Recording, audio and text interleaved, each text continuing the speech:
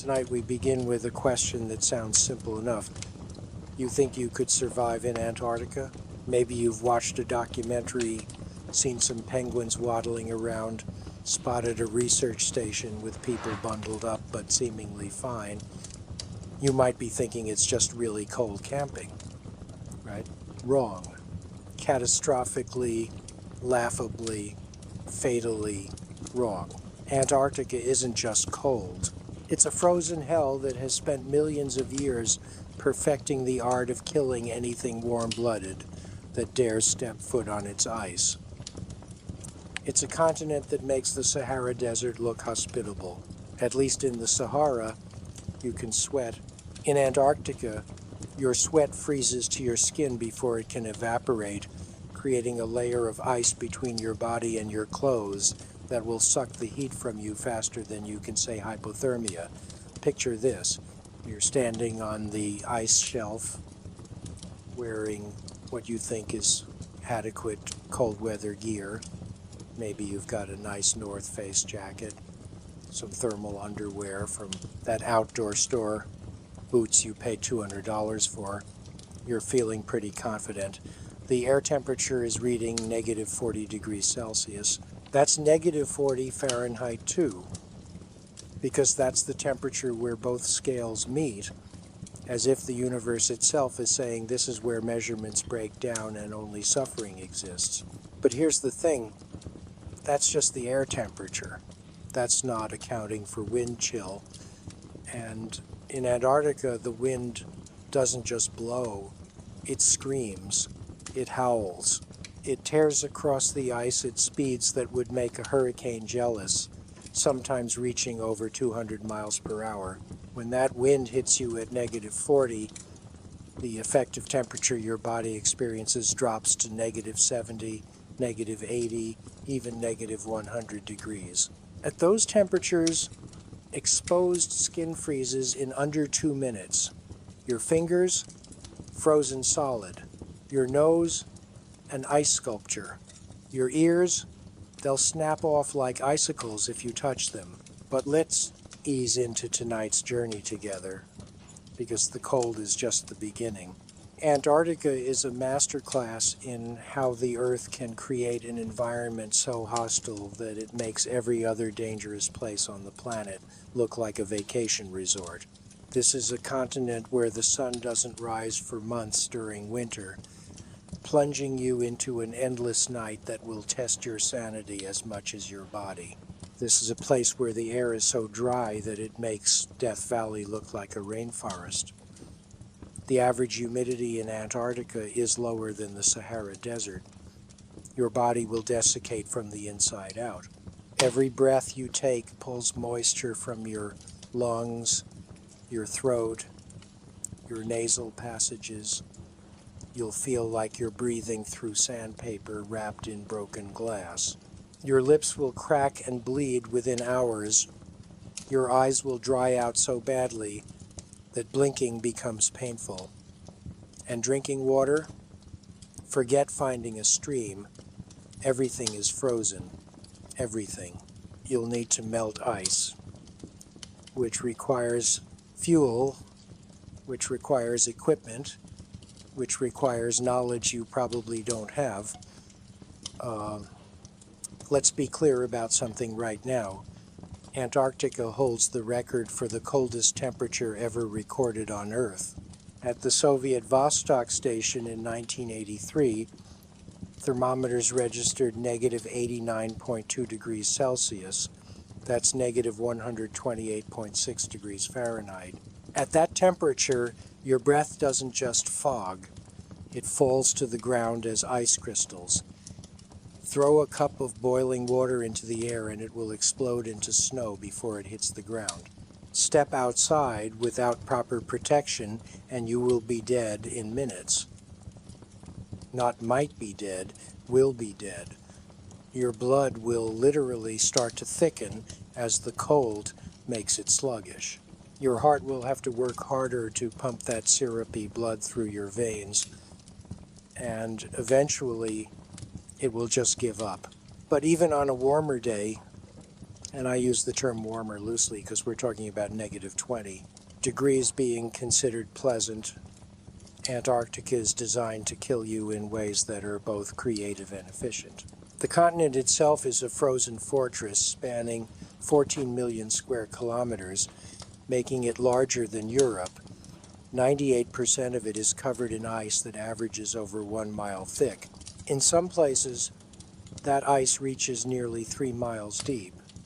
Beneath that ice is rock, land, an actual continent, but you'll never see it. You'll only see white. Endless, soul-crushing white. The monotony of it will drive you insane faster than you'd think possible. Humans aren't designed to process an environment with no variation, no landmarks, no color. The technical term is sensory deprivation, and Antarctica is the world's largest sensory deprivation chamber. Explorers have reported hallucinations, paranoia, complete psychological breakdowns from the sheer nothingness of the landscape. Your brain will start inventing things that aren't there just to have something, anything, to process. And here's where it gets really fun. Antarctica has weather patterns that would make meteorologists weep. Katabatic winds, for those of you unfamiliar with the term, are gravity-driven winds that form when dense, cold air at high elevations rushes down toward the coast. In Antarctica, these winds can reach speeds of over 300 kilometers per hour. They don't just knock you down. They'll pick you up and throw you across the ice like a rag doll. They'll turn any loose snow into a horizontal wall of tiny ice razors that will shred any exposed skin in seconds. These aren't the kind of storms you can wait out in a tent. These storms will tear your tent apart, scatter your supplies across miles of ice, and leave you standing there, if you're still standing, wondering how you went from relatively safe to absolutely doomed in the span of 30 seconds. But we'll get to that next. If you're enjoying this story, make sure to subscribe so you'll always know when a new one is uploaded. And I'd love to hear from you. Share in the comments where you're listening from and what time of day it is for you. So you've survived your first few minutes on the ice. Congratulations. You're still breathing, though that breathing is becoming increasingly painful as your lungs struggle to warm the supercooled air before it reaches your alveoli. Let's talk about what happens to your body in extreme cold, because understanding the mechanism of your own destruction is important. When your core body temperature is a normal 37 degrees Celsius, everything works as designed. Your heart beats steadily, your brain fires neurons efficiently, your muscles contract and relax on command. But drop that core temperature by just 1 degree and things start to go wrong. At 36 degrees, you begin to shiver, not a little tremble, full body violent shaking as your muscles contract rapidly to generate heat through friction. This is your body's emergency response system kicking in, and it burns through your energy reserves at an alarming rate. Drop another degree to 35, and you've officially entered mild hypothermia territory. Your shivering intensifies to the point where it's difficult to perform simple tasks. Your hands won't cooperate. Your fine motor skills deteriorate. Trying to zip up your jacket becomes an impossible challenge. Your judgment starts to become impaired, which is particularly dangerous because you won't realize your judgment is impaired. You'll start making decisions that seem perfectly logical to you but are actually sending you closer to death. Maybe you'll decide to take off your gloves to get a better grip on something. Maybe you'll think walking just a little further to that landmark over there is a good idea. These decisions will kill you, but in your increasingly confused state, they'll seem brilliant. At 34 degrees, moderate hypothermia sets in. Your shivering may actually stop, which sounds good but is actually terrible news. It means your body is running so low on energy that it can't even generate heat through muscle contractions anymore. Your heart rate slows, your breathing becomes shallow, your skin turns blue as blood flow to your extremities shuts down entirely. Your body is making a calculated decision to sacrifice your fingers, toes, nose, and ears to keep your vital organs warm for just a little longer. You'll stop feeling cold, which is perhaps the cruelest trick your body can play on you. You'll actually start to feel warm, comfortable even. This phenomenon, called paradoxical undressing, causes hypothermia victims to remove their clothing because they genuinely believe they're overheating. Rescue teams have found frozen bodies partially or completely naked, the victims having stripped off their protective layers in a hypothermia-induced delusion. By the time your core temperature hits 30 degrees, you're in severe hypothermia. Your heart is beating so slowly and irregularly that an ECG would look like abstract art. Your brain function has deteriorated to the point where you're barely conscious. Your pupils are dilated and unresponsive. You've stopped shivering entirely. Your skin is ice cold to the touch and has taken on a waxy, grayish appearance. You're essentially entering a state of suspended animation. Your metabolism slowed to a crawl. At this point, any jarring movement, even something as simple as trying to stand up or being moved by a rescuer, can send your heart into ventricular fibrillation. Your heart will simply stop beating in any coordinated way, just fluttering uselessly in your chest until you die. Medical professionals call this rescue death or after drop, and it's killed hypothermia victims even after they've been brought to safety. But here's the thing about Antarctica. It doesn't need to get you to severe hypothermia to kill you. It has so many other methods at its disposal. Let's talk about frostbite, shall we? Frostbite occurs when your tissue actually freezes. The water inside and between your cells turns to ice crystals, and those ice crystals are sharp. They puncture cell membranes, rupture cell walls, and destroy tissue at the molecular level. Frostbite comes in degrees, much like burns, and the progression is horrifyingly fast in Antarctic conditions. First-degree frostbite, or frostnip, affects only the surface of your skin. You'll notice your skin turning white or yellowish, and it'll feel numb. This is reversible if you warm up quickly. Second-degree frostbite penetrates deeper.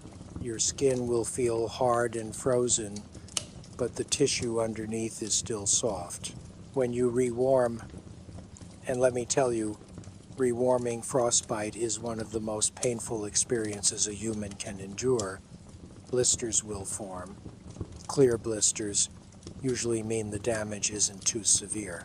Blood-filled blisters mean deeper damage.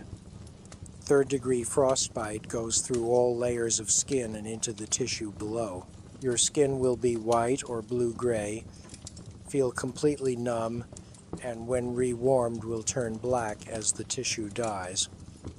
Fourth-degree frostbite, the worst kind, extends through skin, tissue, muscle, and all the way to bone. When you rewarm, if you rewarm, the affected area will be hard, blackened, and completely dead. Amputation is the only treatment. In Antarctica, with wind chills pushing temperatures below -100 degrees, you can progress from healthy tissue to fourth-degree frostbite in under 5 minutes on exposed skin. 5 minutes. Think about that. 5 minutes of forgetting to pull your face mask up, 5 minutes of losing a glove, 5 minutes of making any small mistake, and you'll lose body parts. Your nose will turn black and fall off. Your fingers will become rigid, blackened stumps that have to be surgically removed. Your toes, which you can't even see inside your boots, might be quietly dying without you realizing it, till you finally take those boots off and chunks of your feet come with them. And here's the nightmare scenario that nobody tells you about. Sometimes frostbitten tissue doesn't hurt. The nerves are so damaged that you feel nothing. You could be walking around on feet that are already dead, grinding your frozen toes into powder inside your boots, and not know it until you try to take those boots off and discover that your feet have become fragile, frozen sculptures that crumble at the slightest touch. The psychological impact of watching your body parts turn black and die while still attached to you cannot be overstated. Imagine looking down at your hand and seeing your fingers darkening, knowing that they're already dead, knowing that even if you get rescued right now, those fingers are gone. They'll rot while still attached to you. They'll mummify in the dry Antarctic air. And you'll have to watch it happen, have to carry your dead body parts around with you, because there's no surgeon out here on the ice to take them off cleanly. Early Antarctic explorers wrote about the psychological torture of watching their frostbitten extremities putrefy, of having to smell their own rotting flesh for weeks or months before they could reach civilization and have them amputated. Some men went insane from it. Some men amputated their own frostbitten parts with whatever tools they had available, performing crude surgery on themselves, just to be free of the horror of carrying dead flesh around. Think about that level of desperation. Think about what it takes to saw off your own blackened toes with a knife, because you simply can't stand looking at them anymore. Now let's discuss what you'll be breathing while all of this is happening to your body. Because the air in Antarctica isn't just cold, it's weaponized. At negative 40 degrees and below, every breath you take is an assault on your respiratory system. Your nasal passages, which normally warm and humidify the air before it reaches your lungs, simply cannot keep up with air this cold. The tiny blood vessels in your nose will constrict so tightly that your mucous membranes will dry out and crack. You'll get nosebleeds that freeze into icicles hanging from your nostrils. Your throat will feel like you're swallowing razor blades.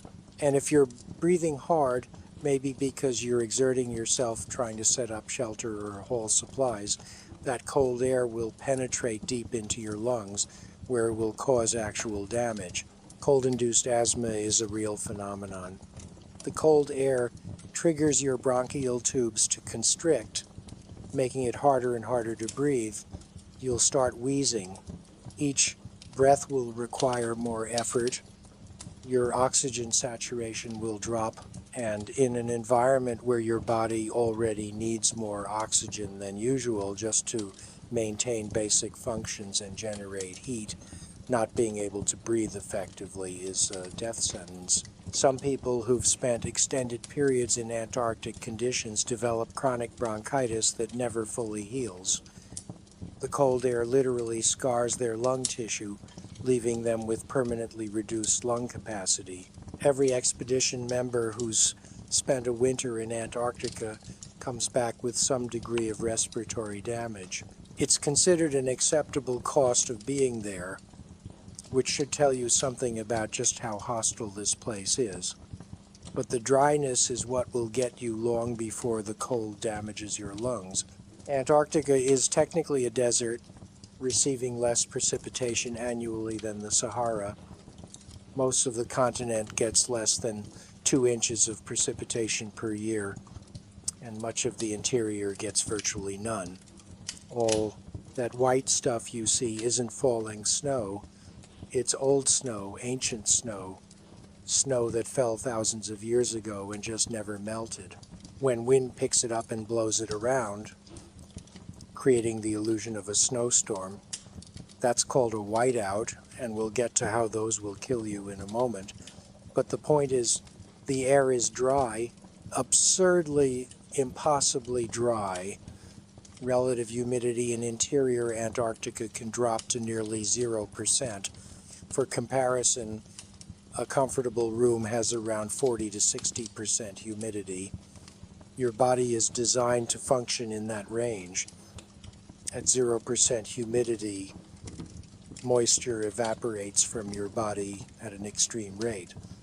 You'll become dehydrated faster than you would in the hottest desert. The cold masks this because you're not sweating, so you don't feel thirsty, but your body is losing water through respiration and through your skin at an alarming rate. Dehydration in the cold is insidious. You won't notice it until you're already in serious trouble. Your blood will thicken, making it harder for your heart to pump. Your brain function will deteriorate. You'll become confused, disoriented, unable to think clearly. And here's the cruel irony. Being dehydrated makes you more susceptible to hypothermia and frostbite. Your body needs water to maintain proper circulation, and without adequate hydration, your blood flow to extremities decreases even more, speeding up the freezing process. So you need to drink water constantly, but there's no liquid water in Antarctica.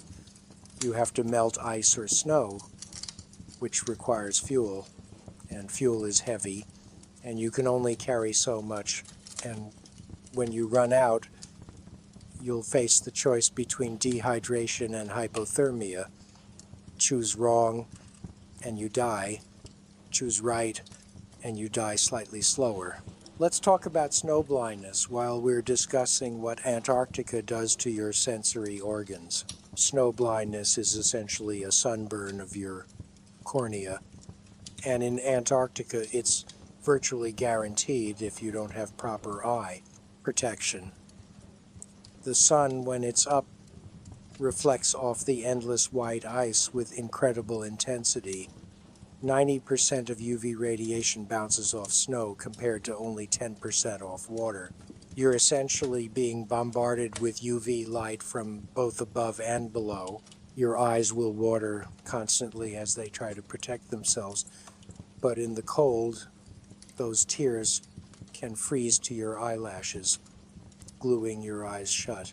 Remove your goggles to wipe your eyes, and you'll expose them to even more UV radiation plus the risk of your eyeballs freezing. Yes, your eyeballs can freeze. The aqueous humor, the fluid inside your eye, can start to crystallize at extreme temperatures. You'll feel it as an intense burning sensation, as if someone is pressing hot needles into your eyes, even though the actual problem is that they're freezing. Snow blindness itself develops over several hours of exposure. At first you'll just notice that your eyes feel gritty, like there's sand in them. Then they'll start to hurt, really hurt. The pain builds until it feels like your eyes are full of broken glass. Your vision will blur. Light will become intolerably painful, even though you need to be able to see to navigate. Your eyes will swell shut. You'll be functionally blind for anywhere from a few days to over a week, and being blind in Antarctica is a death sentence unless you have companions who can care for you.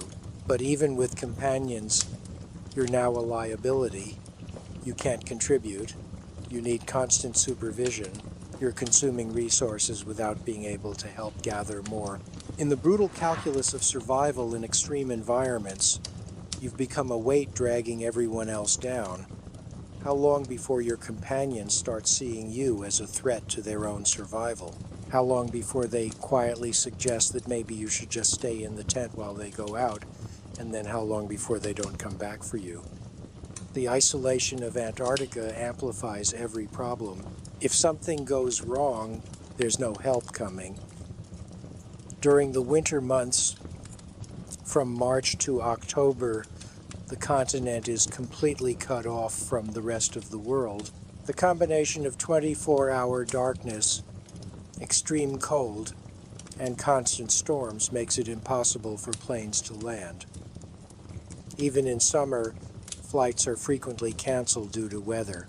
If you need medical evacuation, you might have to wait days or weeks for a weather window that allows a plane to reach you. Have a heart attack on the ice.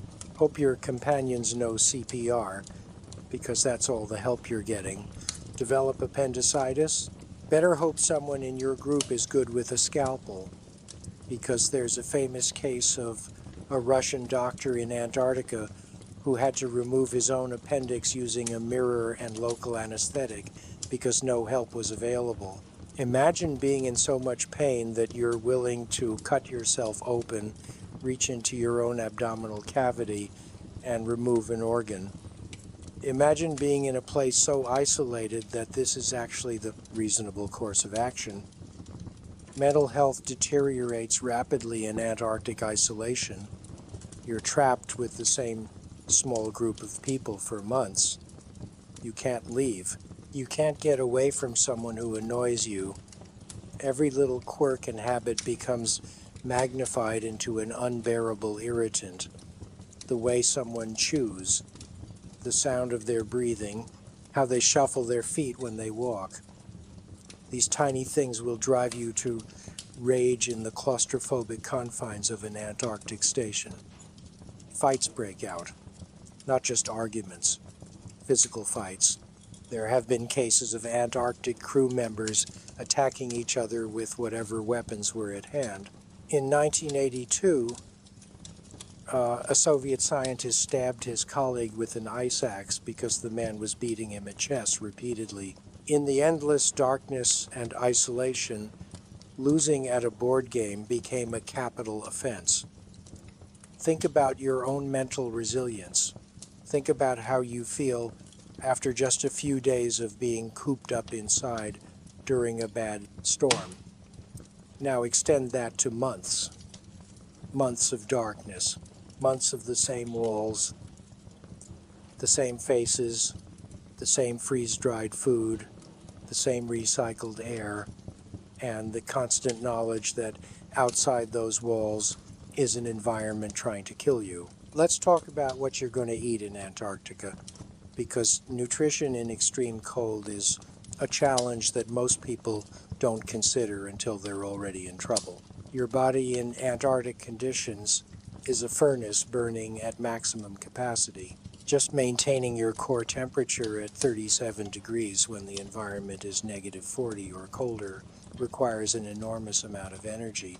Your basal metabolic rate, the calories you burn just existing, roughly doubles in extreme cold. If you normally need 2,000 calories a day to maintain your weight, in Antarctica you'll need 4,000 to 5,000 calories just to stay alive. And if you're doing any physical work, hauling sleds, setting up camp, digging through snow, you could need 6,000 to 8,000 calories per day. Now think about what 8,000 calories actually looks like. That's roughly 4 large pizzas worth of energy per day, every day. And you need to carry all of that food with you, because Antarctica doesn't have any naturally occurring food for humans. There are no plants, no animals you can hunt that won't require more calories to catch and process than they provide. The Antarctic Treaty forbids disturbing wildlife anyway, so those penguins and seals you might be thinking about are off limits. Every single calorie you'll consume needs to be brought in from outside. And food is heavy. 1 day's worth of high-calorie rations weighs about 1 kilogram. A month's worth of food for one person is 30 kilograms, roughly 66 pounds. A 3-month expedition for a team of 4 people requires over 360 kilograms of food. That's nearly 800 pounds. And that's assuming nothing goes wrong. No delays, no extended storms that keep you trapped and burning through supplies faster than planned. The food itself has to be special. Normal food will freeze solid and become impossible to eat. Ever tried to bite into a frozen banana? Now imagine that banana is frozen at negative 40 degrees. It's not just hard, it's literally rock solid. You could use it as a hammer, your teeth would break before the banana would. So Antarctic food is either freeze-dried, requiring water to reconstitute it, or it's pure fat and sugar that stays somewhat pliable even when frozen. Butter, chocolate, pemmican, which is a mixture of dried meat and fat that tastes exactly as appetizing as it sounds. You'll be eating thousands of calories of this monotonous, barely palatable food every single day, and you'll still lose weight. Antarctic expedition members typically lose 10 to 20% of their body weight over a winter stay, despite eating constantly. Your body is simply burning through everything you can feed it and then starting to consume itself. The lack of fresh food creates its own health crisis. Scurvy, the disease that plagued sailors for centuries, is still a real threat in Antarctica. Scurvy is caused by vitamin C deficiency, and it's a horrible way to deteriorate. It starts with fatigue and weakness. Your gums begin to swell and bleed. Your teeth loosen and eventually fall out. Old wounds reopen as the collagen in your scar tissue breaks down. New wounds won't heal. Bruises appear all over your body as your blood vessels become fragile and rupture. Your joints swell with internal bleeding. You develop anemia. Your immune system fails. And eventually you die. The solution is simple: eat vitamin C. But vitamin C degrades over time, especially in the presence of light and air. The longer you're in Antarctica, the less vitamin C your stored food contains. Early explorers didn't understand this. They brought food they thought was adequate and watched as their crews fell apart. Men losing teeth, bleeding from every orifice, becoming so weak they couldn't stand. Even now, with our modern understanding of nutrition, staying properly nourished in Antarctica requires careful planning and constant vigilance. Water is perhaps even more critical than food, and significantly more difficult to obtain. You're surrounded by frozen water, trillions of gallons of it, but it's all solid ice and snow. You need to melt it, and melting ice requires enormous amounts of energy. To get 1 liter of liquid water from ice, you need to heat that ice from whatever the ambient temperature is all the way up to 0 degrees Celsius just to turn it into water, and then continue heating it to make it safe to drink. If you're starting with ice at negative 40 degrees, you're looking at a huge energy expenditure. And here's where the physics of thermodynamics becomes your enemy. It takes 1 calorie of energy to raise 1 gram of water by 1 degree Celsius. To take 1 kilogram of ice from negative 40 to 0 degrees requires 40,000 calories of energy.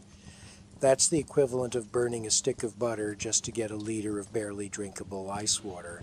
And you need to drink 3 to 4 liters per day to stay hydrated in the dry Antarctic air.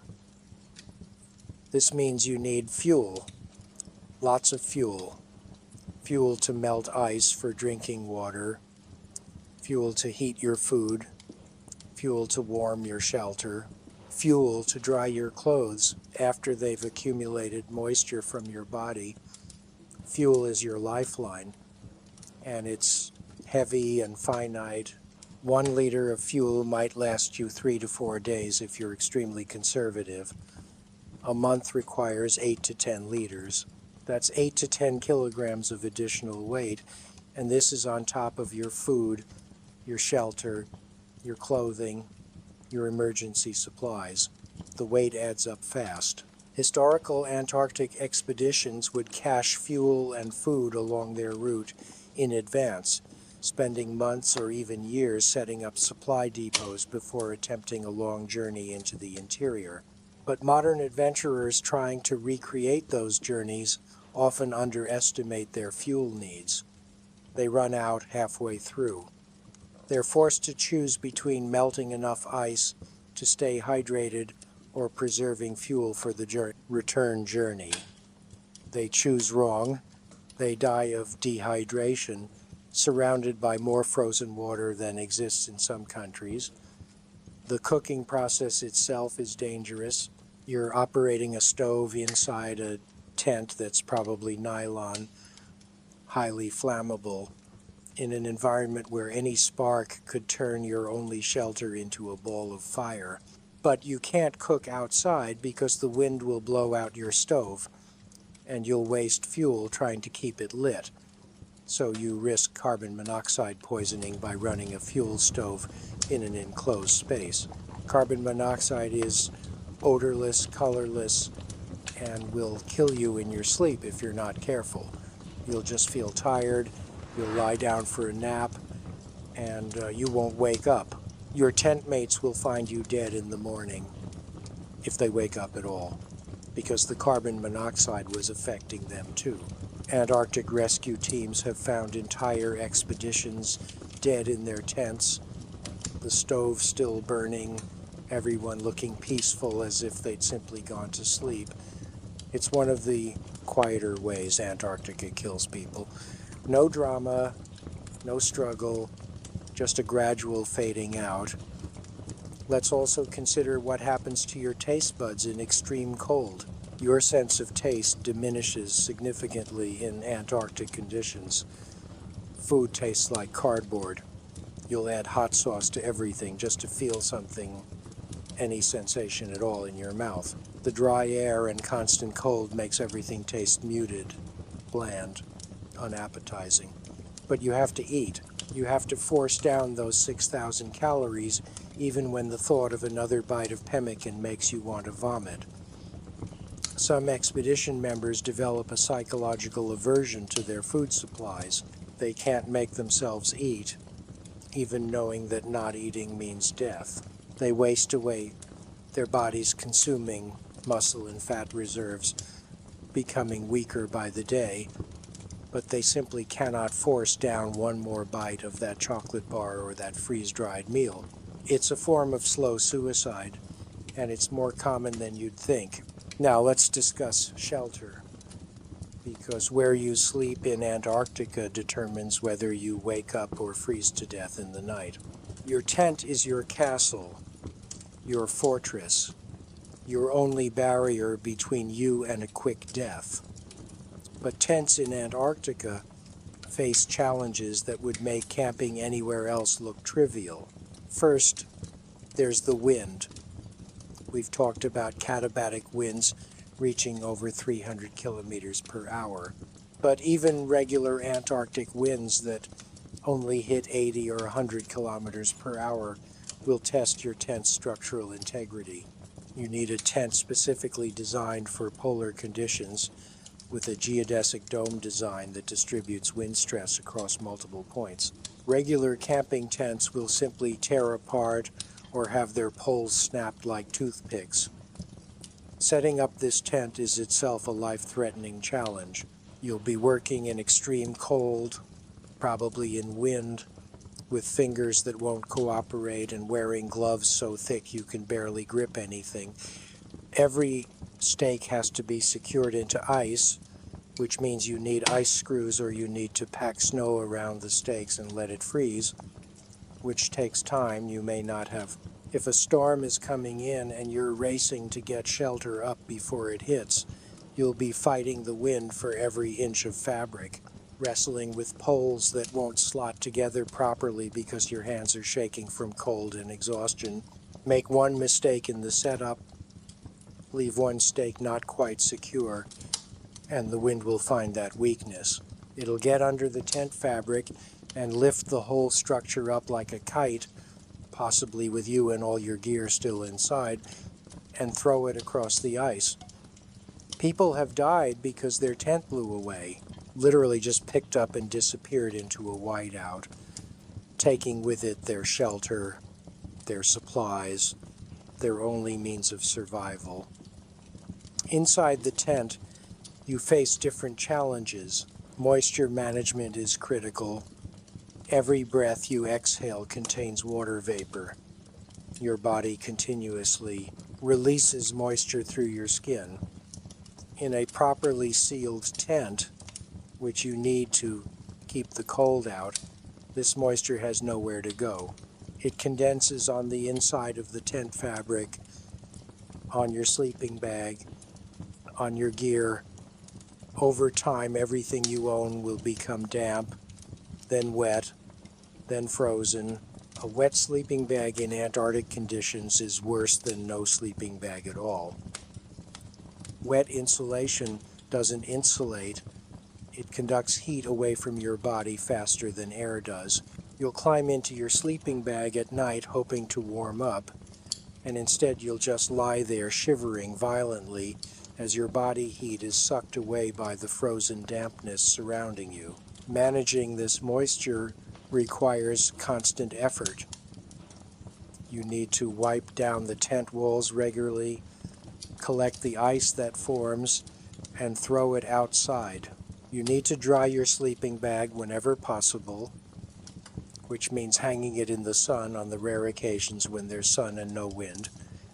You need to keep your clothes dry, which is nearly impossible when you're living in them for weeks or months. The clothes you're wearing right now, imagine never being able to change them, never being able to wash them, having to sleep in them, work in them, exist in them until they're stiff with frozen sweat and grime. That's Antarctic camping. Your clothes will stand up on their own by the end of the first week. They'll chafe your skin raw. The smell will be indescribable, but at least the cold will suppress some of it, at least until you get back to warmth and the accumulated filth of weeks or months becomes olfactorily apparent all at once. Sleeping in Antarctica is less sleep and more survival mode. You'll probably sleep in a sleeping bag rated for extreme cold, a bag that weighs several kilograms and compresses down to roughly the size of a large watermelon. Inside this bag, you'll be wearing most or all of your clothes, because the sleeping bag alone isn't enough. You'll have a liner bag inside the sleeping bag for extra insulation and moisture control. You might wear a balaclava to protect your face. You'll definitely keep your water bottle inside the sleeping bag with you, because if it freezes, you won't be able to drink in the morning, and melting ice takes fuel you might not have to spare. Some people sleep with their boot liners inside their bag too, because frozen boots are impossible to put on, and trying to warm them up wastes precious morning time and body heat. The sleeping bag opening has to be mostly closed to trap heat, which means you're essentially sealed into a fabric tomb. If you're claustrophobic, this will be psychological torture. You'll lie there in the darkness, inside layers of fabric, unable to move much because the bag is tight and filled with your bulk and clothing and water bottles and boot liners and anything else that cannot be allowed to freeze. You'll hear the wind screaming outside. You'll hear the tent fabric snapping and cracking. You'll feel the tent walls pressing in as gusts hit the structure. You'll wonder if this is the gust that finally tears something loose.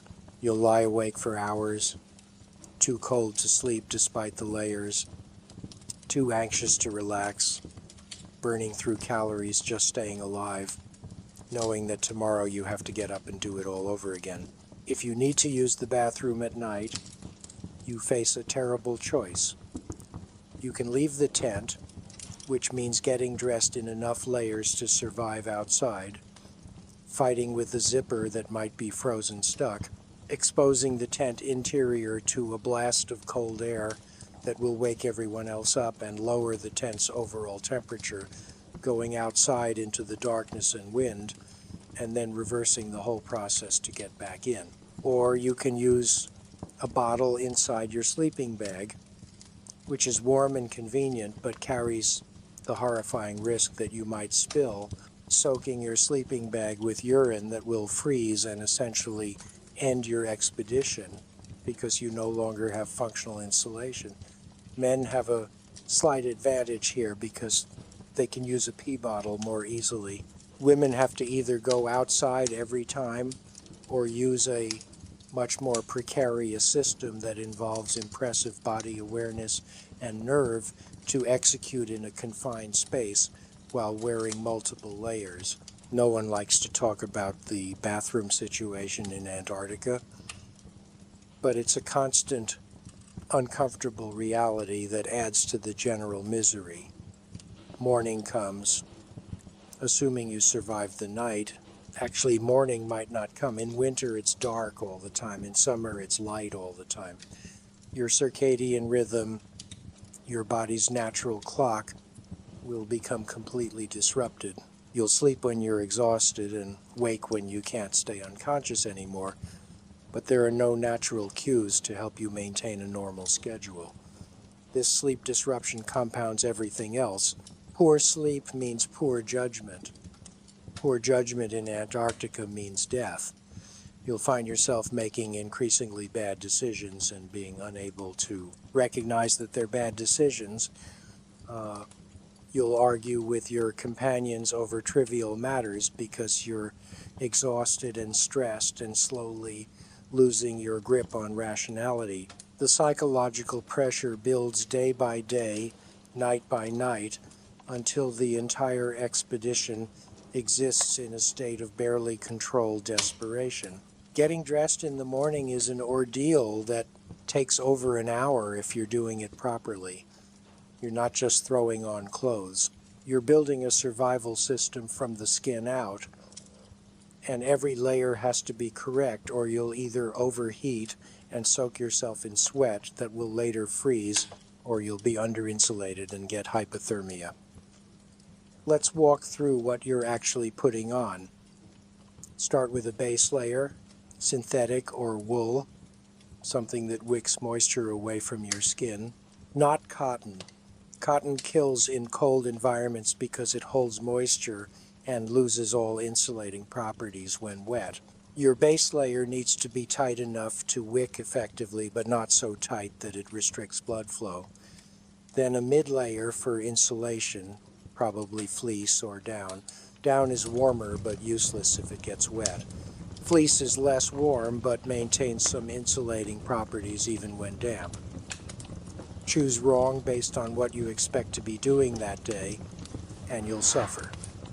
Then wind layer, a jacket and pants made of tightly woven fabric that blocks the wind while allowing some moisture to escape. Over that, probably another insulating layer because one is never enough. Then your outer shell, your parka and wind pants, waterproof, windproof, hopefully breathable but probably not breathable enough. By the time you've put all of this on, you can barely move. You're wearing so many layers that bending your arms is difficult. Reaching down to tie your boots requires a level of flexibility you probably don't have anymore through all that bulk. And you're already sweating from the effort of getting dressed, which means you're adding moisture to all those layers you just carefully put on. Boots are their own nightmare. Antarctic boots are massive, insulated things that look like they belong on a deep-sea diver. They have an inner boot and an outer shell, and you have to assemble them every morning because you've been sleeping with the inner boot liners to keep them dry and warm. The outer shells have been outside the tent or in the vestibule, frozen solid. You'll wrestle with frozen laces that won't cooperate. You'll try to force your foot into a boot that's rigid with cold. Eventually, you'll succeed, and your feet will be encased in what feels like concrete blocks. Walking in these boots is like walking in ski boots, except these are heavier and more awkward. You'll develop a peculiar shuffle walk that minimizes the energy needed to move. Your feet will hurt constantly from the pressure and restriction. You might develop blisters that you won't even feel because your feet are so cold. Those blisters will pop, probably get infected, and you won't know until you finally take your boots off days later and find your socks stuck to suppurating wounds. Gloves are perhaps the most critical piece of gear, and also the most frustrating. You need your hands to do everything. Set up camp, cook food, operate zippers, adjust equipment, but hands lose heat faster than any other part of your body relative to their size. Fingers are thin with a lot of surface area and not much mass, so they cool down almost instantly when exposed. You'll wear liner gloves inside, heavier gloves inside, mid-shells. Even with all those layers, your fingers will be cold. When you need to do fine motor tasks, you'll have to remove your mid-shells, work quickly with just the inner gloves, and then get your hands covered again before frostbite sets in. Photographers in Antarctica have lost fingers because they removed their gloves to operate camera controls. 5 minutes. That's all it took. 5 minutes of exposure, and their fingers were dead. Face protection is equally vital. You'll wear a balaclava or face mask that covers everything except your eyes, but this creates its own problems. Every breath you exhale is warm and moist. That moisture condenses on your balaclava, freezing into a layer of ice.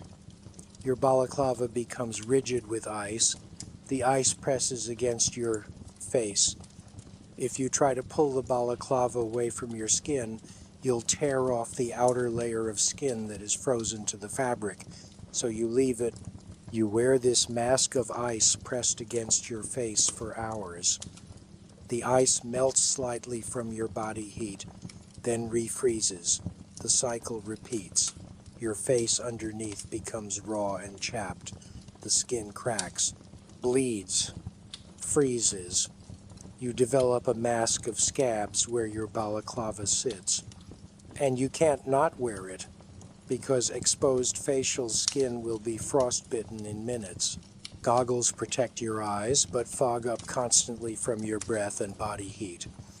You'll be constantly adjusting them, trying to maintain a seal that prevents fogging while also preventing cold air from getting in. If your goggles fog and you can't see, you might remove them to wipe them clear. In that moment of exposed eyes, the combination of UV radiation and cold will hit you. Your eyes will water. Those tears will freeze. You'll blink and find your eyelashes frozen together.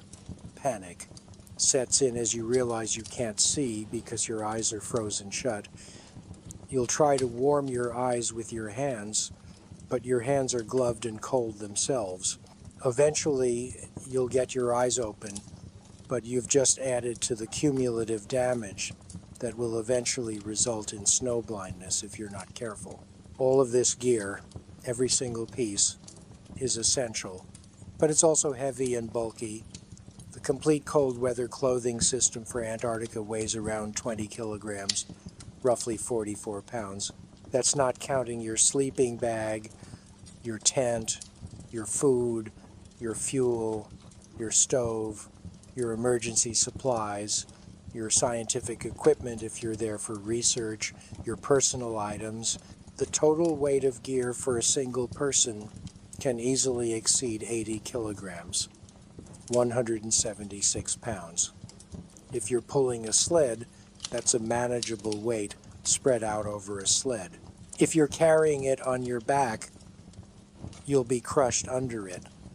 Your shoulders will scream, your back will spasm, your knees and ankles will protest every step, and you'll be doing this while burning 6,000 calories a day, while dehydrated, while sleep deprived, while suffering from the beginning stages of multiple cold injuries you don't even know you have yet.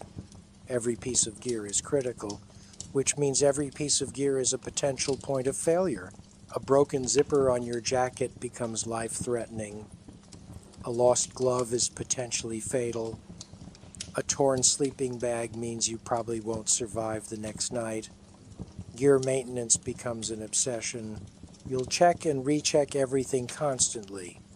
You'll carry repair supplies, duct tape, spare gloves, extra batteries for any electronic devices, though batteries barely function in extreme cold. You'll baby your equipment like it's made of glass, because in a very real sense, your life depends on these inanimate objects continuing to function in an environment they were never meant to endure. Let's talk about what happens when you actually try to move across the Antarctic landscape, because getting from point A to point B in Antarctica is less like hiking and more like trying to walk on a treadmill that's also trying to kill you. The surface of Antarctica varies wildly depending on where you are. Near the coast, you might encounter blue ice, smooth and hard and slippery. Walking on blue ice is like walking on a skating rink while wearing concrete blocks on your feet and carrying 100 pounds on your back. You'll slip constantly, fall constantly, bruise and batter yourself against the unforgiving surface. Each fall risks injury, a twisted ankle, a broken wrist from trying to catch yourself, a head impact that could knock you unconscious. In an environment where medical help is non-existent, even minor injuries become major problems. Move inland and you'll encounter sastrugi, wind-formed ridges in the snow that can range from a few centimeters to several meters high. Imagine a frozen ocean where the waves never move. Sharp-edged ridges of wind-packed snow, irregularly spaced, running in whatever direction the prevailing wind dictates. Walking through sastrugi is exhausting. You can't establish a rhythm. Every step is different from the last. You're constantly climbing up a ridge, balancing on the knife-edge top, then sliding or stepping down the other side. Your sled, if you're pulling one, will catch on the ridges. You'll pull and pull, feeling like you're hauling twice the weight, and then suddenly the sled will break free and rush forward, potentially knocking you over. Hours of this will destroy your legs. Your muscles will burn. Your joints will ache. You'll develop pain in places you didn't know you could feel pain. Crevasses are the landscape feature that will turn your expedition from difficult to deadly. A crevasse is a crack in the ice, created by the movement of the ice sheet as it flows slowly toward the ocean. These cracks can be hundreds of feet deep. Fall into one, and you're probably dead. Even if the fall doesn't kill you outright, even if your companions can somehow lower a rope down to you, the cold at the bottom of a crevasse is even more extreme than the surface. You'll be in shadows, possibly wedged between walls of ice, injured from the fall, terrified, and rapidly cooling down. Rescue from a crevasse requires equipment and knowledge most people don't have. You need ropes, pulleys, ice screws, someone strong enough to haul you up, and luck, lots of luck. The insidious thing about crevasses is that they're often hidden under snow bridges, thin layers of snow that have drifted over the crevasse opening and then partially consolidated. These snow bridges might look solid. You could walk on them a dozen times and they'd hold. The 13th time, conditions have changed slightly, or you step in a slightly different spot and the bridge collapses. You drop through. If you're lucky, you catch yourself on the edge. If you're unlucky, you fall all the way through and drop into the darkness below. If you're traveling roped together, as you should be in crevasse fields, your fall will be arrested by your companions, but that creates its own problems. Now you're dangling in a crevasse, spinning slowly on the rope, smashing into ice walls, while your companions above are trying to set up an anchor system that will hold your weight so they can haul you up. This assumes they don't get pulled in after you. The force of a falling person can drag others down. Entire teams have been lost this way. Even if there are no crevasses, the sheer distance you need to cover is daunting. Antarctica is massive. The South Pole is over 1,300 kilometers from the nearest coast. That's over 800 miles. On foot, pulling a sled in extreme cold, you might manage 15 to 20 kilometers per day if conditions are good. That's a journey of over 80 days just to reach the pole, assuming everything goes perfectly, which it won't. Early explorers took months. Some never made it. Their bodies are still out there, preserved in the ice. Their expeditions ended by starvation or cold or accidents or simple exhaustion. The monotony of the landscape will drive you insane long before you reach any destination. Day after day of nothing but white. The horizon looks the same in every direction. There are no landmarks, no trees, no rocks, no hills, just an endless plain of white, fading into white. You could be walking in circles and not know it unless you have good navigation.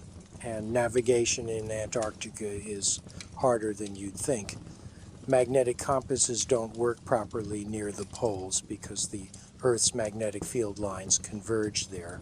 A compass needle will dip dramatically, possibly spin uselessly, giving you unreliable readings. You need to navigate by GPS, but GPS devices need batteries, and batteries drain quickly in the cold. You need to keep them warm, maybe inside your jacket against your body, and even then they won't last as long as advertised. If your GPS dies, you're navigating by the sun when it's up, or by stars if you can see them, or by dead reckoning and hope. Whiteout conditions make navigation impossible. A whiteout occurs when the sky and ground are the same shade of white, with no visible horizon, no depth perception, no way to judge distance or see obstacles. You could be walking toward the edge of a cliff and not know it until you step off into space. People have walked into the spinning propeller of their own airplane during a whiteout because they literally could not see it. The pilot was standing there, the plane's engine was running, and the person walked straight into the propeller arc because they had no spatial awareness in the uniform whiteness. Whiteouts can last for days. During a whiteout, the only safe thing to do is stop moving and wait it out. But stopping means burning through your supplies without making progress.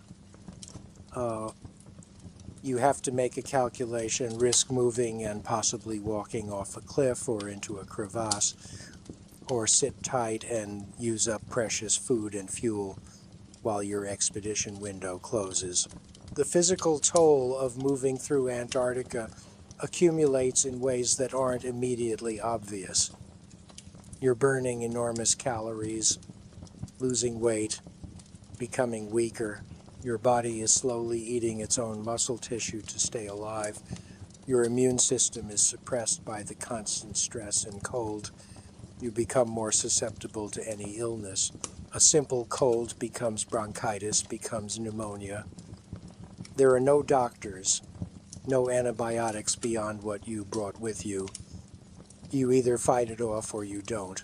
Meanwhile, you still have to keep moving, keep pulling your sled, keep setting up and breaking down camp, keep melting ice for water, keep forcing down food you don't want to eat.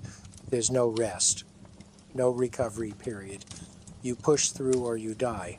The psychological warfare Antarctica wages on your mind is as deadly as the physical challenges. Humans are social creatures, evolved to live in groups, to have regular social interaction, to experience variety and stimulation. Antarctica provides none of this. If you're part of a small expedition, you'll see the same 2 or 3 faces every single day for months. You'll hear the same voices, the same stories, the same jokes repeated until they're not funny, until they're actively annoying, until the sound of someone breathing too loudly makes you want to scream. The technical term is expedition behavior syndrome, but everyone who's experienced it just calls it going stir-crazy. In the confined space of an Antarctic station or tent, there's no privacy, no ability to get away from people who irritate you, no personal space.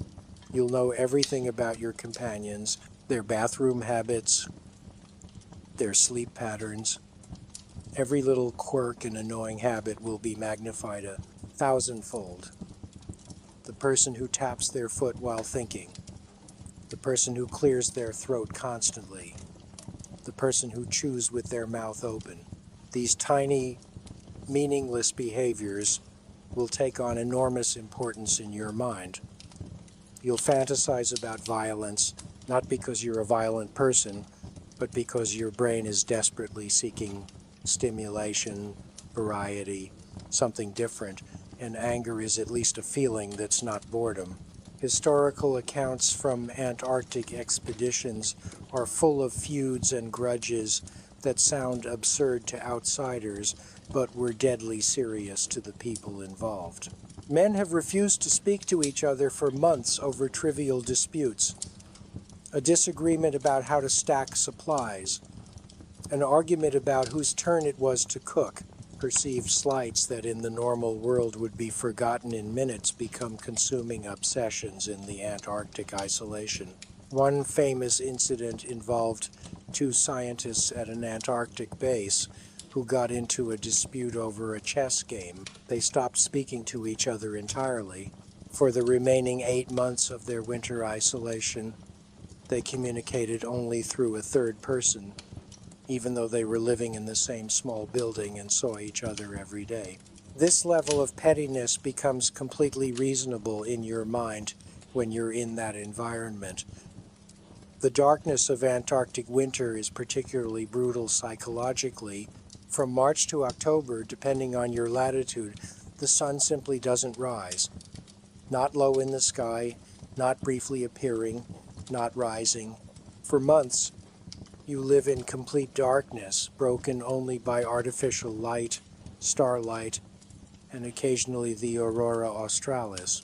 Your body's production of serotonin, the neurotransmitter associated with mood regulation, is linked to sunlight exposure. In the endless darkness, your serotonin levels plummet, you become depressed, lethargic, unmotivated. Getting out of bed becomes a monumental task. Basic hygiene feels impossible. You stop caring about things that used to matter. This isn't a character flaw. This is your brain chemistry being disrupted by the absence of a stimulus it evolved to expect.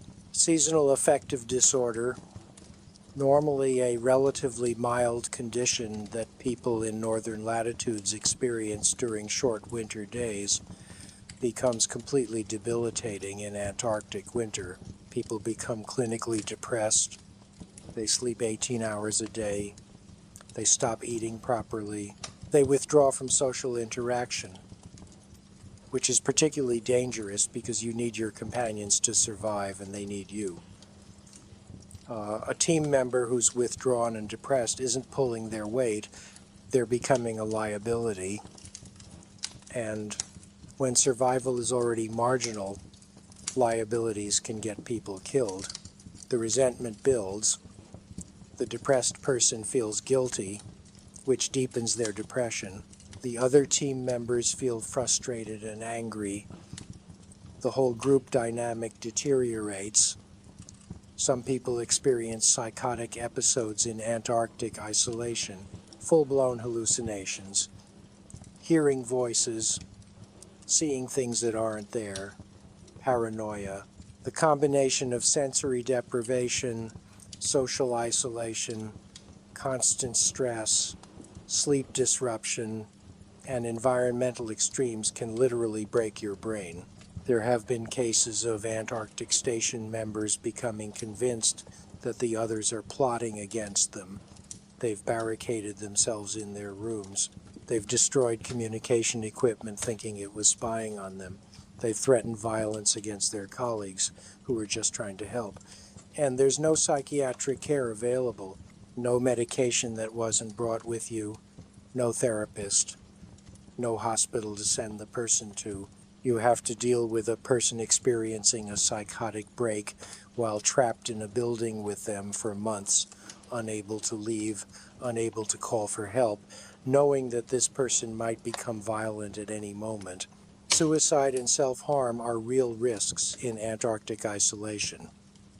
The combination of depression, darkness, isolation, and having no escape creates a mental state where death starts to look preferable to continuing in misery. Antarctic stations have strict protocols about locking up anything that could be used for self-harm. Medications are kept under lock and key. Sharp instruments are accounted for, but you can't remove all risks. People have walked out into the cold without proper clothing, essentially committing suicide by freezing. It's called going for a walk in Antarctic parlance, and everyone knows what it means. They've made sure to say goodbye to everyone first, in their own way, trying to tell people without explicitly saying it that they're not coming back. Sometimes people catch on and stop them. Sometimes they don't realize until it's too late. The survivor's guilt of watching a team member deteriorate mentally and being unable to help them is its own form of torture. You're watching someone you've lived with for months, someone you've depended on, someone you've shared meals and jokes and danger with spiral down into darkness.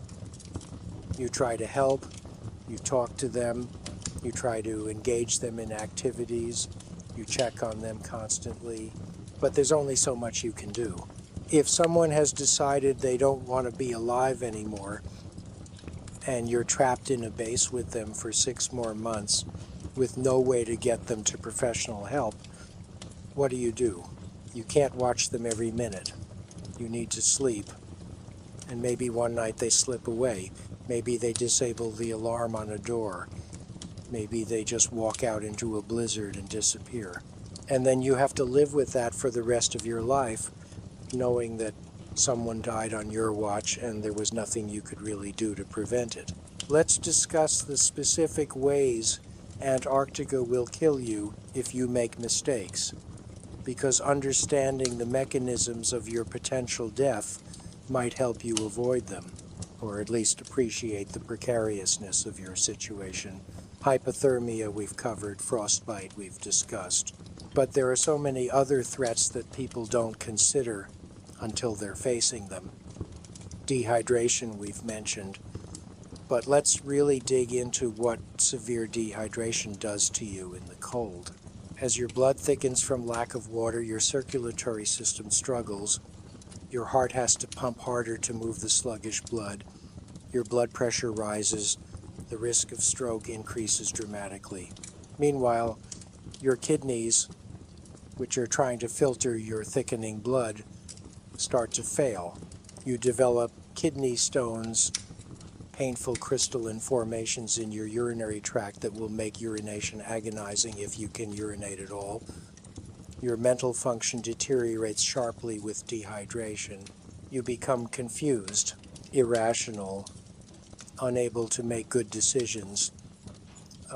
This is particularly dangerous because you might not realize you're dehydrated since you're not sweating and don't feel thirsty. By the time symptoms appear, you're already in serious trouble. Your body starts shutting down non-essential systems. Digestive function slows, then stops. You become constipated, which is uncomfortable and bloating and saps your energy. Your skin loses elasticity. Pinch the skin on the back of your hand, and instead of snapping back, it stays tented up in a ridge. Your eyes sink into your skull. Your tongue becomes thick and clumsy in your mouth, making speech difficult. And through all of this, you still need to melt ice for water, still need to drink 3 to 4 liters per day, still need to recognize that you're in trouble and take action to fix it. High altitude pulmonary edema is a threat if you're in the high interior of Antarctica. The South Pole sits at an elevation of 2,835 meters, but because the cold air is denser, the effective altitude due to lower oxygen availability is more like 3,500 meters. At these altitudes, some people develop HAPE, a condition where fluid leaks into the lungs. You start coughing. You feel short of breath even when resting. You cough up frothy, pink-tinged sputum because there's blood mixing with the fluid in your lungs. Your oxygen saturation drops. Your lips turn blue. You feel like you're drowning in your own body fluids. The treatment is immediate descent to lower altitude supplemental oxygen and medications you probably don't have. In Antarctica, descending to lower altitude might mean a journey of weeks. Supplemental oxygen is heavy and finite. Without treatment, you'll literally drown in your own lung fluid over the course of days. You'll be conscious for most of it, feeling yourself suffocating more and more, unable to breathe no matter how hard you try, until eventually your oxygen-starved heart gives out. Carbon monoxide poisoning from using stoves in enclosed spaces is a quiet killer. CO binds to hemoglobin in your blood much more effectively than oxygen does, essentially blocking your blood's ability to carry oxygen. You develop a headache, you feel nauseated, you're confused and dizzy. These symptoms are easily mistaken for altitude sickness or exhaustion. You lie down to rest, thinking you'll feel better. But the CO levels keep rising. Your blood is being saturated with carbon monoxide instead of oxygen. Your organs are being starved. You slip into unconsciousness. Your breathing becomes irregular. Your heart beats erratically. And then you die. The cruel thing is that CO poisoning is easily preventable with proper ventilation. But when you're cold and the tent is being battered by wind, the temptation to seal everything up tight is overwhelming. Falls through sea ice near the coast will kill you in minutes. You might think you're on solid ground, but near the coast, the ice can be thin or have weak spots. Step wrong, and you'll plunge through into seawater. Antarctic ocean water is typically minus 1.8 degrees Celsius, just above the freezing point of salt water. When you hit that water, your body will experience cold shock response.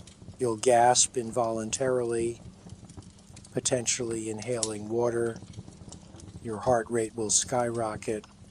You'll hyperventilate, struggling to breathe. Your muscles will seize up, making it difficult or impossible to swim. You have maybe 60 to 90 seconds to get yourself out of the water before your muscles become completely non-functional. If you manage to get out, you're now soaking wet in an environment where wet means dead. Your clothes are frozen, your body temperature is plummeting. You need to get dry and warm immediately, which means stripping off frozen clothes and getting into dry gear, all while shivering so violently you can barely coordinate your movements. Storms can trap you and kill you slowly. Antarctic storms can last for days or even weeks. During a storm, you're confined to your tent or shelter, unable to move, unable to make progress, just surviving. Your supplies dwindle, your fuel runs low, your food diminishes. You make calculations. How long can we wait here before we have to move even in dangerous conditions or turn back entirely? Every day you're trapped is a day closer to not having enough supplies for the return journey. The psychological pressure is immense. You're listening to the wind scream, feeling the tent shake, knowing that outside is certain death, but knowing that staying much longer might also mean death. When do you risk it? When do you try to move in conditions that might kill you, gambling that you'll get far enough to reach a supply cache or an extraction point? Get the timing wrong, leave too early and the storm kills you, leave too late and you run out of supplies. Either way, you're dead. Crevasse falls, even if they don't kill you, immediately lead to a terrible end. Let's say you fall into a crevasse and your companions manage to arrest your fall with ropes. You're dangling in the crevasse, hanging in your harness, spinning slowly. The crevasse walls are close on either side, so close you're brushing against them. You look down and see nothing but darkness descending into the ice. You look up and see a narrow strip of sky. Your companions are shouting down to you, trying to figure out how to haul you up. But you're a dead weight, possibly over 200 pounds with all your gear. Hauling that vertically out of a crevasse requires a pulley system they need to set up. It takes time. Meanwhile, you're hanging there.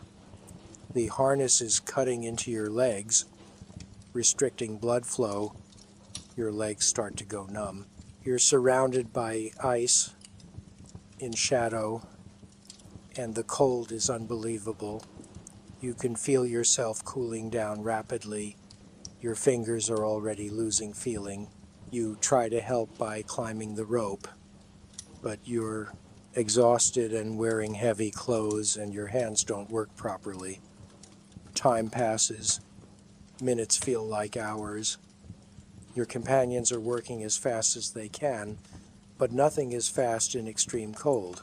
Eventually, maybe they get you out. Maybe you survive with only frostbite on your extremities. Or maybe the cold gets you first. Maybe you slip into hypothermia while still in the crevasse. Maybe you pass out.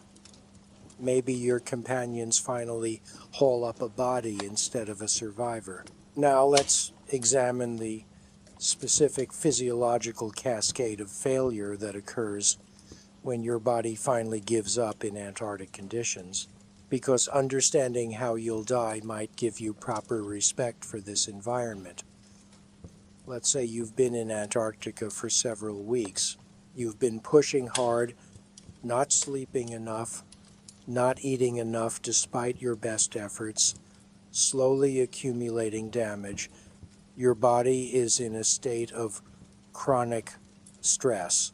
Your cortisol levels are through the roof, which is suppressing your immune system. You've lost 20 pounds, mostly muscle mass.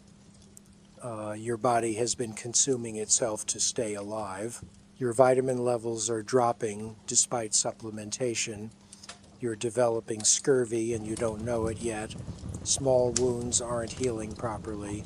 Your gums are starting to bleed when you brush your teeth. You're tired all the time. Bone-deep fatigue that sleep doesn't fix. Then something goes wrong. Maybe a storm traps you for 5 days. Maybe your sled breaks and you have to make emergency repairs with inadequate tools. Maybe you just miscalculated your supply needs and you're running short on food and fuel. The stress compounds. You're cold more often because you're trying to conserve fuel. You're eating less because you need to ration. You're not melting enough ice because fuel is low, so you're becoming dehydrated. Each problem feeds into the others, creating a cascade of failures that accelerates faster and faster toward the inevitable conclusion. Your body temperature starts to drop, not dramatically, just a degree or so below normal. This mild hypothermia makes you sluggish, You move slower, which means tasks take longer, which means you're exposed to the cold longer. You're not thinking clearly, so you make mistakes. Maybe you don't seal a supply bag properly and wind blows snow into your food. Maybe you miscalculate your position and head the wrong direction for an hour before realizing. Small mistakes, but they add up. They cost time, energy, resources you don't have to spare. You stop sleeping well. The combination of cold, hunger, dehydration, and stress makes sleep elusive. You lie in your sleeping bag, exhausted but unable to drift off. Your mind races, anxiety building as you think about all the things that could go wrong. When you do sleep, it's fitful and unsatisfying. You wake up feeling worse than when you went to bed. The sleep deprivation compounds your impaired judgment. You're making more mistakes. You're irritable with your companions. The group cohesion starts to break down just when you need it most. Your body's thermoregulation becomes less effective. You've burned through your brown fat, the special adipose tissue that generates heat efficiently. Your muscles are catabolizing, breaking down to provide energy. You're running on empty, and your body knows it. Your core temperature drops another degree. You're at moderate hypothermia now, around 35 degrees. You've stopped shivering, which feels like relief but is actually a terrible sign. Your body is giving up on its primary heat generation mechanism. Your heart rate has slowed, your breathing is shallow, your skin is pale and cold to the touch. Your companions notice you're not looking good. They try to help, give you extra rations, help you set up camp, but they're in rough shape too. Everyone is near their limit. You develop what's called cold diuresis.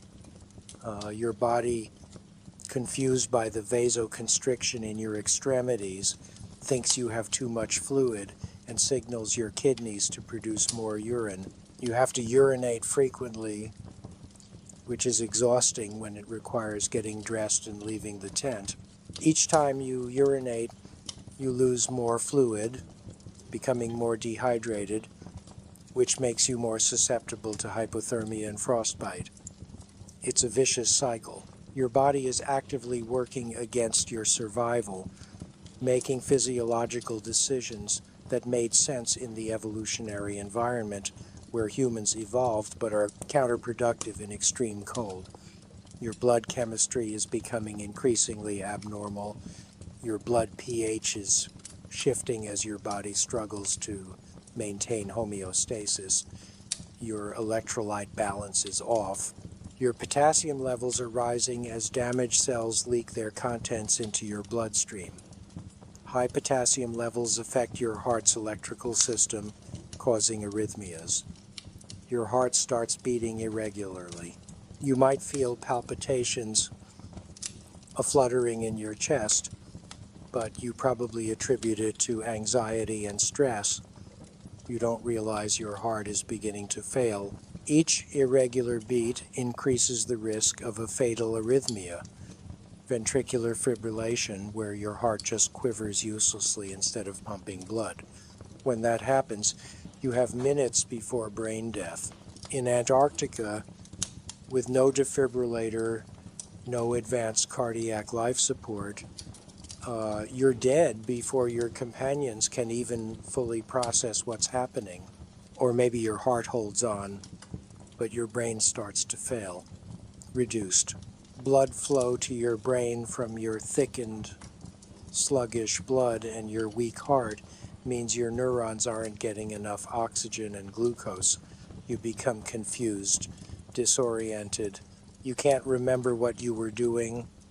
Simple decisions become impossible. Your companions ask you questions, and you can't formulate coherent answers. You wander off from camp without meaning to, simply forgetting where you were supposed to be. They find you 50 meters away, standing still, staring at nothing, hypothermic and confused. They bring you back, get you warm, but the damage is accumulating. Each bout of confusion, each period of inadequate cerebral perfusion kills brain cells. They don't grow back. You're becoming progressively more impaired, less able to care for yourself, more dependent on others. Finally, the end comes. Maybe it's sudden, a fatal arrhythmia that drops you in your tracks. Maybe it's gradual, slipping into unconsciousness from severe hypothermia and never waking up. Maybe you're aware as it happens, feeling yourself fading, knowing you're dying, unable to stop it. Your last thoughts are probably not profound. Probably just a dim awareness of cold, of tired, of wanting it to be over. And then it is. Your heart stops, your brain shuts down. Your body, which has been fighting so hard to keep you alive in an environment designed to kill you, finally loses the battle. Your corpse will freeze solid within hours. It'll be preserved indefinitely in the cold, a monument to the hubris of thinking you could survive in Antarctica. Let's talk about what happens to the people who find your body, because death in Antarctica doesn't just affect you.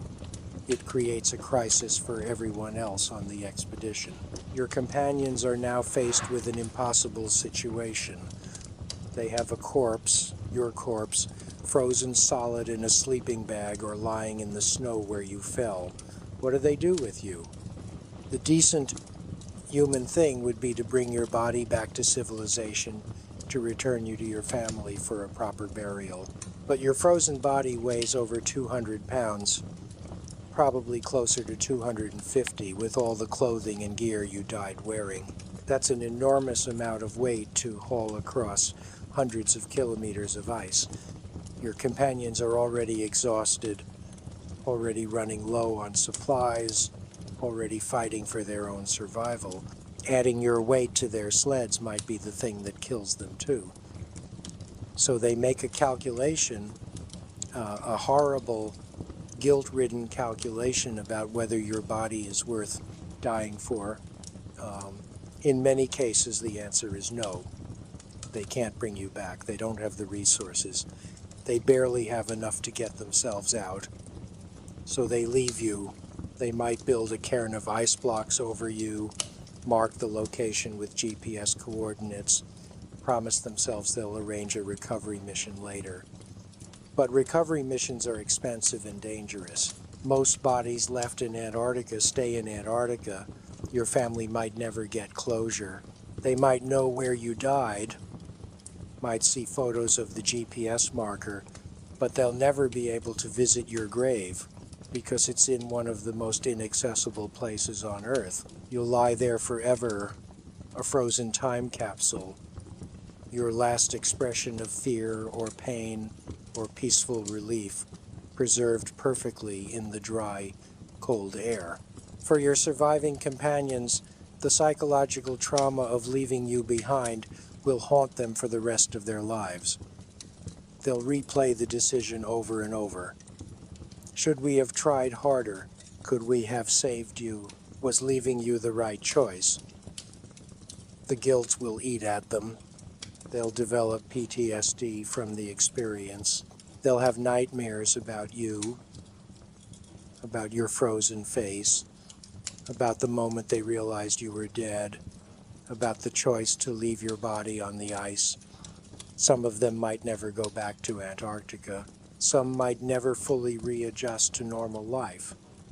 They've been through something that fundamentally changes a person, watching someone die slowly in extreme conditions and being powerless to prevent it. The expedition dynamics shift after a death. If there were 4 people, now there are 3. Work that was distributed among 4 people now has to be done by 3. Each person's workload increases. They're more tired, more stressed, more likely to make mistakes themselves. The specter of your death hangs over everything. Every cough, every complaint of being cold, every sign of fatigue becomes a potential harbinger of another death. Paranoia sets in. People start hoarding extra supplies, trying to ensure their own survival even at the expense of the group. Trust breaks down, and without trust, without cohesion, the expedition is doomed. More deaths follow. The cascade continues until everyone is dead or the survivors finally reach safety, traumatized and broken. Let's consider the different types of Antarctic expeditions and how each faces unique dangers. Scientific research teams living at established stations have certain advantages. They have buildings, electricity, communication equipment, stored supplies for an entire year, but they also have different psychological pressures. They're committed to staying for an entire year. Typically, they can't leave during winter even if they want to. If someone dies, if someone has a medical emergency, if someone has a psychological breakdown, there's no escape. The station becomes a prison. Tensions run higher because everyone knows they're stuck together no matter what happens. At least on a mobile expedition, there's forward momentum, a goal, an end date when you'll be extracted. Station personnel just have to endure month after month in the same place with the same people. Supply flights come in summer, weather permitting. If a flight is delayed or canceled, the station might run short on fresh food, on certain supplies, on mail from home, which is one of the few things that keeps morale up. Imagine waiting months for letters from your family, finally getting close to the supply flight window, and then the flight is canceled due to weather. The disappointment is crushing. The psychological blow of not getting those letters, not getting that connection to the outside world, can push someone who was barely holding it together into crisis. And you still have months to go. Still have to face the same people, eat the same food, perform the same research tasks, maintain the same equipment, all while your mental health deteriorates. Medical emergencies at Antarctic stations are terrifying. The station doctor, if there is one, might be a general practitioner with limited surgical experience. They have the medical supplies that were sent with them, and that's it. No ability to call in specialists, no ability to order more supplies if they run out, need a blood transfusion, hope someone on station has compatible blood and is willing to donate. Need surgery more complex than an appendectomy, hope the doctor is skilled and lucky, because there's no backup. People have died at Antarctic stations from conditions that would be easily treatable in any hospital. Dental emergencies are particularly nightmarish. Imagine a severe toothache that progresses to an abscess. The pain is excruciating. You need a root canal or extraction. The station doctor, who isn't a dentist, has to figure out how to pull your tooth using whatever equipment is available. They're reading instructions from a manual, trying to remember anatomy they barely studied, injecting local anesthetic and hoping they got the dosage right, then pulling and twisting and levering your tooth while you're barely sedated and in agony. And if the extraction goes wrong, if they break the tooth, if the infection spreads to your jaw, you could develop sepsis with no intensive care unit to save you. Fires at Antarctic stations are catastrophic in ways that fires elsewhere aren't. If your station burns down, you're suddenly homeless in Antarctica. You might have emergency shelters, small survival tents, but those aren't designed for long-term habitation. You've lost your food stores, your fuel, your communication equipment, possibly your cold weather gear if it was inside when the fire started. You're waiting for rescue, but rescue might be weeks or months away if it's winter. Your emergency supplies will run out. You'll be living in tents, struggling to stay warm, trying to melt enough ice for water, rationing food that was only meant to last a few days. Some people will survive, some won't. It depends on how long rescue takes and how well you can improvise survival in the interim. Several Antarctic stations have burned over the years, some with casualties. Fire safety is obsessively enforced at Antarctic stations because everyone knows what's at stake. Now let's examine the specific types of mobile expeditions and the unique ways each one can kill you. Tourist cruises to Antarctica, which have become increasingly common, market themselves as safe adventures. You'll see whales and icebergs land on the peninsula, take photos of penguins, all from the comfort of a heated ship. And mostly it is safe because you're not actually experiencing Antarctica. You're visiting the edge of it for a few hours at a time before retreating to warmth and safety. But things can go wrong. Ships can sink. In 2007, a cruise ship hit ice and began taking on water. Passengers had to evacuate into lifeboats in Antarctic waters. They were rescued, but imagine being in a lifeboat in the Southern Ocean, waves crashing over you, water coming in, everyone in life jackets but still at risk of hypothermia if they get wet. The rescue took hours. Some passengers were hypothermic by the time they were pulled aboard rescue vessels. If the rescue had taken longer, if weather had prevented nearby ships from reaching them, people would have died. Tourist expeditions that actually land people on Antarctica face greater risks. You're being guided, presumably by people who know what they're doing, but you're still walking on ice near crevasses in cold that can kill you if you're not properly dressed. And tourists are often not properly dressed because they don't understand the risks. They think their ski jacket from the Alps will be sufficient. It's not. They get frostbite. They develop hypothermia. They fall on the ice and break bones. The guides have to deal with injuries and medical emergencies among people who have no cold weather experience, no understanding of how quickly things can go wrong. A twisted ankle that would be a minor inconvenience anywhere else becomes a major problem when the person can't walk and you're a kilometer from the ship and the wind is picking up. You have to half drag them back while they're screaming in pain and everyone is getting colder by the minute. Adventure tourism, skiing expeditions to the South Pole or attempting to recreate historic routes is exponentially more dangerous. These expeditions attract people who are fit and determined but often lacking in actual polar experience. They hire guides, but the guide-to-client ratio is often inadequate. One guide trying to manage 3 or 4 clients in extreme conditions is gambling with lives. If one client gets into trouble, the guide has to help them, but that means the other clients are on their own for that period. In whiteout conditions, people get separated. They wander off route, they fall into crevasses, they develop altitude sickness or hypothermia, or simply break down psychologically and refuse to continue.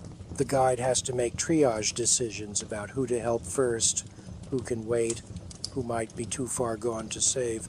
These are impossible choices with lives in the balance, and there's no right answer.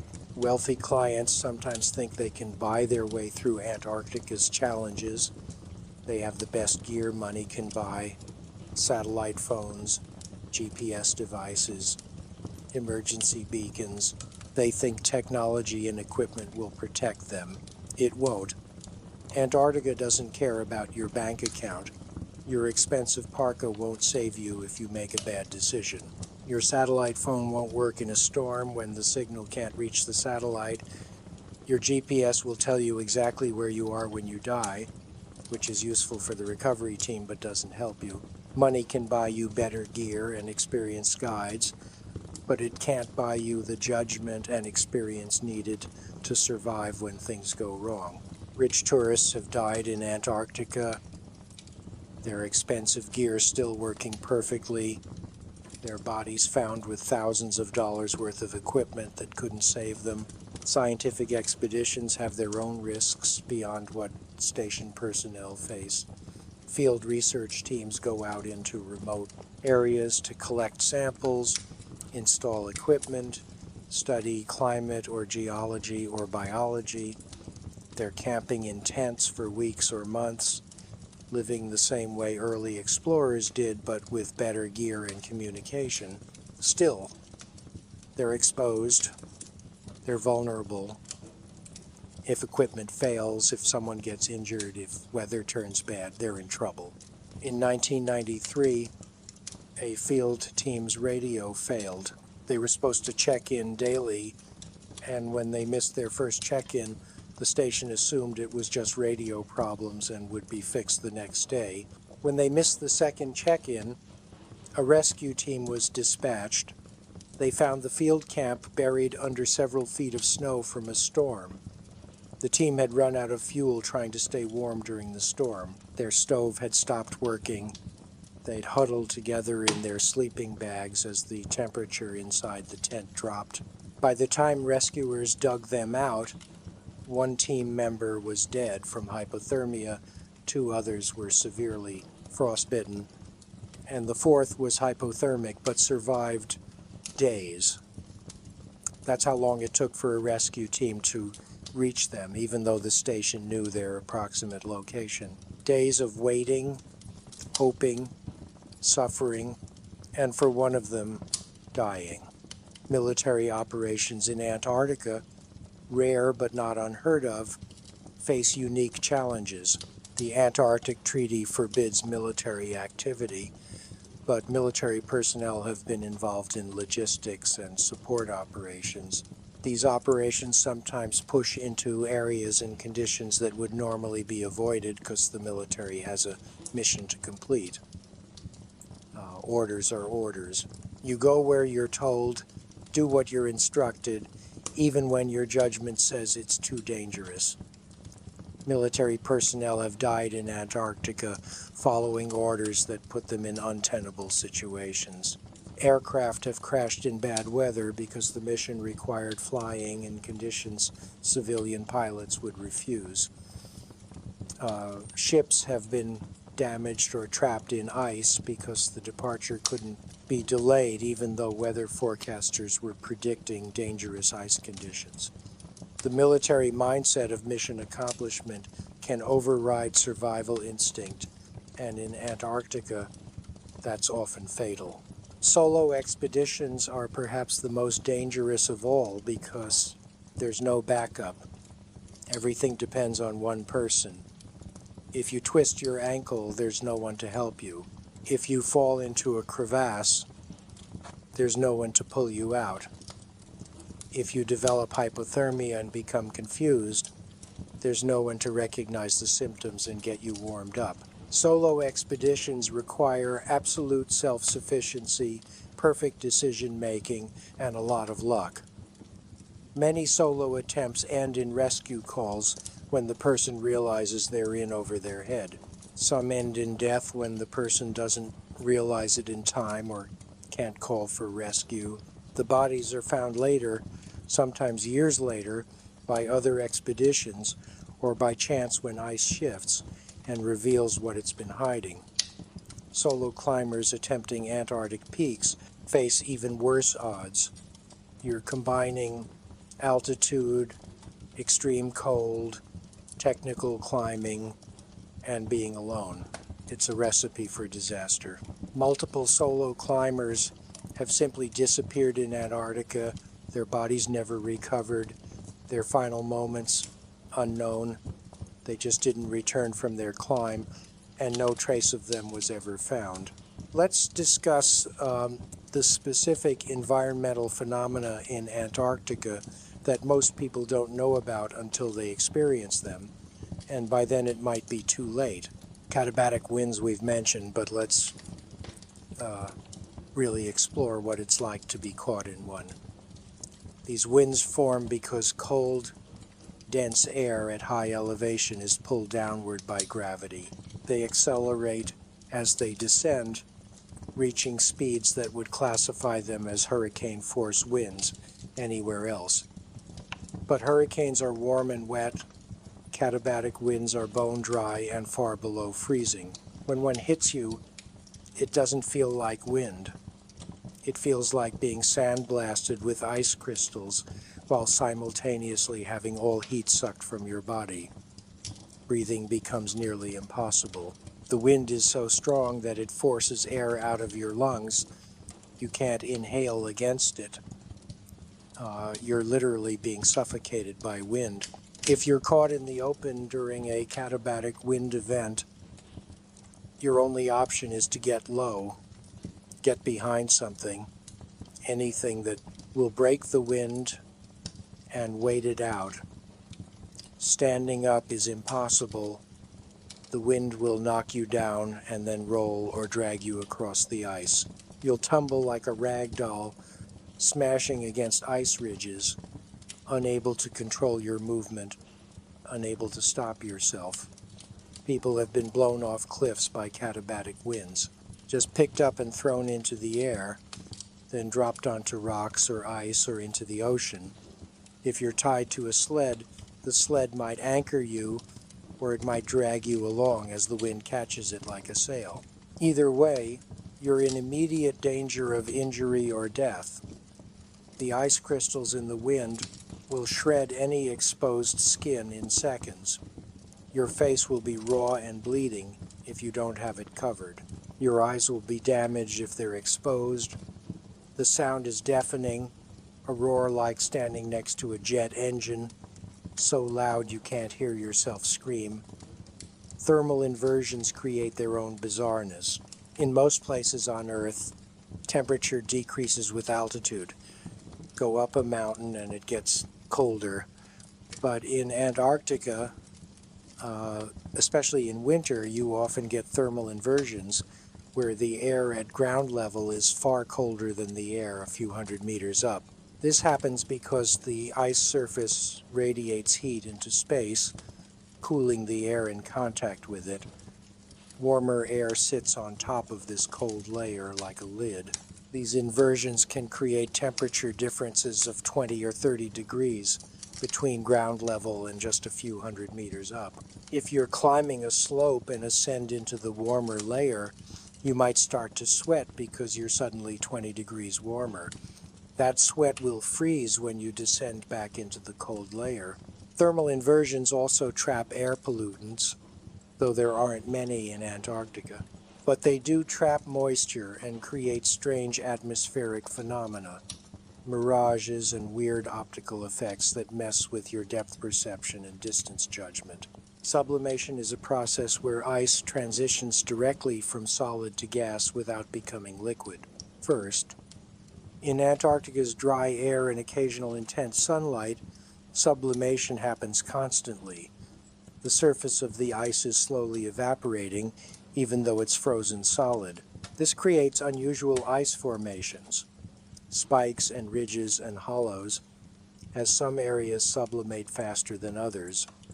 Walking through fields of sublimation features is exhausting and dangerous. The ice is sharp and brittle. It can collapse under you. You can fall and cut yourself on the jagged edges. The constant variation in terrain is mentally exhausting because you can never establish a rhythm. Every step is different, requiring attention and energy. Hours of this will grind you down, sapping your strength and patience until you're ready to snap. Acoustic anomalies in Antarctica are deeply unsettling. Sound behaves strangely in extreme cold and thin air. Sometimes you can hear conversations from kilometers away. the sound carrying impossibly far in the clear, still air. Other times, someone shouting right next to you sounds muffled and distant. The cold affects sound wave propagation in ways that aren't intuitive. Explosions sound different, flatter somehow. Your own voice sounds wrong in your ears. Some people report hearing sounds that aren't there, phantom noises created by their brain trying to process the unnatural acoustic environment. The silence during calm weather is absolute, more complete than any silence you've experienced anywhere else. It's oppressive. You become hyper-aware of your own breathing, your own heartbeat. The silence presses in on you like a physical weight. When sound does occur, a crack of shifting ice, the bang of thermal contraction in a metal structure, it's startlingly loud and jarring. Green flash phenomena and other optical effects are common in Antarctica. When the sun sets or rises, under certain atmospheric conditions, you might see a green flash, a brief moment when the sun appears green. It's caused by atmospheric refraction separating the sun's light into component colors. It's beautiful and eerie. Halos around the sun and moon are common, caused by ice crystals in the atmosphere refracting light. Sundogs, bright spots on either side of the sun, appear frequently. These optical phenomena are fascinating, but also disorienting because your brain struggles to process what your eyes are seeing. The combination of unusual optics, white landscape, and isolation creates an environment where your visual system is constantly challenged, contributing to the sensory deprivation and psychological stress. Electromagnetic anomalies near the poles affect electronic equipment in weird ways. Compasses spin or give false readings. Radio communication is affected by the aurora and by the concentration of Earth's magnetic field lines at the poles. GPS works, but sometimes loses signal or gives erratic readings. Satellite phones drop calls unexpectedly. Camera equipment behaves strangely. Batteries drain faster than they should. LCD screens freeze and stop working. You're dependent on technology for navigation and communication, but that technology is unreliable in this environment. You have to constantly verify readings, cross-check multiple systems, trust your instruments less and your judgment more, but your judgment is impaired by cold and fatigue and stress. It's a no-win situation where the tools you need don't work properly and your ability to compensate is compromised. Atmospheric pressure variations in Antarctica can be extreme. Storm systems bringing low pressure move across the continent, sometimes dropping pressure rapidly. These pressure changes affect your body. Your inner ears struggle to equalize, leaving you feeling off balance. Altitude sickness symptoms can appear or worsen as pressure drops. You feel more tired, more short of breath. When pressure rises again, you might feel slightly better, but the constant variation keeps your body from fully adapting. You're always slightly off, never quite in equilibrium with your environment. This adds to the cumulative stress. Another small thing that by itself wouldn't be a problem, but combined with everything else, pushes you closer to the edge. The wildlife of Antarctica, sparse as it is, presents its own set of dangers that visitors often underestimate because the animals look cute or seem harmless. Seals, particularly leopard seals, are apex predators with powerful jaws and aggressive territoriality. Leopard seals are sleek, fast, and have been known to stalk humans on ice. There are documented cases of leopard seals grabbing people who got too close to the water's edge and dragging them under. In 2003, a marine biologist was killed by a leopard seal while snorkeling in Antarctic waters. The seal pulled her down and held her under until she drowned. These are not the cute, playful seals you see in aquariums. These are 3 to 4 meter long predators that eat penguins by grabbing them and thrashing them against the water surface until they come apart. They have massive canine teeth and incredible jaw strength. They are curious about humans, which is dangerous because their curiosity involves approaching to investigate with their mouths. Antarctic fur seals are smaller but more numerous and highly aggressive during breeding season. Males fighting for territory will attack anything that comes near, including humans.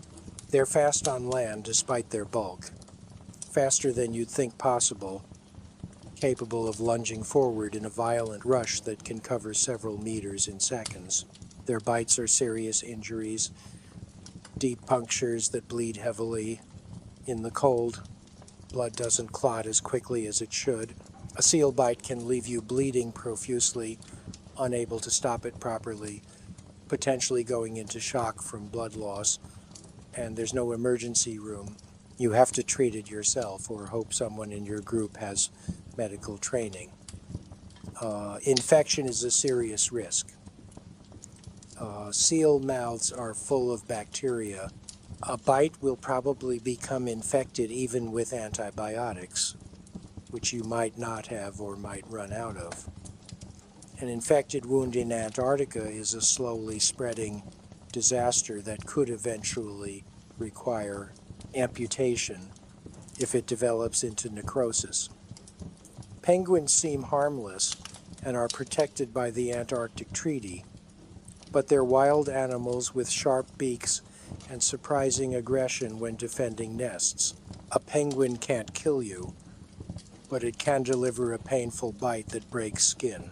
More dangerous is the temptation to approach them, to get close for photos, to forget where you are and focus on the cute animals instead of the environment. People have fallen while approaching penguin colonies, stepped into crevasses while watching penguins, gotten separated from their group while following penguins along the coast. The penguins aren't the direct danger. They're the distraction that makes you forget you're in a lethal environment where a moment of inattention can be fatal. Whales in Antarctic waters are magnificent and dangerous in their size alone. A breaching whale can land on a small boat and crush it. Whales spooked by boats have struck them with their tails, capsizing vessels or punching holes in hulls. People in the water, whether they fell in or chose to swim for some reason, can be hit by a whale that doesn't even know they're there. Being struck by 30 or 40 tons of whale is instantly fatal. You're not an enemy to the whale, you're just an obstacle it didn't see, and now you're crushed or drowned or both. Ships have to maintain distance from whales, but whales don't always maintain distance from ships. They're curious, they approach, and when a 50-ton animal is swimming directly toward your small inflatable boat, all you can do is pray it dives before it reaches you. Birds in Antarctica, particularly skuas, are aggressive scavengers. Skuas will dive bomb people who get near their nests, striking with their beaks, aiming for the head. A skua strike can cause lacerations, knock off your hat or goggles, startle you into falling or stumbling. They're relentless, attacking again and again until you leave their territory. Other birds, like giant petrels, are less aggressive but still capable of causing injury if provoked. The Antarctic Treaty forbids disturbing wildlife, but the wildlife doesn't know that and will disturb you without hesitation if they feel threatened. The real danger from wildlife isn't direct attack, it's the diseases they carry. Seals and birds are hosts to various parasites and pathogens. Seal feces contains bacteria that can cause severe gastric distress if you're exposed. Contaminated water near seal colonies can make you violently ill. In an environment where dehydration is already a constant battle, Adding vomiting and diarrhea to your problems can be fatal. You'll lose fluids faster than you can replace them. You'll become severely dehydrated, weakened, unable to function properly. Your companions will have to care for you, which means they're doing more work and you're consuming resources without contributing. The expedition's timeline is disrupted, supplies run low. Everyone is at greater risk because you got sick.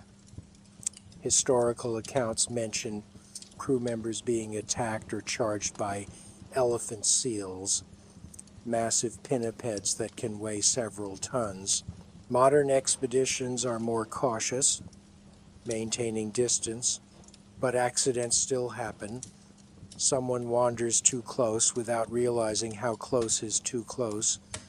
The seal feels threatened and moves to defend itself. What looks like a slow, lumbering movement is deceptively fast when an animal that weighs 2,000 kilograms decides to move toward you.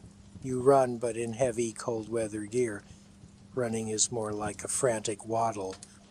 The seal catches you or doesn't.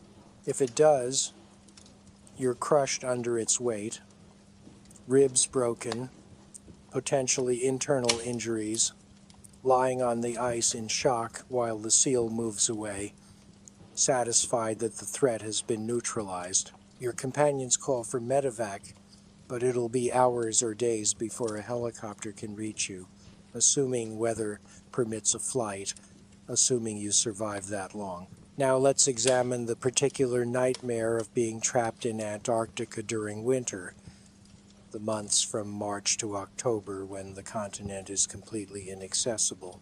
If you're at a station and something goes catastrophically wrong, there is no rescue, no possibility of evacuation. You're on your own. Let's say a fire breaks out at your station in June, the middle of winter. The fire suppression system fails or is inadequate. The station is burning. You evacuate with whatever you can grab. Emergency supplies if you're lucky. Nothing if you had to flee immediately. Now you're outside in the darkness in temperatures around -60 Celsius, watching your home burn. Everything you need to survive is in that building. Food, fuel, communication equipment, spare clothes, medical supplies. It's all burning or already gone. You have emergency shelters, small tents or emergency huts if you're very lucky, but these weren't designed for months of occupation. They're supposed to keep you alive for a few days until rescue arrives. But rescue isn't coming, not for months. You have the supplies that were in the emergency caches outside the station, rations for maybe a few weeks if you stretch them.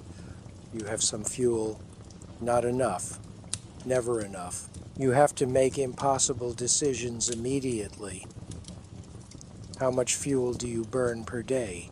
Burn too much and you run out before winter ends. Burn too little and you freeze to death trying to conserve resources.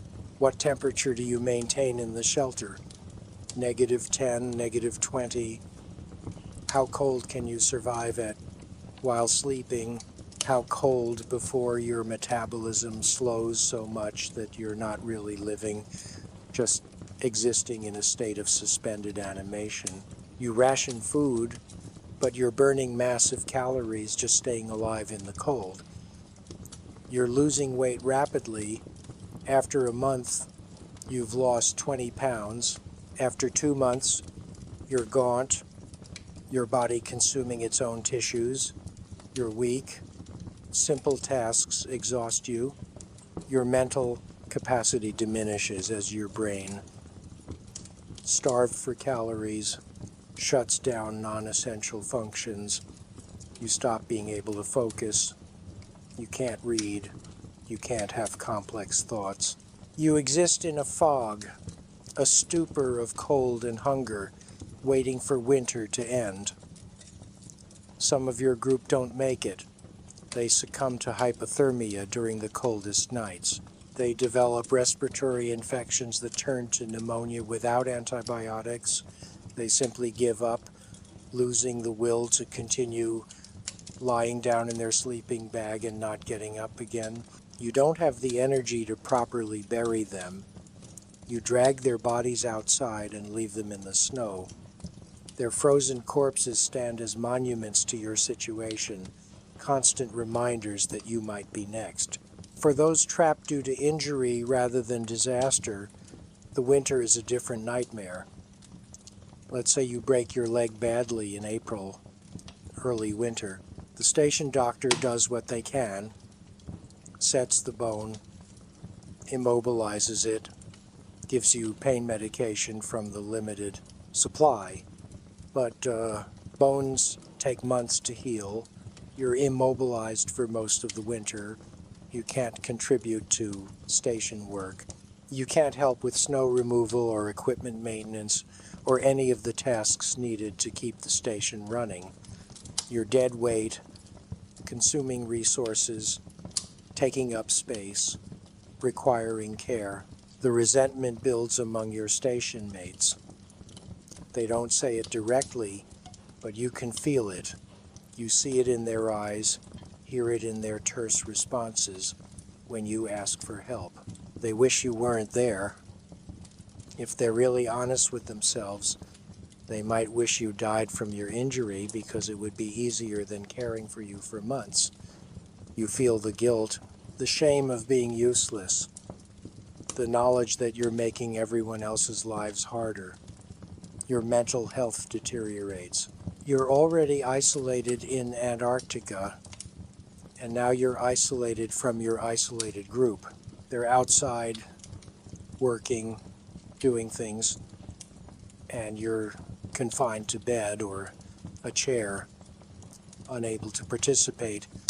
The pain from your injury is constant. The pain medication runs low because the doctor can't give you full doses for months. You'll run out. So you endure low-level pain constantly, sharper pain when you move wrong, knowing that it'll be like this until spring, until a plane can land and take you out. If you develop complications, an infection in the broken bone, circulation problems from being immobile, blood clots that could throw an embolus to your lungs or brain, there's nothing anyone can do. You'll die slowly from complications of an injury that would be routine to treat in civilization. Psychological breaks during winter isolation manifest in terrifying ways. Someone on the station starts acting strangely. They're paranoid, accusatory, agitated. They stop sleeping or sleep constantly. They stop eating or eat compulsively. They talk to themselves, have conversations with people who aren't there. They become convinced that the others are plotting against them, poisoning their food, reading their thoughts. They barricade themselves in their room.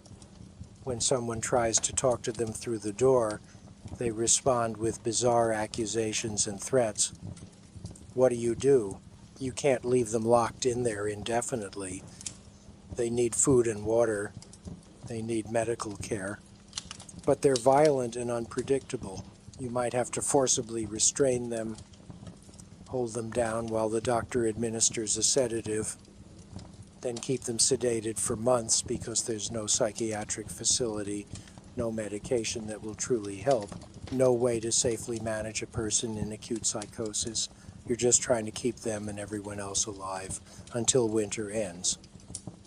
Suicides during Antarctic winter are handled quietly.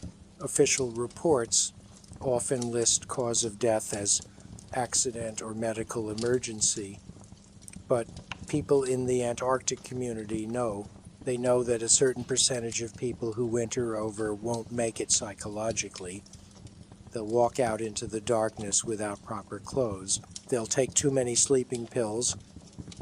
They'll find a way to end it because the prospect of 5 more months in darkness, cold, and isolation is unbearable. The people left behind deal with the body, The paperwork, the knowledge that someone was so desperate they chose freezing to death over continuing, and they have to keep going. Still months until extraction. They can't break down, can't grieve properly, have to maintain the station, complete the research, keep themselves together until rescue is possible. The psychological burden is immense. Let's discuss historical Antarctic disasters, because understanding what has gone wrong before might give you some perspective on what you're facing.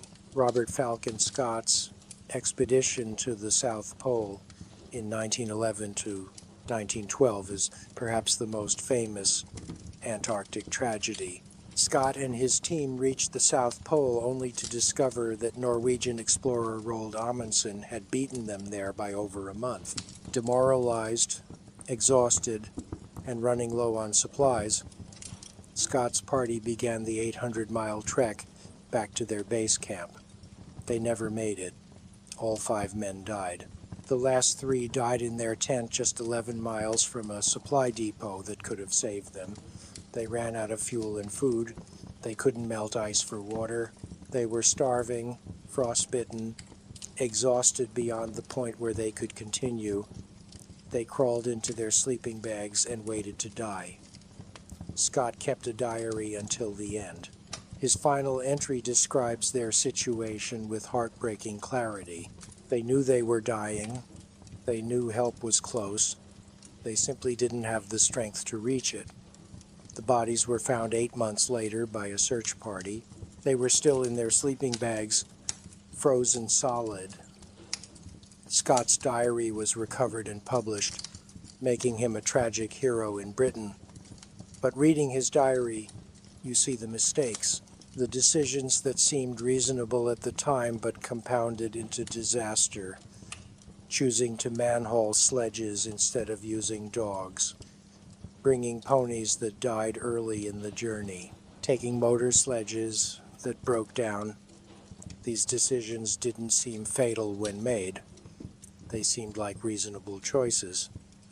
But in Antarctica, small mistakes compound. Suboptimal decisions add up. By the time you realize you're in trouble, it's too late to correct course. You're committed. You can only continue forward or back and hope you have enough supplies to make it. Ernest Shackleton's endurance expedition in 1914 to 1917 was supposed to cross Antarctica continent. Instead, their ship became trapped in pack ice and was slowly crushed. The crew survived on ice floes for months as their ship sank, then made a desperate boat journey to Elephant Island.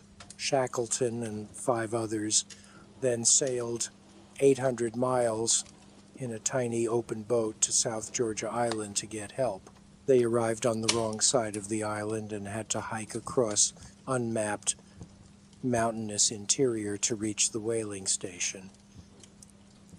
It's an incredible survival story, and remarkably, everyone survived, but it could have easily gone differently.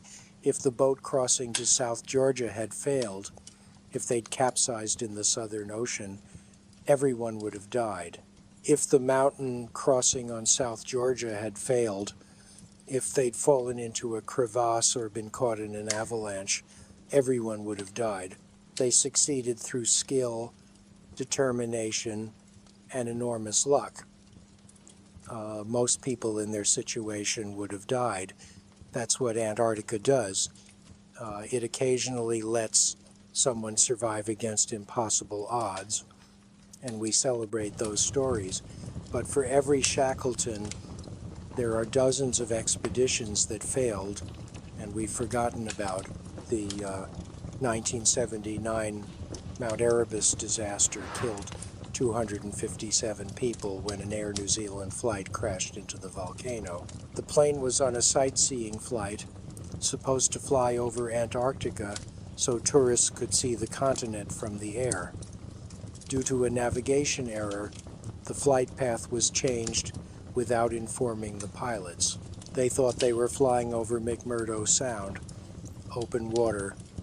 They were actually flying toward Mount Erebus, Antarctica's second highest volcano. The mountain was obscured by whiteout conditions, white snow on the ground blending seamlessly with white sky, creating visual conditions where the pilots couldn't distinguish the mountain from the air. They flew into it at full speed. Everyone died instantly. The wreckage was scattered across the lower slopes of the volcano. Recovery teams spent weeks in dangerous conditions gathering remains and debris. It was a stark reminder that Antarctica can kill you even when you're not trying to set foot on it. Even when you're just flying over it, looking down from safety, it can reach up and swat you out of the sky. More recently, smaller disasters continue. In 2011, 3 people died when their helicopter crashed in Antarctica. The aircraft was supporting a remote field camp when it developed mechanical problems and went down. In 2013, a fishing vessel sank in Antarctic waters, killing several crew members. Every year, people die in Antarctica. Researchers, support staff, tourists, fishermen, pilots.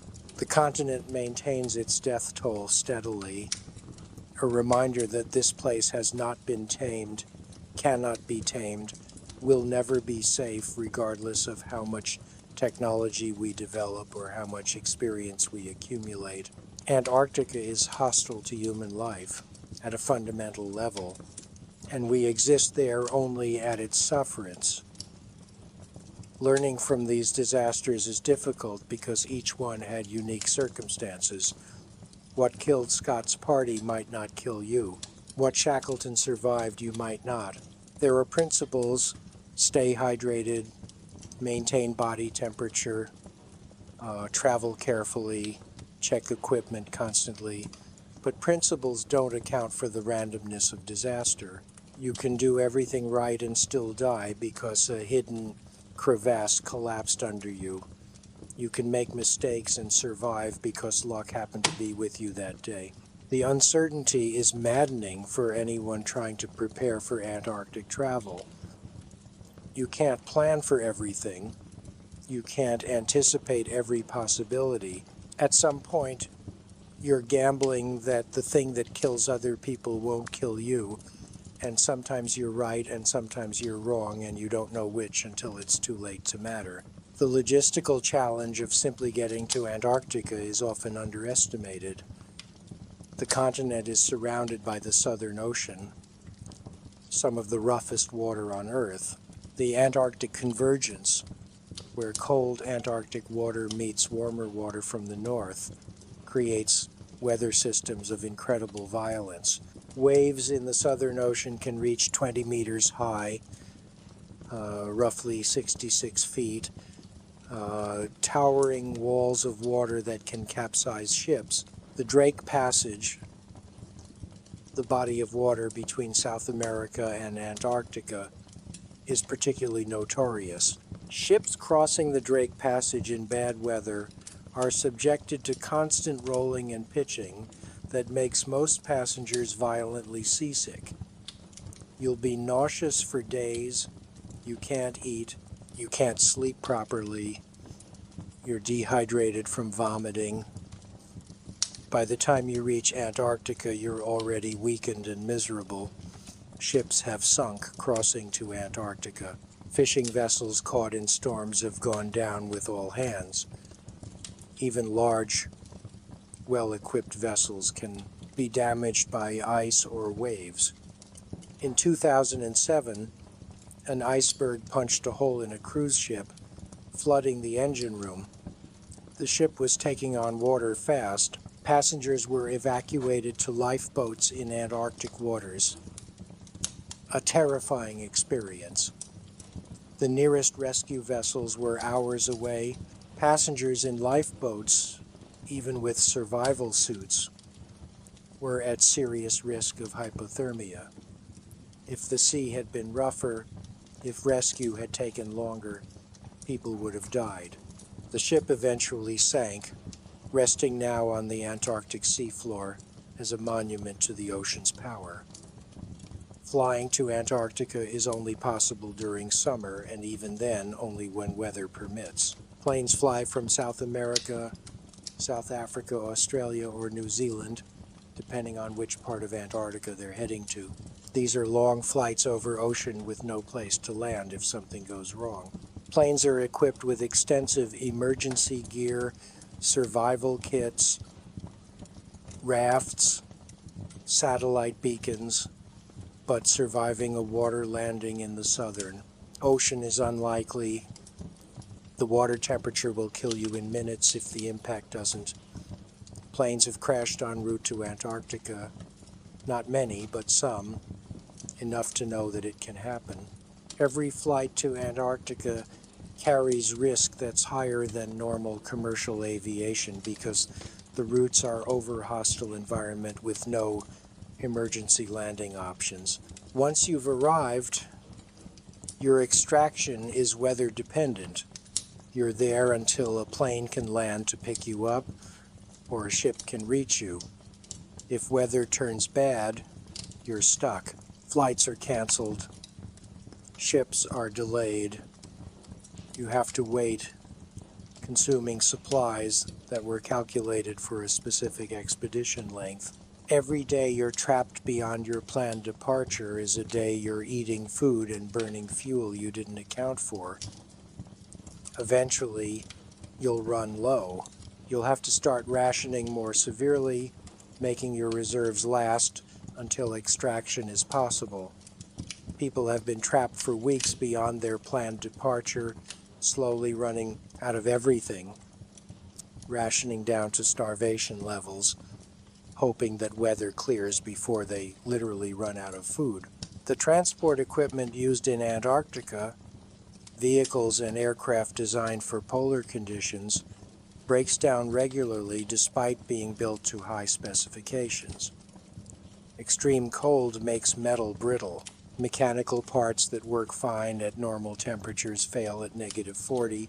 Engines don't want to start. Fuel gels. Hydraulic fluid thickens. Every vehicle needs to be preheated before use. Engines kept warm or continuously running. A constant consumption of fuel for maintenance rather than movement. When a vehicle breaks down far from base, it's a crisis. The people who were depending on that vehicle for transport or supplies are stranded. A rescue mission has to be mounted, which puts more people and vehicles at risk. Sometimes the vehicle is abandoned in place because recovering it would be too dangerous or expensive.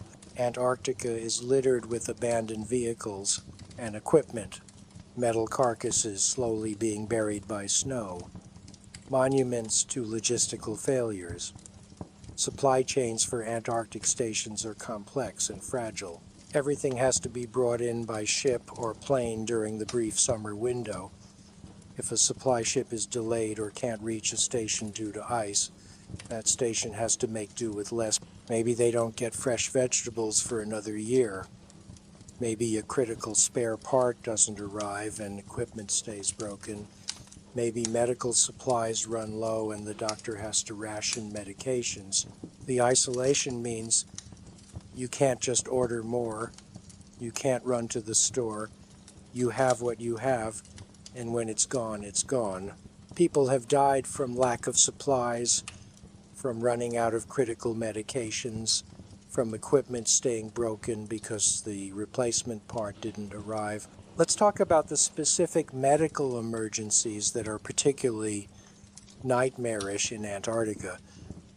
Appendicitis is treatable anywhere with basic surgical facilities, but in Antarctica it's potentially fatal. If you develop appendicitis at a remote field camp, you're in serious trouble. The inflamed appendix will burst if not removed, spilling infected contents into your abdominal cavity, causing peritonitis and sepsis. You need surgery within hours or at most a day or two. but you're days away from the nearest station with surgical capability. Even if you can be evacuated, weather might prevent aircraft from flying. You'll be lying in agony, your abdomen swelling, fever climbing, knowing that inside your body a time bomb is ticking. The pain is excruciating. Even with strong pain medication, you're suffering. If your appendix bursts before you can get to surgery, your chances drop dramatically. The infection spreads rapidly in your weakened, cold-stressed body. You develop septic shock. Your blood pressure drops. Your organs start to fail. And there's no intensive care unit to save you. The station doctor does what they can with antibiotics and IV fluids, but it might not be enough. You might die from a simple appendicitis that would be routine to treat anywhere else. Dental emergencies in Antarctica are agonizing and difficult to treat. A cracked tooth, an abscess, a lost filling, any of these can progress to serious infection. Tooth pain is incredibly intense, all-consuming. You can't think, can't sleep, can't eat. The pain radiates through your jaw and skull. If the tooth abscesses, the infection can spread to your bloodstream, causing sepsis. People have died from tooth infections. In Antarctica, treating dental problems requires improvisation. The station doctor, who isn't a dentist, has to attempt procedures they're not trained for. Extracting a tooth without proper equipment is barbaric. They use whatever tools are available, maybe surgical pliers, maybe something improvised. They inject local anesthetic, hopefully enough to numb the area, then grip the tooth and pull.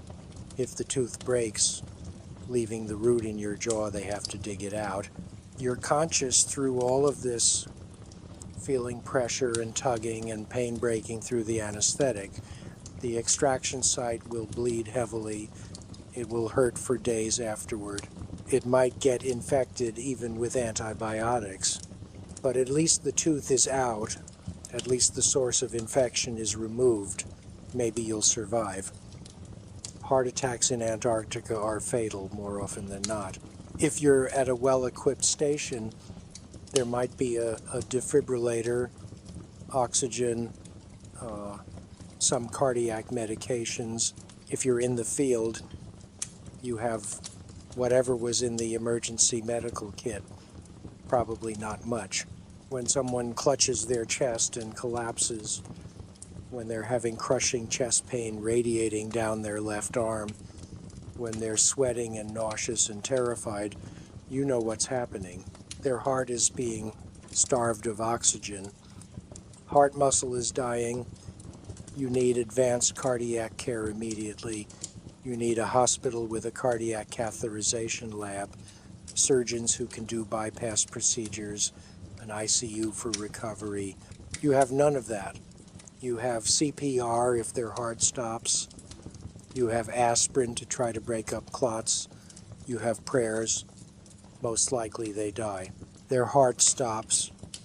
You do CPR, maybe get them back briefly, but they arrest again and again. Their damaged heart unable to maintain rhythm. Eventually you stop. You call time of death. Another body to deal with. Another person who would have survived anywhere else but not here. Strokes are similarly fatal in Antarctica. When a blood vessel in the brain ruptures or gets blocked by a clot, brain tissue starts dying within minutes. You need imaging to determine what kind of stroke it is. You need clot-busting drugs for ischemic strokes, neurosurgery for hemorrhagic strokes. You need intensive rehabilitation afterward. In Antarctica, you have none of this. The person suddenly can't speak properly, or can't move one side of their body, or collapses unconscious. Maybe they wake up, maybe they're conscious but aphasic, unable to form words, frustrated and terrified by their inability to communicate. Their brain is being damaged with each passing minute, and there's nothing anyone can do. They might survive, but be permanently disabled, paralyzed, unable to care for themselves. Now the station has to care for a disabled person until extraction is possible. If it's winter, that means months of care. Feeding them, cleaning them, moving them to prevent bed sores, all while maintaining the station and dealing with the psychological burden of watching someone's life destroyed by a medical event that would have been treatable elsewhere. Broken bones, especially compound fractures where the bone breaks through skin, are extremely dangerous. The open wound is immediately exposed to contamination. Even with immediate cleaning and antibiotics, infection is likely. If the fracture is in a leg or hip, the person is immobilized for months. They can't contribute. They're in constant pain. If the bone doesn't set properly, they might be permanently disabled.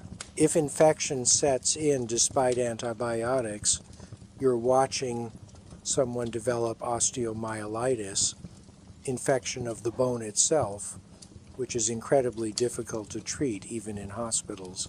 In Antarctica, with limited medical supplies, it might be untreatable. The infection spreads through the bone, creating pockets of pus, destroying healthy tissue. The limb might have to be amputated to save the person's life. Imagine doing an amputation in an Antarctic field station. The doctor has general anesthesia drugs but limited experience using them. They have surgical instruments but not the full range a surgical suite would have. They operate, cut through muscle and bone, tie off blood vessels, trying to remember anatomy courses from years ago, hoping they're doing it right. The patient might die on the table from anesthetic complications or blood loss. If they survive the surgery, they wake up missing a limb, facing months of recovery in the worst possible conditions, knowing they'll be disabled for life because of an accident in Antarctica.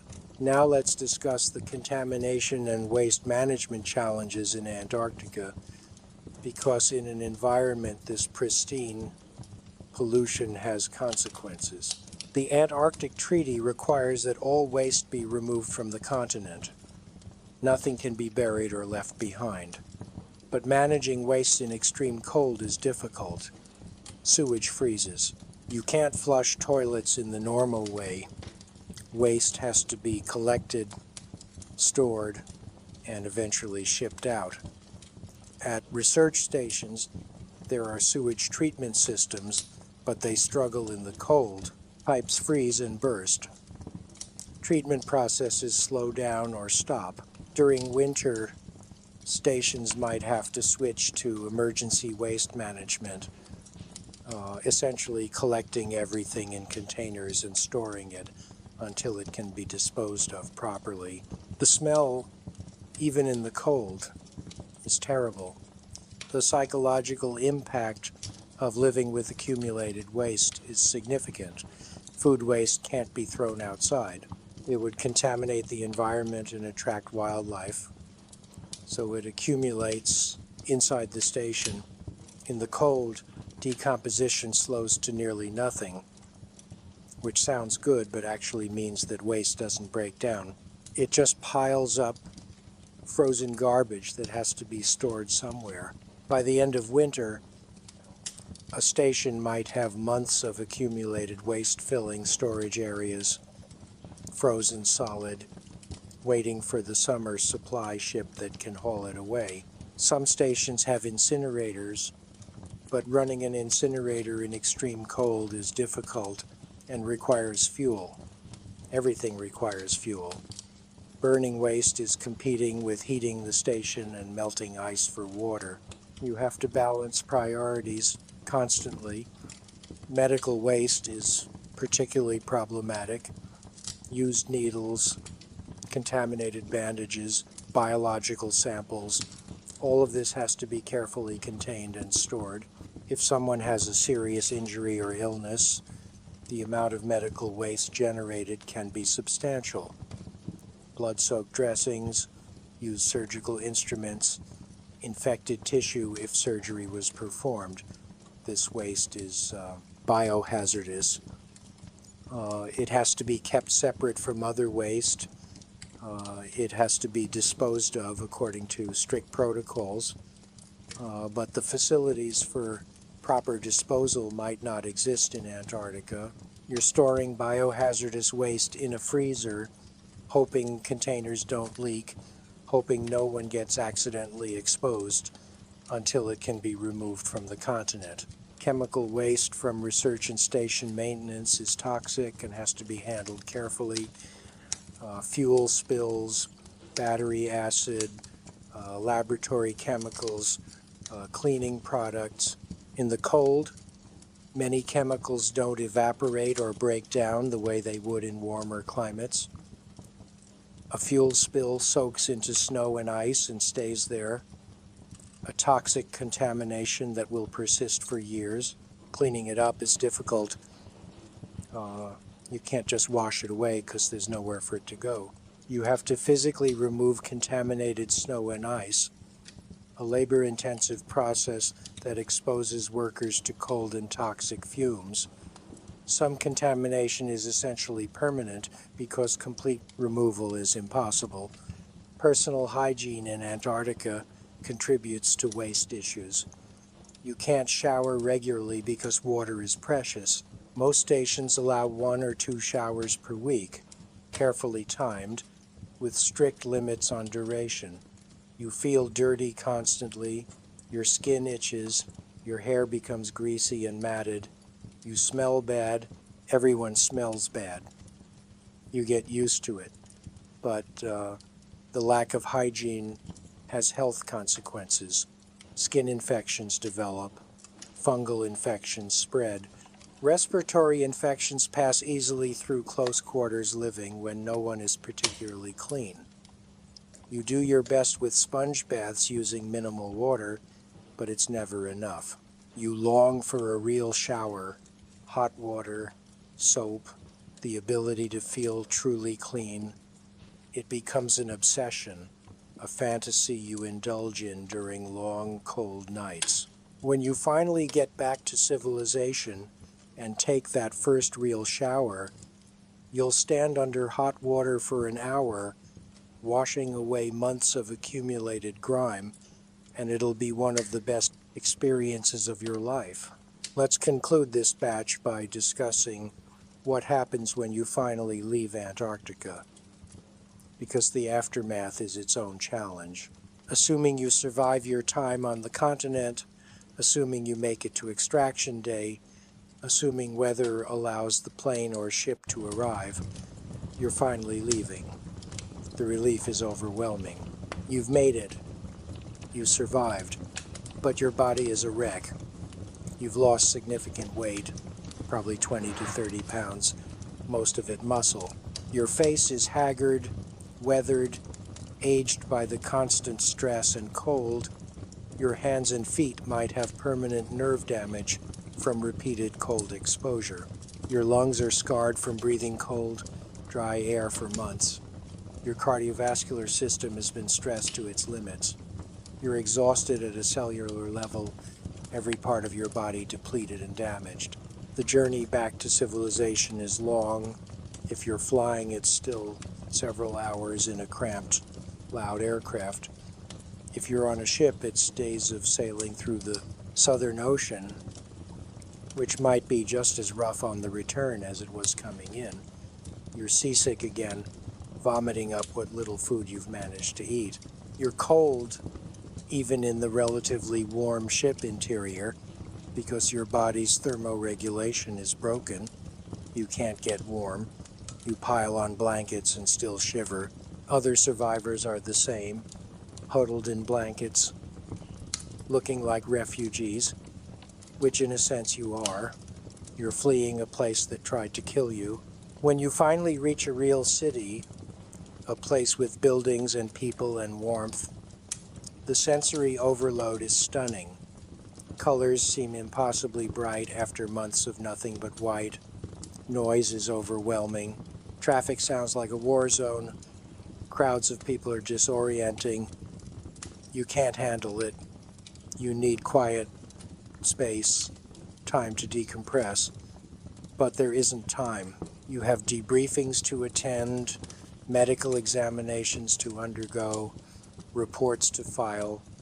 The bureaucracy of returning from Antarctica is tedious and frustrating when all you want is to sleep in a real bed and eat real food and feel warm for the first time in months. Medical examinations reveal the damage. Your vitamin levels are critically low despite supplementation. You have frostbite scars on your extremities. Your bone density has decreased from malnutrition and stress. Your immune system is suppressed. You're more susceptible to infections. And sure enough, within days of returning, you'll probably get sick. A cold or flu that your body can't fight off properly because you're so depleted. You'll spend weeks recovering, slowly rebuilding your strength, slowly returning to something resembling your pre-Antarctica state. Some damage is permanent. That nerve damage in your fingers means they'll always be a bit numb, a bit less functional. Those lung scars mean you'll probably develop respiratory issues later in life. The psychological trauma manifests as nightmares, hypervigilance, difficulty readjusting to normal life. Your relationships suffer if you have a family or partner. You've been gone for months. They've been living their lives without you. You come back changed, traumatized, struggling to readjust, and they don't fully understand what you've been through. How do you explain what it's like to watch someone die from hypothermia? How do you convey the psychological pressure of endless darkness and isolation? You can't. They try to understand, but there's a gap now, an experience you've had that they haven't, and it creates distance. Some relationships survive, some don't. Antarctic expeditions have ended marriages, broken up families, destroyed friendships. The cost of going is higher than most people anticipate. You think about going back. Despite everything, despite the suffering and fear and trauma, part of you wants to return. Antarctica gets into your head. It becomes an obsession. The normal world seems flat, boring, too easy. You miss the intensity of Antarctic life, the clarity of purpose, the stripped-down existence where survival is the only thing that matters. This is a common pattern. People swear they'll never go back, then find themselves planning their next expedition within months. It's a form of addiction. Antarctica is the most hostile place on Earth, and yet it draws people back repeatedly. Some people spend their entire careers going back and forth, unable to fully leave, unable to fully commit to normal life. They're trapped between two worlds, never quite comfortable in either. Let's examine the economic reality of Antarctic operations, because the sheer cost of existing in Antarctica is staggering and directly impacts your chances of survival. Every single item in Antarctica had to be transported there at enormous expense, whether by ship or aircraft, and that cost gets passed along in ways that affect the quality and quantity of supplies available. A research station might spend several $1,000,000 per year just on logistics, fuel, and supplies, and that budget constrains everything from the food you eat to the medical equipment available to save your life. When budgets are tight, corners get cut, not obviously, not dangerously on purpose, but gradually supplies become older, equipment maintenance gets deferred, safety margins shrink. You might be eating food that's years past its optimal freshness because replacing it would cost hundreds of thousands of dollars in transport fees. Your survival suit might be a decade old, the seal's starting to deteriorate because buying new ones for the entire station would blow the annual equipment budget. The radio that's supposed to be your lifeline to the outside world might be a model from the 1980s, still functional but lacking the redundancy and reliability of newer systems because upgrading would require justifying the expense to administrators who've never been to Antarctica and don't understand why you can't just make do with what you have. Fuel, the absolute necessity for survival, is rationed carefully because it costs thousands of dollars per drum to transport to Antarctica, and if you run out before the next supply delivery, people will die. So conservation becomes an obsession even when conservation means being colder than is safe, means not melting enough ice for optimal hydration, means making choices that trade immediate comfort and safety for long-term supply security. Private expeditions face even worse economics because they don't have institutional backing. Everything comes out of pocket or from sponsors, and sponsors want results, want you to reach the pole or complete the traverse or achieve some goal that makes their investment worthwhile, which creates pressure to take risks, to push when you should rest, to continue when you should turn back, because failure means financial ruin, means you'll never get sponsored again, means this opportunity you've worked years to achieve will be wasted. The cost of rescue, if you need it, is astronomical, potentially hundreds of thousands of dollars for a helicopter evacuation, millions if it requires a major operation with multiple aircraft and support personnel, and someone has to pay for it. Either you personally, your expedition insurance if you have it, or the government of your home country, which will bill you later and potentially prosecute you for reckless endangerment if they determine you took unnecessary risks. This financial pressure influences decision-making in subtle ways. People delay calling for help because they're worried about the cost. They push through injuries or illnesses that should be treated immediately. They take chances they wouldn't take if rescue were free and readily available. And these economically motivated decisions kill people who might have survived if money weren't a factor. The equipment you're using, whether it's adequate for the conditions, depends entirely on how much money was available when it was purchased. And Antarctica is one place where you absolutely get what you pay for. Cheap gear will fail at the worst possible moment, will leave you exposed when you need protection most, will break when you depend on it, because this environment finds every weakness, exploits every cost-saving measure, punishes every decision to buy adequate instead of excellent. Now let's discuss the specific challenge of navigation in Antarctica, because getting lost in a place where everything looks the same and where being off course by even a few kilometers can mean death is easier than you'd imagine. GPS has made navigation significantly easier than it was for early explorers. But GPS is not infallible. Satellites don't always have clear line of sight near the poles.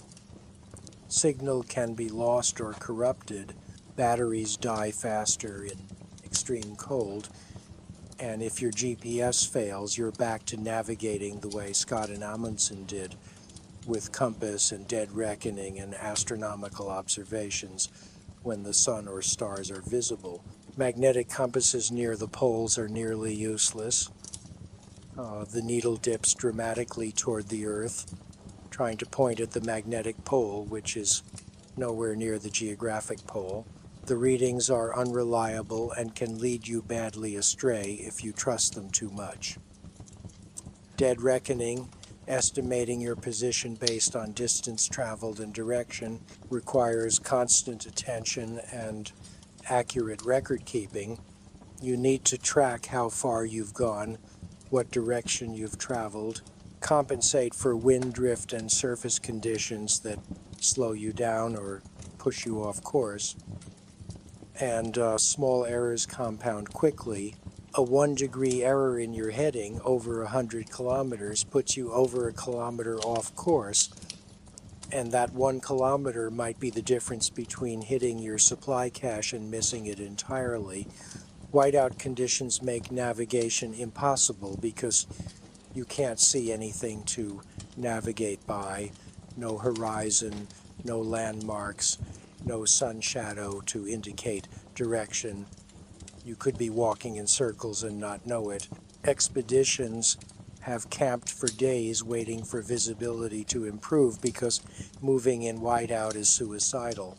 Surface features in Antarctica are unreliable as landmarks because they change. Wind reshapes sastrugi constantly. Snow drifts and erodes.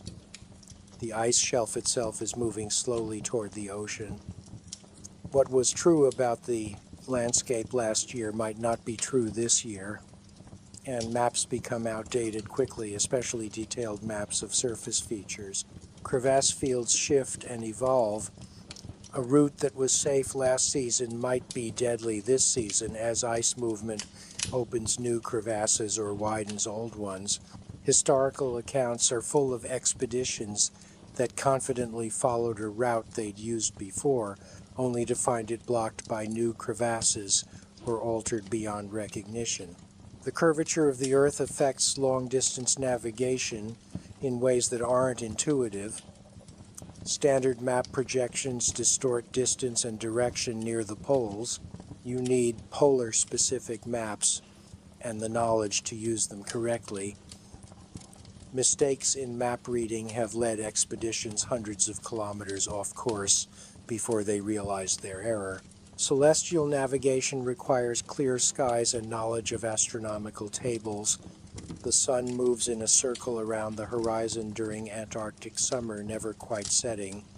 Its position tells you direction, but you need to know the date and time to interpret it correctly. Winter navigation by stars is possible, but requires being able to see the stars, which isn't guaranteed. Clouds and storms can last for weeks, leaving you unable to take any celestial readings, forcing you to estimate your position based on your last known location and your dead reckoning since then. Errors creeping in with every hour that passes. Weather patterns can disorient you completely. Blowing snow obscures everything. The sound of wind drowns out any directional cues. Temperature and wind direction shift as weather systems move through. You might set out traveling into the wind thinking you're heading north, only to have the wind shift and not realize you need to adjust your heading, gradually curving off course as you maintain what you think is a straight line into the wind. Getting lost in Antarctica means you're not where you think you are, which means you don't know which direction to go to reach safety. Every direction looks the same. You could walk for days heading confidently toward what you think is your destination, only to find nothing there, realizing you're completely lost with no idea how to correct, your supplies dwindling, your energy fading, the cold grinding you down while you wander in circles, desperately hoping to stumble upon something recognizable.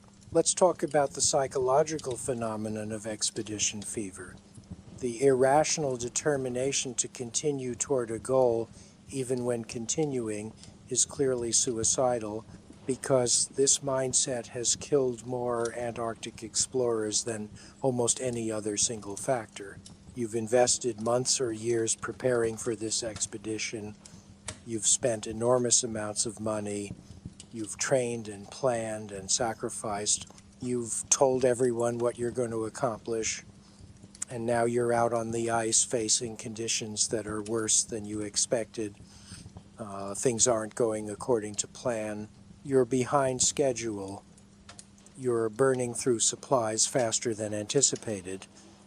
Warning signs are everywhere suggesting you should turn back. But turning back means failure, means all that investment was wasted. means facing the disappointment of sponsors and supporters and yourself, and so you push on, convincing yourself that conditions will improve, that you can make up time, that the supply cache will have more than you remember, that somehow it'll all work out if you just keep moving forward. This psychological trap is insidious because it feels like determination, like courage, like the very qualities that make great explorers, refusing to give up, persevering through hardship, maintaining faith in success. But there's a line between determination and delusion, between reasonable risk-taking and suicidal stubbornness, and that line is nearly impossible to see when you're cold and tired and desperate and your judgment is impaired by the very conditions you're trying to overcome. Historical accounts are full of expeditions that had multiple opportunities to turn back safely, but didn't. They pushed past each decision point thinking the next one would be different, thinking they'd gone too far to quit now, committing more and more resources to a failing plan until they'd passed the point of no return and could no longer make it back even if they wanted to. Scott's expedition is a classic example. They reached the pole exhausted and low on supplies, found Amundsen had beaten them, they were demoralized and suffering from scurvy and frostbite, and still tried to make the 800-mile return journey instead of staying at the pole, building a more substantial shelter, and waiting for a rescue party. They chose to attempt the impossible return march because the idea of staying was psychologically unacceptable. The shame of being rescued, the admission of defeat, the years of waiting for rescue in primitive conditions, all of this seemed worse than the death march they embarked on. Modern expeditions fall into the same trap despite knowing the historical examples, despite explicit training about decision-making and risk assessment, because when you're actually in the situation, when you're the one facing the choice between turning back in acknowledged failure or pushing forward toward possible success, the psychological pressure to continue is overwhelming. Your identity becomes wrapped up in success. Who you are and how you see yourself depends on accomplishing this goal. Failure isn't just missing an objective, it's a fundamental challenge to your self-concept. And people will risk death rather than accept that challenge. Expedition fever is amplified by group dynamics. If one person wants to continue and others want to turn back, the person wanting to continue can accuse the others of cowardice, of giving up too easily, of lacking the commitment necessary for great achievements. And no one wants to be the person who made everyone fail, the weak link who forced retreat. So people silence their doubts and agree to continue even when their judgment screams at them to stop. Leaders face particular pressure because leadership requires projecting confidence, admitting you made a mistake in planning or underestimated the challenges feels like leadership failure, so leaders continue dangerous plans rather than admit error, dragging their followers along a path they privately suspect is doomed. The sunk cost fallacy operates at maximum strength in Antarctica. You've already suffered so much, endured so many hardships, come so far.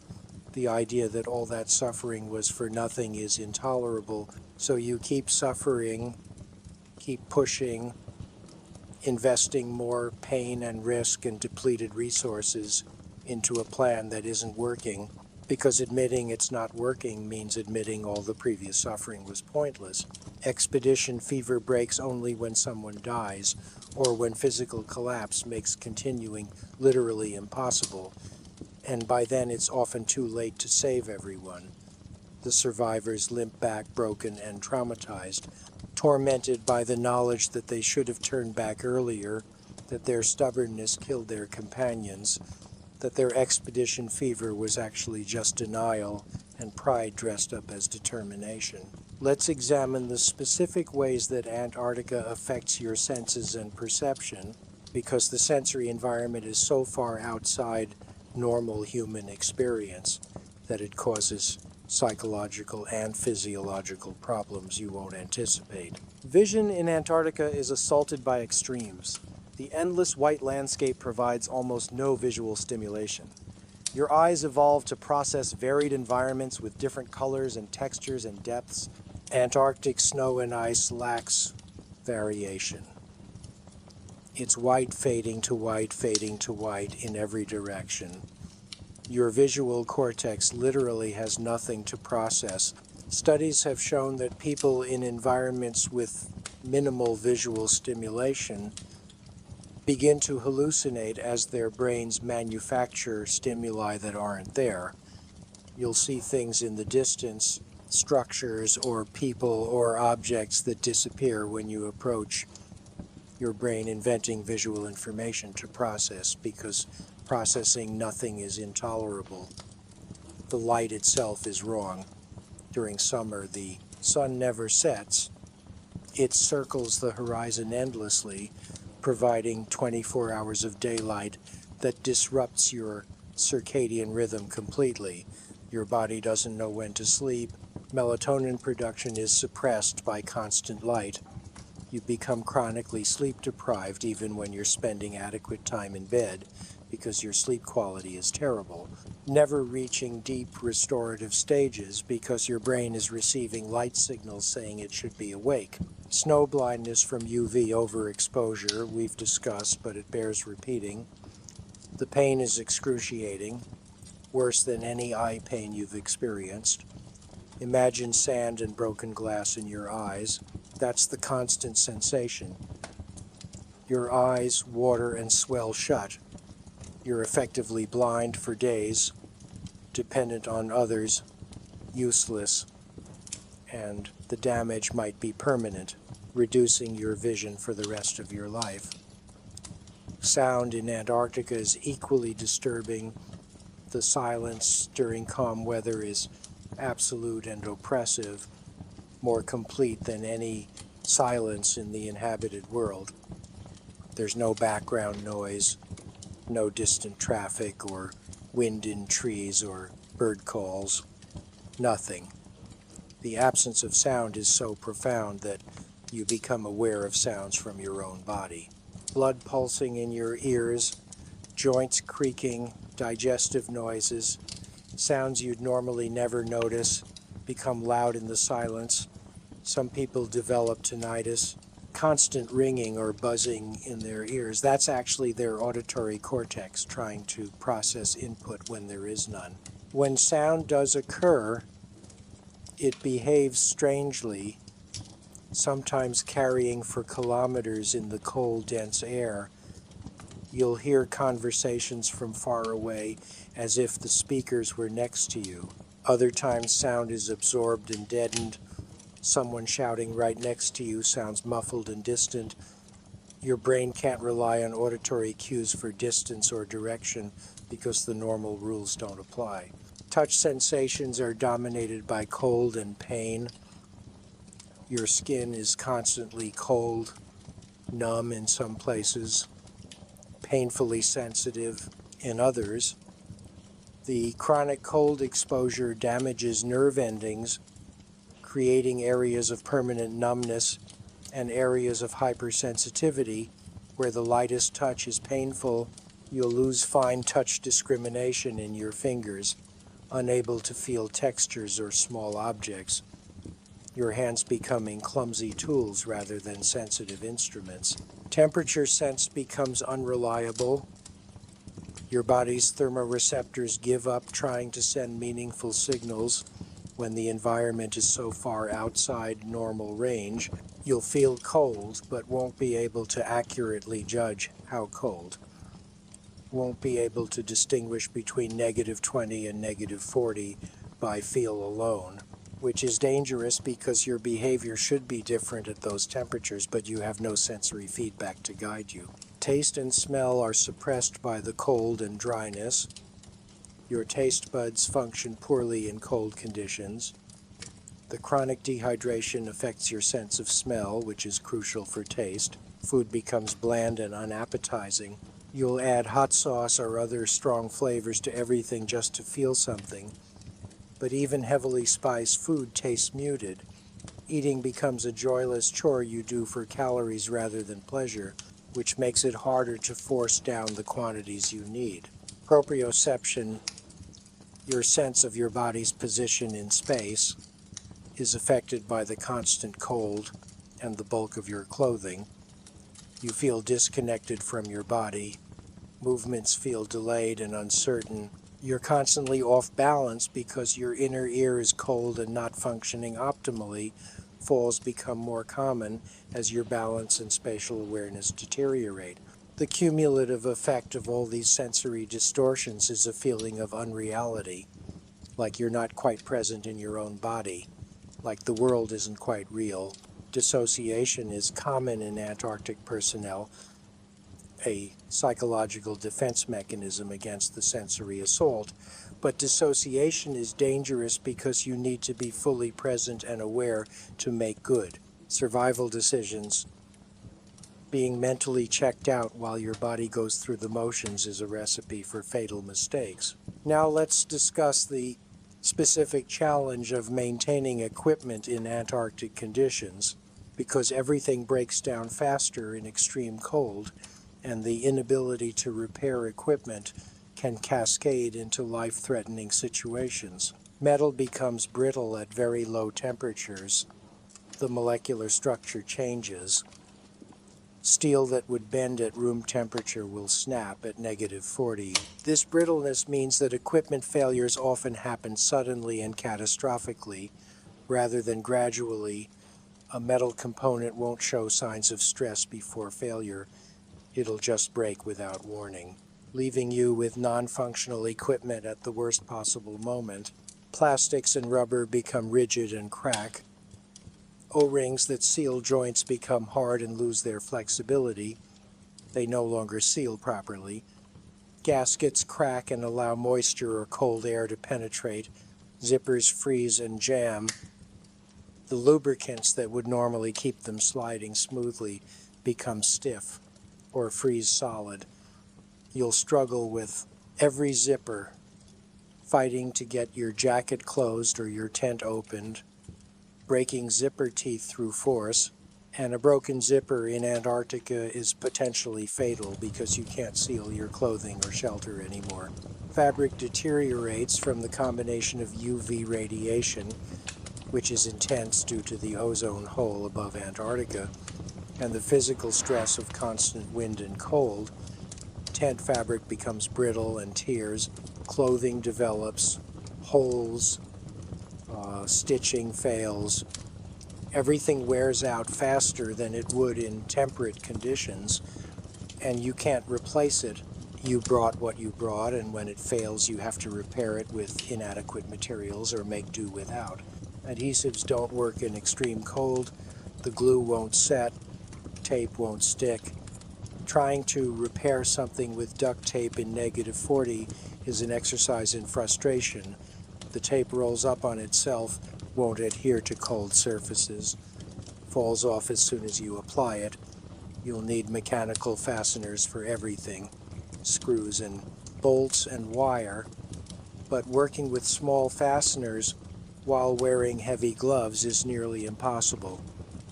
You'll have to remove your gloves to work, exposing your hands to frostbite, racing to complete the repair before your fingers become non-functional. Electronics fail in the cold. Batteries lose charge rapidly. LCD screens freeze and stop displaying. Circuit boards crack from thermal stress. Cameras stop working. Computers shut down. The technology you depend on for navigation and communication and documentation simply stops functioning below certain temperatures. You'll try to keep devices warm inside your jacket against your body, but body heat is a limited resource. You can't keep everything warm. You have to prioritize, choose which devices are critical and which can be allowed to freeze. Fuel systems are particularly prone to failure. Fuel gels or freezes depending on its type. Diesel fuel will gel at -15, making engines impossible to start. You need special additives or Arctic-grade fuel, but even then, cold starts are challenging. Batteries have reduced power. Oil is thick. Engines need to be preheated. The process of starting a vehicle or generator in Antarctic cold can take hours. And if it fails to start, you've wasted fuel heating it with nothing to show. Hydraulic systems fail as hydraulic fluid thickens, seals leak, pressure builds up irregularly. Anything that depends on hydraulic power becomes unreliable. Construction equipment, aircraft control surfaces, loading mechanisms, all of these can fail. And mechanical backup systems are heavy and often don't exist on weight-sensitive equipment. Optical equipment has problems with condensation and freezing. Bring binoculars or a camera from cold exterior into a warm interior, and condensation immediately forms on every surface, freezing when you take it back outside. Coating lenses with frost, ruining visibility. The thermal cycling also loosens optical elements that are normally held in place by very precise tolerances. Equipment goes out of alignment, becomes useless for critical observations or measurements. Vehicles require constant maintenance. Every moving part is stressed by the cold. Transmissions fail, axles crack, body panels develop stress fractures. The vibration from driving over rough ice accelerates wear on every component.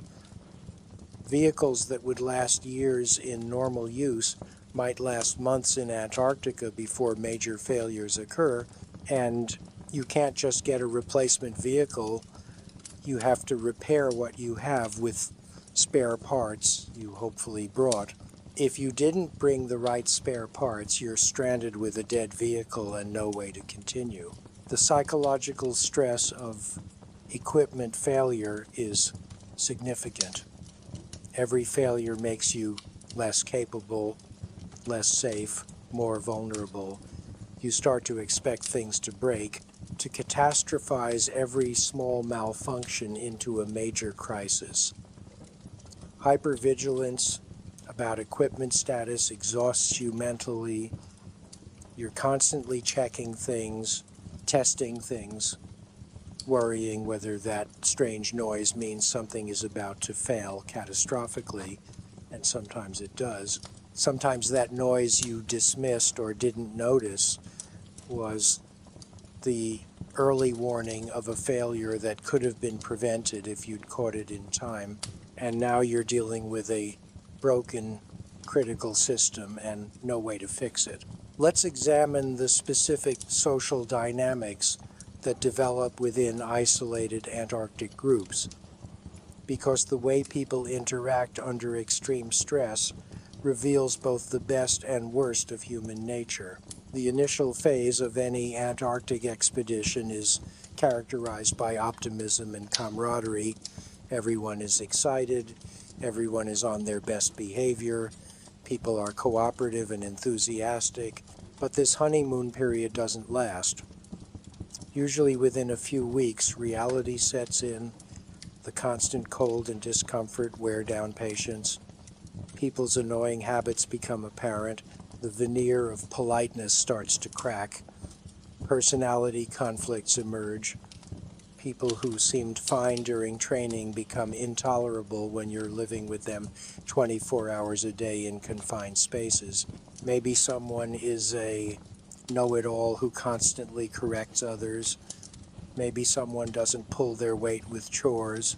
Maybe someone is negative and complaining constantly. These relatively minor personality traits become major sources of conflict when you can't get away from the person, when you're stuck with them for months with no escape. Groups naturally fragment into cliques. People who get along well gravitate together. Others are excluded. sometimes deliberately, sometimes unconsciously. The person who's excluded feels the isolation keenly. They're already isolated in Antarctica, and now they're isolated within their own group. It's psychologically devastating. Some people withdraw completely, stop participating in group activities, spend all their time alone when possible, which makes them seem even weirder and harder to relate to, creating a vicious cycle. Leadership challenges emerge. The person designated as leader might not be the natural leader. Their authority might be resented or questioned. In extreme situations, people stop following orders, decide they know better, go off and do their own thing, which can be dangerous for them and the group. Mutinies have occurred in Antarctic expeditions, not violent. Overthrowing of leadership, but quiet refusal to cooperate. Passive resistance that undermines group cohesion. Romantic relationships in Antarctica are complicated and controversial. Some programs forbid relationships, others tolerate them. If a relationship develops or exists among group members, it affects everyone. The couple has each other for emotional support, which others lack. Jealousy and resentment build. If the relationship goes bad and the couple fights or breaks up, everyone is affected by the tension. You can't avoid your ex in Antarctica. You see them every day, work with them, depend on them for your survival. Some relationships have ended in violence, jealous fights that turn physical, resulting in injuries, damaged equipment, destroyed group dynamics. Gender dynamics in male-dominated Antarctic environments have historically been problematic. Women researchers and support staff have reported harassment, discrimination, feeling unsafe, being excluded from activities or opportunities. The isolation amplifies power imbalances. There's no HR department to appeal to, no authority figure who isn't part of the same small group. If you're being harassed by someone you depend on for survival, what do? You endure it because the alternative is worse. You can't leave. You can't get away. You just have to survive until extraction. Scapegoating occurs when things go wrong. The group needs someone to blame for failures and hardships. They'll pick the weakest or most different member and heap blame on them. Everything becomes their fault. The group bonds through shared resentment of the scapegoat. It's psychologically easier to have an enemy within the group than to face the reality that Antarctica itself is the enemy and you're all equally powerless against it. The scapegoat suffers terribly. Constant criticism and exclusion, sometimes physical intimidation. They become the lightning rod for everyone's frustration and fear. Martyrdom is another dynamic. Someone decides they'll be the noble sufferer, taking on extra work, refusing help, making a show of their sacrifice. This seems admirable initially, but becomes manipulative. The martyr uses their suffering as social currency, implicitly or explicitly demanding recognition and deference. When others don't respond appropriately, the martyr becomes resentful. Their excessive helpfulness was never genuine. It was a transaction they expected to be repaid, and now they feel cheated. Groupthink becomes dangerous when the entire group convinces themselves of something that isn't true, that conditions are better than they are, that they can continue safely when they should turn back, that supplies will stretch further than they will. Dissenting voices are suppressed. Anyone who expresses doubt is seen as undermining group morale, so people silence their concerns, go along with decisions they know are wrong, and the entire group marches together toward disaster because no one was willing to be the one to say stop. The aftermath of a death in the group creates complex dynamics. If someone dies, the survivors might bond through shared trauma. Or they might fragment as people blame each other, argue about whether the death could have been prevented, whether someone made a mistake that caused it. The guilt and grief manifest in anger directed at each other. Long-standing friendships dissolve. People who survive together end up hating each other, unable to be in the same room because the other person reminds them of what happened, of choices they made or didn't make, of the person who died.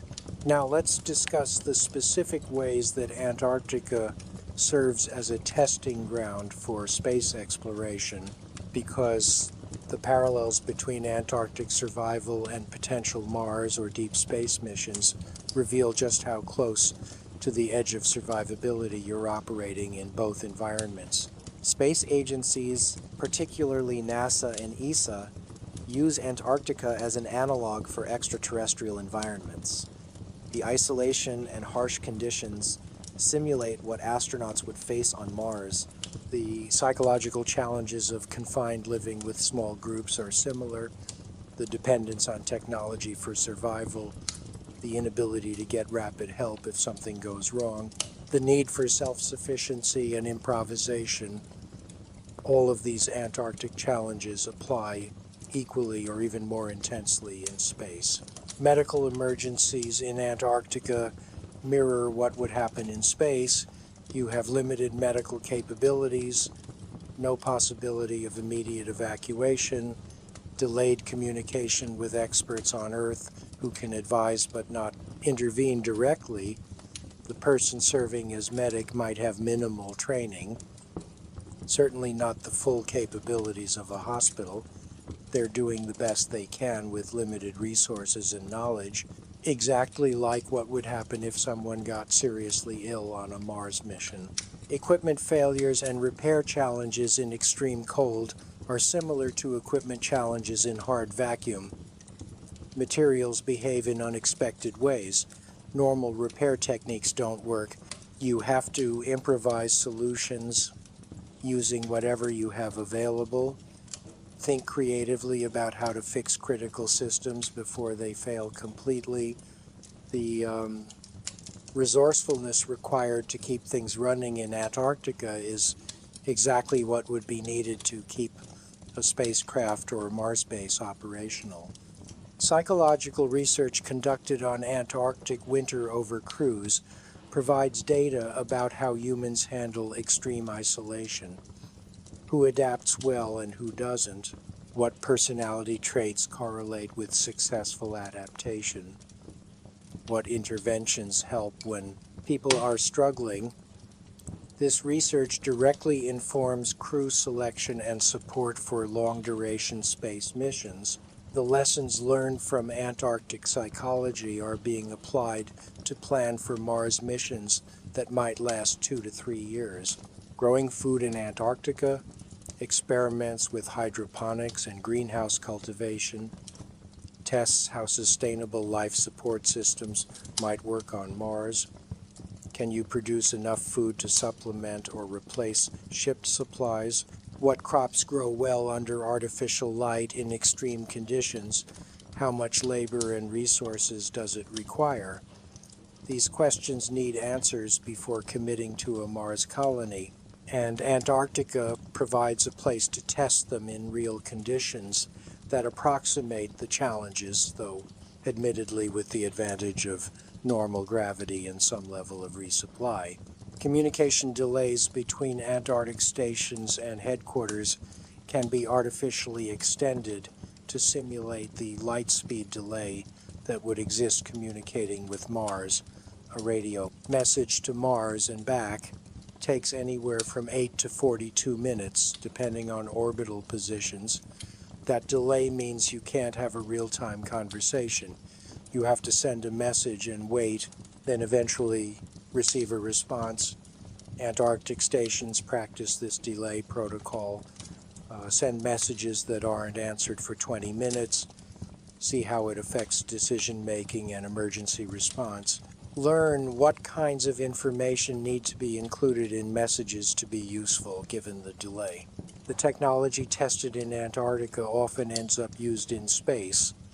the same insulation systems, the same waste management approaches, the same recycling and water reclamation systems. If it works in Antarctica, it'll probably work in space. And if it fails in Antarctica, those failures inform improvements before the technology goes to space, where failure means death with no possibility of rescue. The diet and nutrition challenges are similar. Freeze-dried food, limited variety, the need for high calorie density, the psychological importance of food in maintaining morale when there's no other pleasure or comfort available. Space agencies test different food systems in Antarctica, get feedback from crews about what works and what doesn't, what people can actually make themselves eat day after day for months. Habitat design for Antarctica informs habitat design for space. How much space do people need to not go crazy? How do you arrange living quarters and work areas to minimize conflict? What kind of personal space is essential versus what's nice but not critical? Antarctic architecture has evolved through experience to understand what works for isolated groups, and those lessons apply to designing spacecraft and Mars habitats that will keep people psychologically healthy. The conclusion from all this testing and analog research is sobering. If people struggle to survive in Antarctica with the advantage of breathable atmosphere, normal gravity, and at least theoretical possibility of rescue, how will they survive on Mars, where conditions are far worse and rescue is impossible? The parallels between Antarctica and space suggest that long-duration space missions will be extraordinarily dangerous, not from spectacular failures like explosions or collisions, but from the slow grinding stress and cumulative damage of living in an environment fundamentally hostile to human life.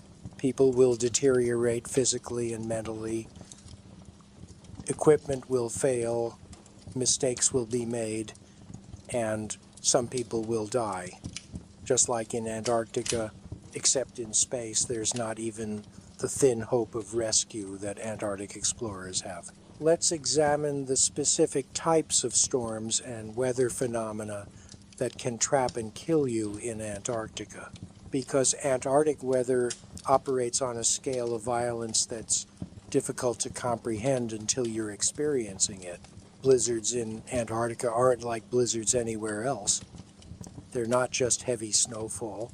In fact, there might not be any new snow falling at all. The snow on the ground is picked up by wind and blown horizontally at speeds that turn it into a solid wall of white. Visibility drops to zero instantly. You can't see your hand in front of your face. You can't see your feet. You can't see anything. The blowing snow is so dense, it's like being inside a white cloud, except the cloud is moving at over 100 kilometers per hour, and every particle is an ice crystal that stings exposed skin like a needle. The wind during these storms is unbelievable. It doesn't gust and subside. It blows at full force continuously for hours or days. The sound is deafening, a roar and scream and howl that makes communication impossible. Even if someone is right next to you, you'll be shouting directly in their ear and they won't hear you over the wind. The cold during storms is intensified by wind chill. The moving air strips heat from your body far faster than still air would. Temperature might read -30, but wind chill pushes it to -60 or 70. Exposed skin freezes in under a minute. And there's no such thing as unexposed skin staying unexposed.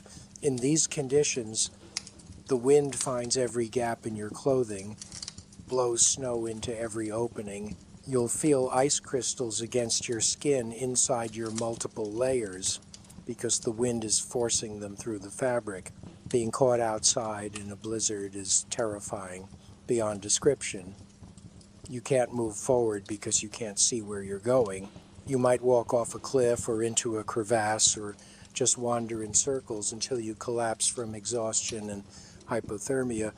You can't build shelter because the wind will tear down anything you try to erect You can't even dig a snow cave because the blowing snow fills it in as fast as you can dig. Your only option is to find some kind of windbreak, get behind something solid, anything that blocks even a portion of the wind, and hunker down to wait it out. But waiting might mean hours or days without proper shelter, your body temperature dropping, your energy being consumed, your supplies being depleted, hoping the storm ends before you do. Inside a tent during a blizzard is only marginally better. The tent fabric snaps and cracks with incredible violence. Poles bow and flex under the wind load. You worry constantly that the tent will tear, or a pole will break, or the whole structure will get picked up and blown away. You've done everything right. Staked the tent properly, built snow walls around it for extra protection. But still the wind finds a way to get under the fabric, to lift and shake it, to test every seam and stress point. The noise is constant and overwhelming. You can't sleep, can't relax, can only lie there and endure it and hope. Equipment gets buried by blowing snow. You'll wake up after a storm and find your sled under several feet of drift. Your carefully organized supply cache is invisible under new accumulation. You'll have to dig everything out. Exhausting work that consumes calories and time and leaves you sweaty, which means cold later. And while you're digging, you're vulnerable to another storm. There might be only a brief window between storms. You have to work frantically to dig out and reorganize before the next one hits. And if it hits while you're still unprepared, you're in serious trouble. The aftermath of major storms reveals damage. Tent fabric is shredded. Equipment is scattered or buried. Supplies are contaminated with blown snow that infiltrated everything. Your carefully sealed food bags have snow in them. Your sleeping bag is damp. Your stove might be damaged or lost. You have to assess what you have left, what's still functional, whether you can continue or need to abort. These decisions have to be made quickly because you're not somewhere you can stay indefinitely. You need to keep moving toward your goal or back toward safety, but moving with damaged equipment and depleted supplies is riskier than before. You're more vulnerable to the next storm, which will certainly come. Some storms last for weeks, not continuously at maximum intensity, but a series of storm systems rolling through one after another with brief calm periods between. You might get 6 hours of relative calm, then another 3 days of blizzard. This pattern can continue for weeks during the storm season. Expeditions have been trapped for a month or more by continuous bad weather, burning through their supplies, consuming their safety margins, facing the choice between waiting longer and definitely running out of supplies, or trying to move in dangerous conditions and possibly dying more quickly. Neither option is good. Both might be fatal. You have to choose, knowing that you're choosing which way you'd prefer to die. Now let's discuss the particular nightmare of polar madness, the constellation of psychological symptoms that can emerge in Antarctic isolation and can lead to violence, suicide, or complete psychological breakdown. Polar madness isn't a formal psychiatric diagnosis, but it's a recognized phenomenon among people who spend time in polar regions, a set of symptoms including insomnia, depression, irritability, paranoia, hallucinations, and violent impulses that develop in response to the environmental stressors we've discussed. The darkness, isolation, cold, constant stress, and danger. The symptoms typically begin subtly. You're not sleeping well. You feel more irritable than usual. You're having trouble concentrating. These seem like normal responses to difficult conditions and might not alarm you or anyone else initially, but the symptoms progress Insomnia becomes severe. You're awake for days at a time. Your brain fog thickens until you can't think clearly. You make increasingly poor decisions but lack the insight to recognize that your judgment is impaired. Paranoia develops gradually. You start to think others are talking about you when you're not around.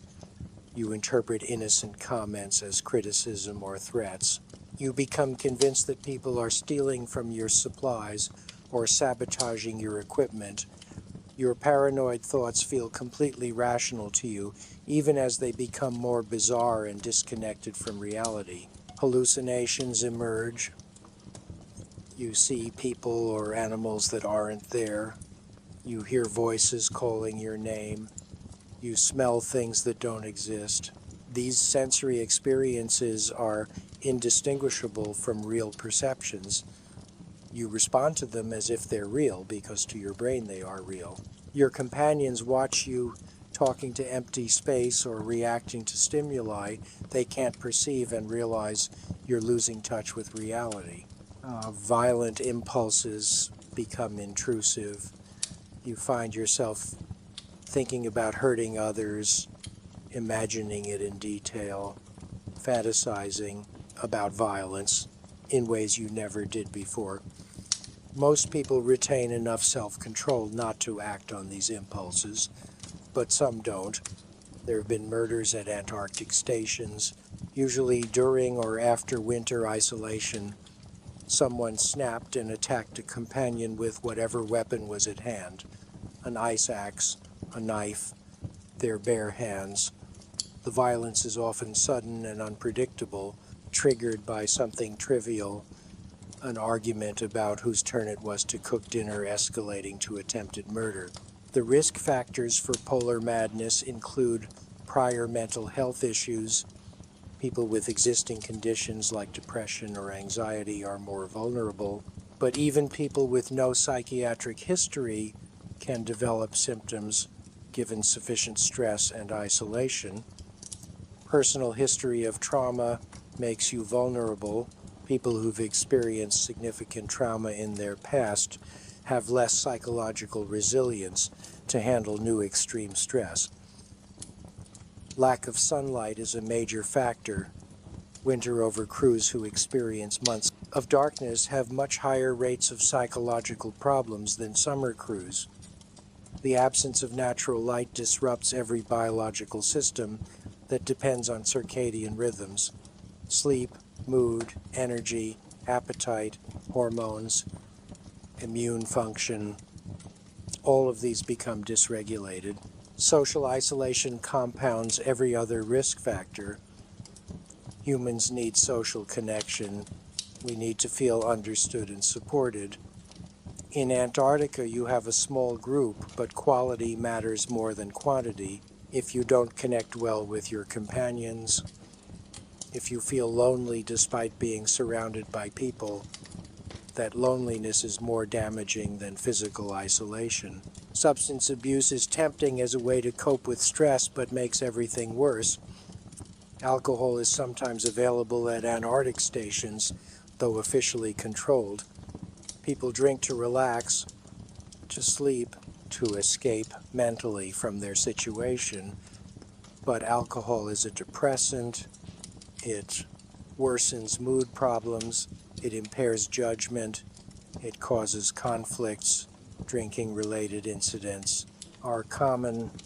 Fights, accidents, poor decisions made while intoxicated that have serious consequences. The treatment options for someone experiencing polar madness in Antarctica are extremely limited. You can't send them to a psychiatric hospital. You might have antipsychotic or antidepressant medications in the medical supplies, but probably not a full range of options. The doses and types available might not be appropriate for the specific symptoms. You might have to improvise, try medications off-label, hope they work. Someone needs to be watching the affected person constantly to prevent self-harm or harm to others, but everyone else has work to do. You can't maintain a constant watch indefinitely. So the person might be restrained or locked in their room for everyone's safety, including their own. They'll be confused and terrified, believing they're being persecuted, not understanding that their perceptions aren't real. The trauma of being restrained and isolated will worsen their mental state. You're trying to keep them alive, but the interventions themselves are harmful. It's an impossible situation. Recovery from polar madness after returning to civilization is variable. Some people recover completely once they're out of the environment. The symptoms resolve over weeks or months. They're able to return to normal life. But some people never fully recover. They're permanently changed by the experience. Their psychological functioning is impaired. They might have chronic paranoia or depression. They might have PTSD from their time in Antarctica, flashbacks and nightmares, inability to function in situations that trigger memories of the ice. Their Antarctic experience broke something in them that can't be fixed. Let's conclude this batch by examining the specific legacy of death in Antarctica, how the continent claims and keeps its victims, what happens to the bodies of those who die on the ice, and what this means for the families and colleagues left behind. Bodies in Antarctica don't decompose. The cold preserves them indefinitely, freeze-dried by the dry air and stabilized by the constant cold. They remain essentially as they were at the moment of death, a grim form of immortality.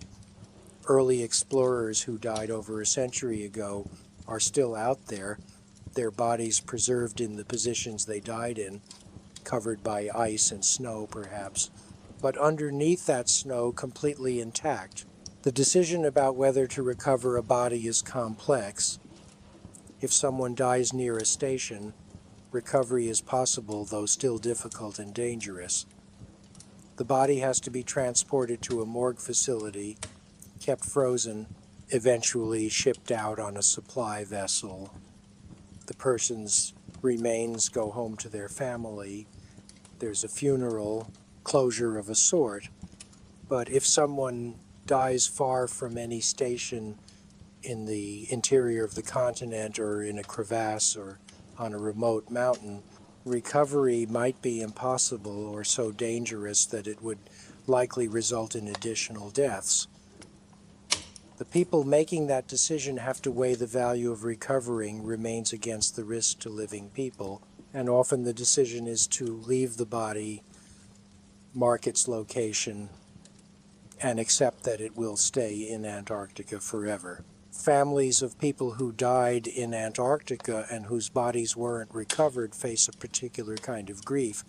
They know where their loved one died. They might have GPS coordinates accurate to within meters, but they can't visit the grave, can't hold a traditional funeral, can't have the closure that comes from burying or cremating remains. Their person is just gone, existing in a frozen limbo thousands of kilometers away in a place they can never reach. Some families find this impossibly difficult to accept. They lobby for recovery missions. They offer to pay the enormous costs. They argue that every effort should be made regardless of risk. But the answer is usually no. The risks outweigh the benefits. The body stays. Memorial services for Antarctic casualties are held at stations and at home institutions. Colleagues who knew the person speak. Photos are shared. Stories told. The rituals of grief are observed. But there's an emptiness because the person isn't really gone in the way death usually means gone. They're still physically present in Antarctica, frozen and preserved. It feels incomplete. The psychological impact on colleagues who survive is profound. They're haunted by the death. They replay the events leading up to it. They wonder if they could have done something different, if they made mistakes that contributed. Survivor's guilt is intense. Some people are never able to return to polar work. The trauma is too great. Others become obsessed with Antarctic safety, dedicating their careers to preventing future deaths, developing better equipment or protocols or training, channeling their grief into action. The Antarctic community is small. Everyone knows everyone. When someone dies, the whole community feels it. The ripples spread through research institutions and support organizations worldwide. People who never met the deceased still feel connected to their story, understand that it could have been them, recognize that they're all part of a group taking similar risks. The sense of shared vulnerability creates strong bonds, but also underlying anxiety. You can't work in Antarctica without being aware that people die there regularly, that you could be next, that your colleagues back home might soon be attending a memorial service for you. The bodies themselves, the ones left on the continent, serve as markers, as reminders.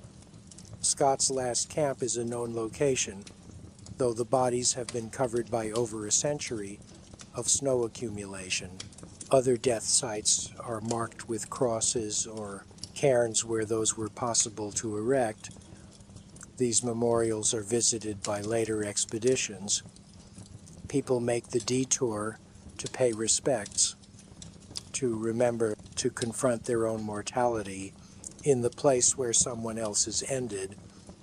It's a pilgrimage of sorts, a recognition that Antarctica claims lives and keeps them, that death here is different from death elsewhere, that the dead remain as part of the landscape, frozen witnesses to the continent's power. Let's talk about the specific infrastructure required to support human life in Antarctica and how the failure of any single component can cascade into disaster because survival depends on complex interconnected systems that all have to work continuously in an environment actively trying to destroy them. Power generation at Antarctic stations is typically diesel-powered, massive generators running constantly to provide electricity for heat, lights, communication equipment, computers, scientific instruments, and all the other electrical needs of a modern facility. These generators consume enormous amounts of fuel, tens of thousands of liters per year for a small station, hundreds of thousands for a large one, and if they fail, if a generator breaks down and can't be repaired quickly, the station loses power, which means it loses heat, which means people start dying within hours unless there's backup. Most stations have redundant generators for exactly this reason, but redundancy only helps if the backup actually works. If the backup was poorly maintained or develops its own problems, if both generators fail simultaneously due to some common cause like contaminated fuel or extreme cold affecting all systems, suddenly you're in a station that's becoming an icebox, temperature dropping rapidly, people scrambling to set up emergency heating using portable heaters or stoves, trying to keep at least one room warm enough for everyone to survive in, rationing remaining fuel, hoping to get the generators working again before everyone freezes. Water systems in Antarctica are engineering marvels that barely work under the best conditions. You can't drill a well because everything underground is frozen solid. You can't collect rainwater because there is no rain. So stations either melt ice or in some cases use reverse osmosis to desalinate seawater. Both processes require enormous energy input. The melted or desalinated water then has to be stored and distributed through pipes that want to freeze despite being insulated and heat traced. If the heat tracing fails, if there's a power interruption, pipes freeze and burst. Suddenly you have no running water. Toilets don't work. You can't shower. You can't wash dishes or clothes. You're back to manually melting ice for every drop of water you need. It's a catastrophic regression in living conditions. that makes everything harder and increases the risk of disease from poor hygiene. Sewage systems face similar challenges. Wastewater wants to freeze in the pipes. The treatment systems that break down sewage work slowly or not at all in extreme cold. Biological treatment requires bacteria that can't survive in freezing conditions, so you need heated treatment facilities. And if those facilities fail, you're dealing with raw sewage that's freezing in your pipes, backing up into your living spaces, creating a health hazard that's impossible to fix until you can get the treatment system working again. Communication systems are your lifeline to the outside world. Satellite phones and radios and internet connections that let you call for help, receive weather updates, communicate with loved ones back home. These systems depend on antennas that have to withstand extreme wind and ice accumulation, on electronic equipment that has to be kept warm enough to function, on satellite infrastructure that has to be maintained. If your communications go down, you're completely isolated, cut off, unable to call for rescue if something goes wrong, unable to get advice from experts, unable to tell anyone if you're in trouble. Historical disasters have been worsened by communication failures, where stations couldn't report emergencies until it was too late. The heating systems that keep interior spaces livable are always working at maximum capacity. They're not providing comfortable warmth. They're fighting a constant battle against cold that's trying to infiltrate through every wall and window and crack. Insulation helps, but only so much. Heat escapes constantly. The heating systems have to run continuously, replacing that lost heat. If the heating fails, if there's a fuel supply interruption or a mechanical breakdown or a fire that damages the heating equipment, interior temperatures drop shockingly fast. Within an hour, the temperature inside might drop below freezing. Within a few hours, it's no warmer inside than outside. The building becomes just a wind shelter, offering no thermal protection. Everyone has to put on all their extreme cold weather gear and huddle together for warmth. Maybe set up tents inside the building to create smaller spaces that are easier to keep warm with body heat and portable stoves. But you're burning through fuel. You might not have consuming supplies faster than planned, hoping the heating can be restored before you run out. Fire suppression systems in Antarctica face a paradox. You need them because fire is one of the worst disasters that can happen, but water-based suppression systems freeze. Sprinkler pipes full of water will burst in the cold. So many stations use dry chemical systems or have no automatic suppression at all, relying on portable fire extinguishers and training. If a fire breaks out and gets out of control, if it spreads faster than people can fight it with extinguishers, the entire station can burn down in minutes because everything inside is dry and flammable. After months of low humidity, plastics and wood and paper and fabric all burn readily, and fire in extreme cold creates a surreal horror. You're watching your home burn, feeling the heat, which is the first real warmth you've felt in months, but also knowing that when the fire goes out, you'll be standing in the cold with nothing, no shelter, depleted emergency supplies, facing death by exposure if rescue can't reach you quickly. Now let's examine the specific challenge of rescue operations in Antarctica, because even when people realize they're in trouble and call for help, actually getting help to them is extraordinarily difficult and often impossible. Rescue aircraft can only fly in certain weather conditions.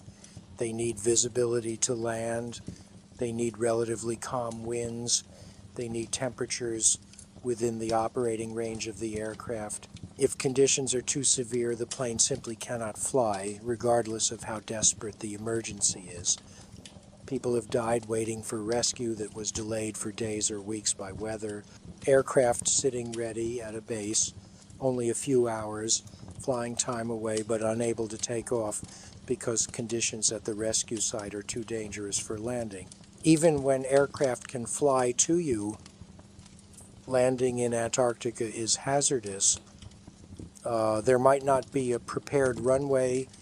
The pilot might have to land on unknown ice conditions, guessing whether the surface is solid enough to support the aircraft's weight, whether there are hidden crevasses or soft snow that will collapse under the landing gear.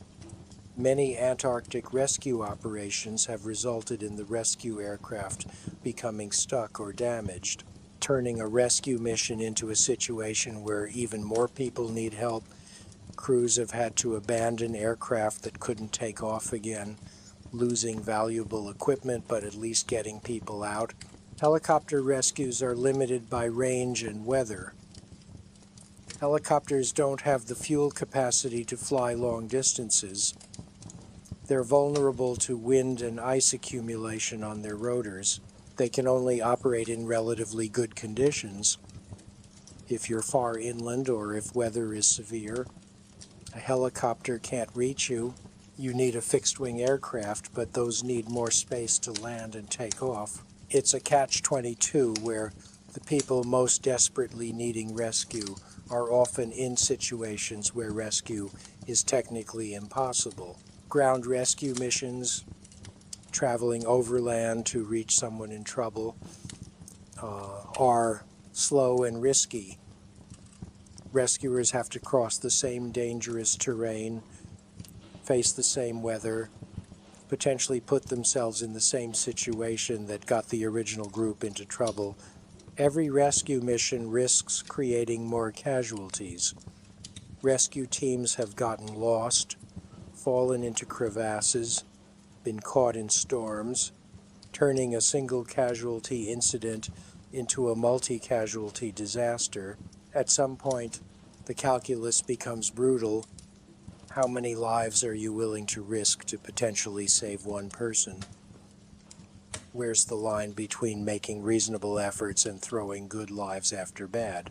The decision about whether to launch a rescue is agonizing for the people making it. They're looking at weather forecasts, assessing risks, trying to balance the life of the person needing rescue against the lives of potential rescuers. They know that authorizing a rescue mission in marginal conditions might result in dead rescuers, but refusing to authorize it means accepting that the person will die. These decisions haunt people forever, whether they made the right call, whether they were too cautious and someone died who could have been saved, or whether they were too aggressive and got rescuers killed for nothing. International rescue coordination is complex because Antarctica has no government. The Antarctic Treaty creates a framework for cooperation but doesn't establish clear responsibility. If someone from country A gets in trouble in a sector claimed by country B, but there's a station from country C nearby, who's responsible for rescue, who pays the costs, who has authority to authorize operations? These questions have to be worked out in real time during emergencies. Delays in coordination have cost lives. The equipment needed for Antarctic rescue is specialized and expensive. Aircraft have to be specifically modified for polar operations, with ski landing gear, enhanced cold weather capabilities, navigation equipment that works at high latitudes, heating systems that can keep the cabin, and engines warm enough to function. Not every country operating in Antarctica has this equipment.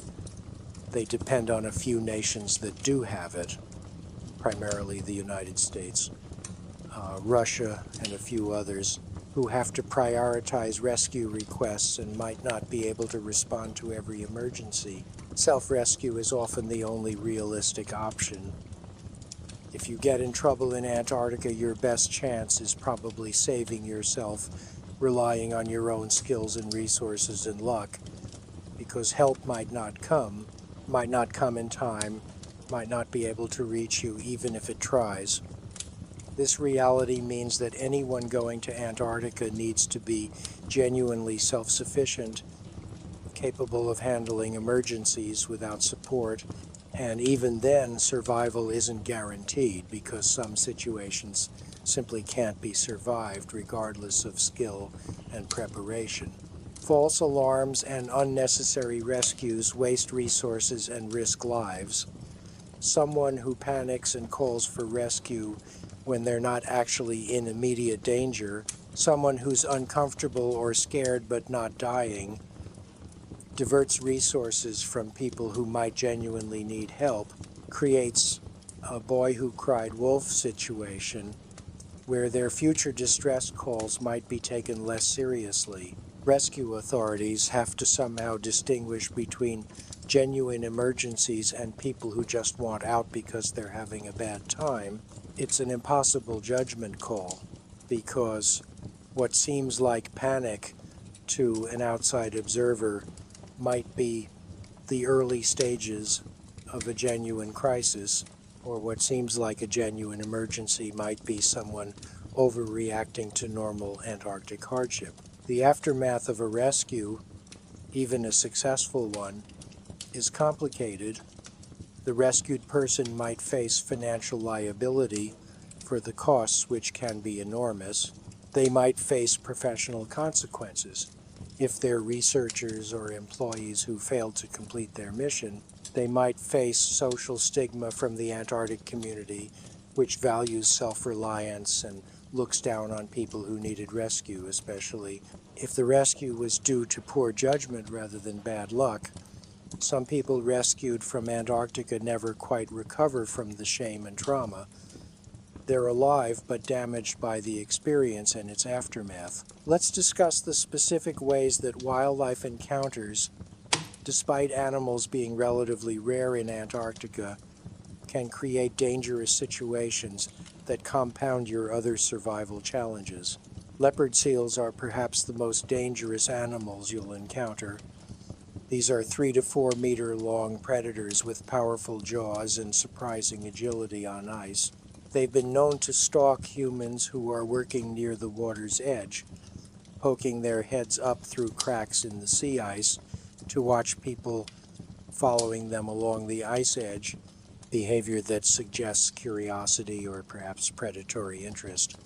There have been attacks, people grabbed by leopard seals and pulled into the water. The only confirmed human fatality was a marine biologist killed in 2003, but there have been many other close calls. People who were bitten or grabbed and escaped. If a leopard seal gets you in the water, your chances are essentially zero. They're faster than you, stronger, comfortable in an environment where you'll die of hypothermia in minutes. Even if you're not injured, they can hold you under until you drown. Their normal hunting technique for penguins, which they grab and thrash against the water surface until the penguin comes apart, applied to a human would be instantly fatal. Antarctic fur seals during breeding season are territorial and aggressive. The males are fighting each other for mates and territory, and they perceive anything that comes near as a potential threat. They're surprisingly fast on land, capable of a rapid lunging charge that can cover several meters before you have time to react. Their bite force is powerful enough to break bones, crush flesh, cause severe lacerations. Being bitten by a fur seal means you're bleeding heavily in an environment where your blood clots slowly. You might go into shock from blood loss. You're at high risk for infection even with antibiotics because seal mouths contain numerous bacteria species that human immune systems aren't prepared for. The wound will probably become infected, might become necrotic if infection spreads, could require surgical debridement or even amputation if it develops into severe tissue death. Elephant seals are massive. Males can weigh over 3,000 kilograms. They're generally docile unless provoked, but provoked is relative. Getting too close might be perceived as provocation. Blocking their path to the water might provoke them. Their response to threat is to move toward it, to use their massive bulk as a weapon. If an elephant seal decides to charge you, there's no fighting it, no stopping it. You can only try to get out of the way.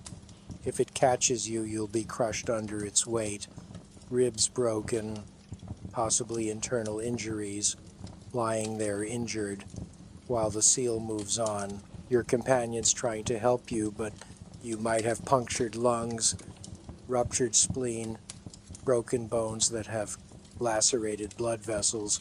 You're bleeding internally or externally or both. You need surgery, and there's no surgeon. You might die from injuries inflicted by an animal that was just trying to get past you. Seabirds, particularly skuas, are aggressive defenders of their nests and chicks. They'll dive bomb anyone who comes near, striking with their beaks, aiming for the head. They can cause lacerations to your scalp, knock off your hat or goggles, which in Antarctic conditions is dangerous, startle you into stumbling or falling, which might result in injury. They attack repeatedly, screaming and diving over and over until you leave their territory. Some people develop intense fear of skuas after being attacked. They can't work in areas where skuas nest. They're constantly scanning the sky in paranoid anticipation of attack. Whales, while not aggressive toward humans, are dangerous simply due to their size. A surfacing whale can capsize a small boat. A whale breaching and landing on a vessel would crush it instantly, even a tail slap from a whale that's annoyed by a boat. Approaching too close can damage or sink a vessel. If your boat is sunk by whale activity, you're in the water in Antarctic conditions. Even with a survival suit, you have limited time before hypothermia sets in. You need to get out of the water immediately, but your boat is gone. You're hoping another boat is nearby and sees you, hoping you can be pulled out before the cold incapacitates you. Penguins seem harmless, and mostly are, but they can deliver painful bites if handled. More importantly, they're a distraction. People get so focused on watching or photographing penguins that they forget about environmental hazards. They step too close to the edge of an ice shelf and fall off. They wander into areas with hidden crevasses. They get separated from their group. By the time they realize they're lost or in danger, the penguins they were watching are gone, and they're alone in a lethal environment. Parasites carried by seals and birds are a health hazard. Seal feces and bird guano contain bacteria, viruses, and parasites that can infect humans. Contaminating water sources near seal colonies makes that water dangerous to drink even if you boil it. Some pathogens survive boiling. Working in areas with heavy bird or seal traffic exposes you to aerosolized particles from dried feces that you breathe in, causing respiratory infections, gastrointestinal illness, or in rare cases, more serious diseases. The psychological impact of a wildlife attack, even a minor one, affects your mental state for the rest of your time in Antarctica. You're already stressed and hypervigilant, and now you've been reminded that even the relatively sparse wildlife is potentially dangerous. You jump at shadows. You're constantly worried about another attack. Your focus is divided between the environmental threats you already knew about and the animal threats you now take seriously. The added stress and distraction increases your risk of making fatal mistakes in other areas. Now, let's examine the specific challenges of conducting scientific research in Antarctic conditions, because the whole reason most people go to Antarctica is for research, and the difficulties of actually doing science in such an extreme environment often get underestimated. Field equipment has to function in conditions it was never designed for. Scientific instruments are typically built for laboratory environments or at least for temperate field conditions. When you bring them to Antarctica, they fail in creative ways. Batteries die immediately. LCD screens freeze and stop displaying. Mechanical parts seize up. Sensors give false readings because their calibration assumes normal temperature ranges. You spend more time troubleshooting and repairing equipment than actually collecting data. Sometimes you have to give up on certain measurements entirely because the equipment simply cannot be made to work. Years of planning and enormous expense to get the equipment to Antarctica, and it's useless because the cold defeats it. Sample collection becomes a nightmare when everything you collect immediately freezes. If you're collecting water samples, they freeze solid before you can preserve them. If you're collecting biological samples, the freezing disrupts cellular structures. If you're collecting ice cores, the core might fracture during extraction from thermal stress.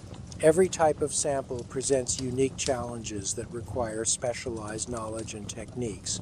And even then, you'll lose a percentage of samples to collection failures, data gaps that can't be filled, questions that can't be answered because the samples you needed were destroyed by the environment before you could properly preserve them. Data recording is complicated by cold-induced equipment failures and the difficulty of manipulating small objects with gloved hands, writing in a field notebook with a pencil that wants to break in the cold, the paper becoming brittle, your hands shaking from cold making, your handwriting illegible, trying to read instruments and record numbers accurately when you can barely see through frosted goggles and your brain is cold fogged. Transcription errors are common. Later, when you're back in warmth reviewing your notes, you find you can't read your own writing, or you find obvious errors, impossible numbers that indicate you wrote down the wrong thing, and now those data points are lost, useless, all that effort wasted. Electronic data loggers are supposed to solve the handwritten notes problem, but they have their own issues.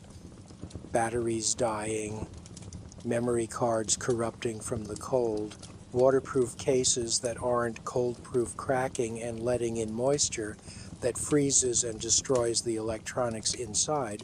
You think you're recording continuous data, only to discover later that the logger failed hours or days ago and everything since then is gone.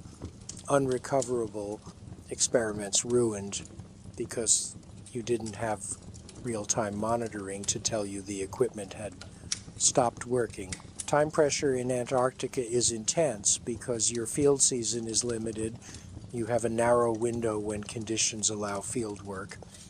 Every day of bad weather that keeps you in camp is a day of lost data. You feel enormous pressure to work in marginal conditions, to push a little harder, stay out a little longer, take risks to maximize data collection. This pressure leads to accidents and injuries. Researchers have died or been permanently disabled because they were trying to get just a few more samples, trying to complete just one more transect, staying out when they should have returned to safety. The cost of Antarctic research is staggering. It might cost hundreds of thousands or millions of dollars to support a single field season. Funding agencies expect results commensurate with that investment. There's pressure to show significant findings, to publish high-impact papers, to justify the expense.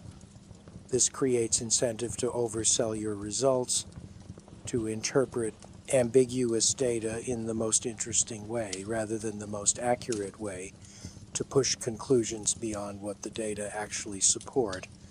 Scientific integrity suffers under the pressure of Antarctic research economics. Collaboration challenges arise because different national programs have different standards, procedures, and priorities. An international research project requires coordinating logistics across multiple Antarctic programs, dealing with different bureaucracies, reconciling different safety standards, sharing resources and data in ways that might not be normal for the researchers involved. Personality conflicts and cultural differences are amplified when you're living in close quarters under stress. A collaboration that seemed sensible during planning becomes dysfunctional in the field, threatening to derail the entire project. Long-term monitoring projects face continuity challenges because personnel rotate. The person who started a monitoring program might only be there for one season. The next season, different people take over with different ideas about how things should be done. Methods change slightly, introducing inconsistencies in the data record. Equipment gets replaced with newer models that aren't quite comparable to the old equipment. Gaps in funding interrupt multi-year time series. The institutional memory about why things are done certain ways gets lost as people move on to other positions. Long-term data sets that should be invaluable for understanding Antarctic change become less useful because they're not truly consistent over time. The publish or perish pressure affects Antarctic researchers like all scientists, but with added stakes.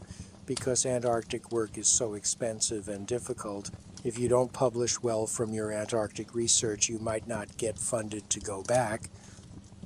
Your career might stall. You might never get another chance to work in Antarctica. This pressure can lead to rushing publications before the data are fully analyzed, to avoiding controversial findings that might be true but are hard to defend, to playing it safe with incremental work rather than taking risks on bold hypotheses that might fail.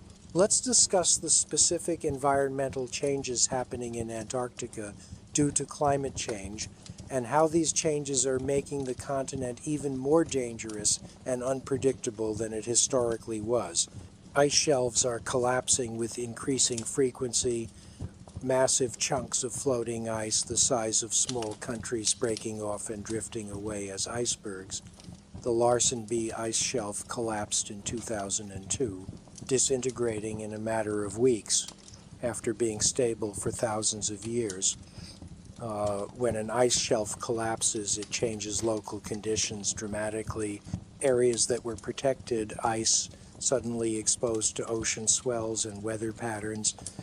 New crevasse fields opening up, routes that were safe becoming deadly. The unpredictability makes expedition planning harder because historical knowledge about safe routes might no longer apply. The ice you're traveling on might not be as stable as it was when earlier expeditions used the same route. Temperature increases, even small ones, have disproportionate effects in an environment that's close to critical thresholds. Antarctic temperatures that average -30 rising to -28 seems trivial, but it affects ice stability. Snow conditions, wildlife behavior, weather patterns, a 2-degree warming shifts everything in ways that are hard to predict. Areas that reliably had certain conditions now vary.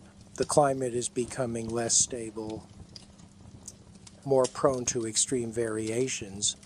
You can't rely on historical data to predict what you'll encounter. Precipitation patterns are changing. Some areas getting more snowfall, others getting less. Wind patterns shifting. These changes affect surface conditions, accumulation rates, crevasse formation, everything that determines whether travel is safe or deadly. The changes are happening faster than mapping can keep up with. Maps become outdated quickly. Aerial surveys that were done 5 years ago no longer accurately represent current conditions. Sea ice extent is declining, reaching record lows in recent years. Less sea ice means more open water, which means more wave action against ice shelves and glaciers, which means more calving and instability. It also means shipping can reach areas that were previously ice-locked opening up new areas to human activity, but also new dangers. Ships getting into areas where they can't safely operate, getting trapped when conditions change unexpectedly, rescue resources being stretched thin as activity spreads to previously inaccessible areas.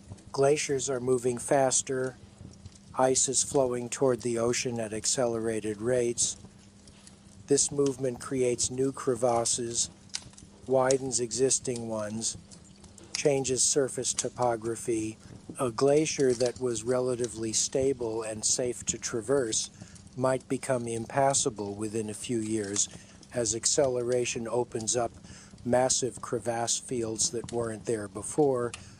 Routes have to be constantly reevaluated. Historical accounts of journeys become less useful as guides because the territory has changed.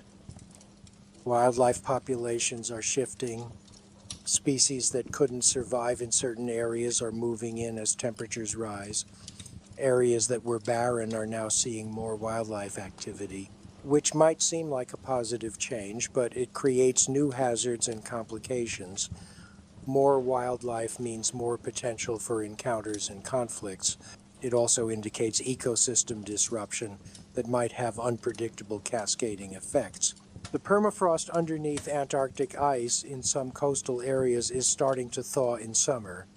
Ground that was solid year-round now becomes muddy and unstable seasonally. Foundations for buildings shift. Equipment sinks into thawing ground. Areas that were safe to build on or travel across become hazardous. The thawing also releases trapped gases, including methane, creating new hazards and contributing to further warming in a feedback loop. Lakes under Antarctic ice are changing. Huge bodies of liquid water exist under the ice sheet, held liquid by pressure and geothermal heat. These subglacial lakes drain and fill in cycles. When they drain, the ice above collapses. When they fill, the ice rises. Surface elevation can change by several meters over a period of months as subglacial lakes fill or drain. If you're traveling across an area when a subglacial lake drains, you might encounter massive crevasses that open suddenly, ice collapses that weren't there days before. It's a hidden danger that's impossible to predict without sophisticated geophysical monitoring that doesn't exist over most of Antarctica. The ozone hole over Antarctica, while showing signs of recovery due to international action on CFCs, still causes increased UV radiation during the Antarctic spring. This affects humans working in Antarctica, higher rates of sunburn and snow blindness, increased skin cancer risk for people with repeated Antarctic exposure. The UV also affects materials. Fabrics deteriorate faster, plastics become brittle, equipment lifespans are shortened. The intense UV is another stress on top of everything else. Storm intensity might be increasing with climate change. There's debate about whether Antarctic storms are actually getting stronger or if we're just better at measuring them now. But there's concerning evidence that the most extreme storms are becoming more frequent. Katabatic wind events reaching higher speeds, blizzards lasting longer. If this trend continues, Antarctica is becoming more dangerous over time, pushing the boundaries of what's survivable even with modern equipment and techniques. The psychological impact of visible climate change affects people working in Antarctica.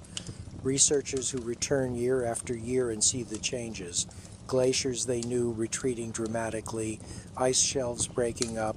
It's distressing to witness environmental destruction at this scale, to know that what you're seeing is probably irreversible on human timescales. The beauty of Antarctica is tinged with melancholy. You're watching a dying world, frozen Eden being lost to human-caused warming. That knowledge weighs on people, contributes to the already heavy psychological burden of Antarctic work. Now let's examine the specific legal and ethical complications of human activity in Antarctica, because the continent's unique status creates situations where normal legal frameworks don't apply and ethical questions become murky. The Antarctic Treaty, signed in 1959, declared Antarctica a scientific preserve and banned military activity, but it didn't resolve sovereignty disputes. 7 nations claim portions of Antarctica. Their claims overlap in some areas. Most nations don't recognize these claims. The United States and Russia explicitly reserve the right to make claims in the future. This legal ambiguity means that when something goes wrong, when someone commits a crime or causes environmental damage or needs rescue, questions of jurisdiction and legal responsibility are complicated. In theory, the person is subject to the laws of their home country, but enforcement is difficult. You can't exactly arrest someone and hold them for trial when you're all trapped together in an Antarctic station for the next 6 months. Legal consequences, if they come at all, happen after the fact, after people have returned to civilization, by which time evidence might be lost and memories faded, and proving what happened becomes difficult. Crimes in Antarctica have occurred: assaults, thefts, sexual harassment, even murder, but prosecuting these crimes is complicated by jurisdictional questions and the practical difficulties of investigating in a remote, extreme environment. If someone commits assault at an Antarctic station, who investigates the victim's home country, the perpetrator's home country, the country operating the station? All of them, the victim might want justice, but might also want to just go home and never think about Antarctica again. Might not want to spend months or years participating in a legal process that drags out the trauma. Perpetrators might face minimal consequences because proving what happened beyond reasonable doubt is difficult. When there are few witnesses and they're all biased or traumatized or compromised in various ways. Environmental regulations under the Antarctic Treaty are strict. You're not supposed to leave any trace. You're supposed to remove all waste. You're forbidden from disturbing wildlife or damaging pristine environments. But enforcement is spotty. Violations happen either through negligence or deliberately when people decide that convenience or mission success outweighs environmental protection. Fuel spills happen and don't get reported or don't get cleaned up properly. Waste gets buried or dumped where it shouldn't be. Wildlife gets disturbed by people getting too close for photos or research. The pristine environment is gradually being degraded by the very people who came to study and protect it. Research ethics in Antarctica involve complicated questions about acceptable risk. Institutional review boards that evaluate research proposals are typically located in universities or agencies. Far from Antarctica, they're making decisions about acceptable risk from offices in temperate climates. They might not fully understand Antarctic conditions, might underestimate the dangers. Researchers might downplay risks in their proposals because if they're too honest about dangers, the research won't be approved. Once in Antarctica, researchers might feel pressure to continue work that's turning out to be more dangerous than anticipated, because aborting the research means wasted resources and lost opportunities. Who decides when risk becomes unacceptable?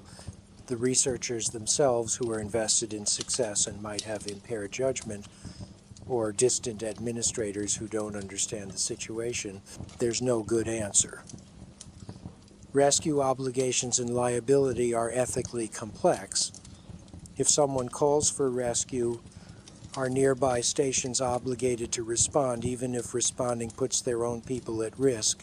If a rescue is attempted and rescuers are killed, who's responsible? The person who needed rescue for getting into trouble, the administrators who authorized the dangerous rescue mission, the rescuers themselves for accepting the risk. In practice, these questions are usually addressed through investigation and sometimes lawsuits after the fact, but they create terrible dilemmas in the moment. Someone has to decide whether to risk lives to potentially save lives with incomplete information and no time for careful deliberation. Ethical questions about resource use are constant. Everything in Antarctica is scarce and expensive. Who gets priority? Scientific research, safety, comfort. If you're running low on fuel, do you reduce heating to save enough for emergency use, or do you keep people warm and risk not having fuel for a critical emergency later? If food is running short, do you reduce rations equally, or do you prioritize people doing the hardest physical work? These utilitarian calculations are brutal when you're making them about real people you know and care about. The question of who should go to Antarctica at all is increasingly debated. Tourism is expanding, wealthy people paying to visit Antarctica for adventure or bucket list experiences. Is this acceptable? Are we loving Antarctica to death? Should access be restricted to scientists and essential support personnel? Or does everyone have a right to experience this place? And if we restrict access, aren't we creating an elite preserve only for the privileged few? But if we allow unlimited access, won't we destroy the very wilderness people come to experience? There's no consensus. Indigenous rights questions are less relevant in Antarctica than in other colonized spaces because Antarctica had no indigenous human population. No one was displaced. But this also means there's no indigenous perspective on how Antarctica should be used. No traditional ecological knowledge, no cultural break on exploitation. Antarctica is being managed entirely by colonial powers according to their values and interests. Whether this is appropriate or problematic is debated. The ethics of resource exploitation is a looming question. Antarctica has mineral resources, oil, natural gas, metals. The Antarctic Treaty currently prohibits mining, but that prohibition could be changed if enough nations agreed. As resources elsewhere become scarce, pressure to exploit Antarctica will increase. Is it ethical to mine Antarctica? Would the environmental damage be acceptable if humanity really needs those resources? Where's the line between necessary use and exploitation? These questions will become more pressing in coming decades as climate change and resource scarcity intensify. Let's discuss the specific psychological preparation and mental skills needed for Antarctic survival. Because physical fitness and technical knowledge aren't sufficient if your mind breaks under the pressure. Stress inoculation, gradually exposing yourself to increasing levels of stress so you learn to function under pressure, is critical preparation for Antarctica, but difficult to achieve because few environments provide comparable stress. You can train for cold by spending time in cold chambers or winter camping. You can train for isolation by spending time in confined spaces with small groups.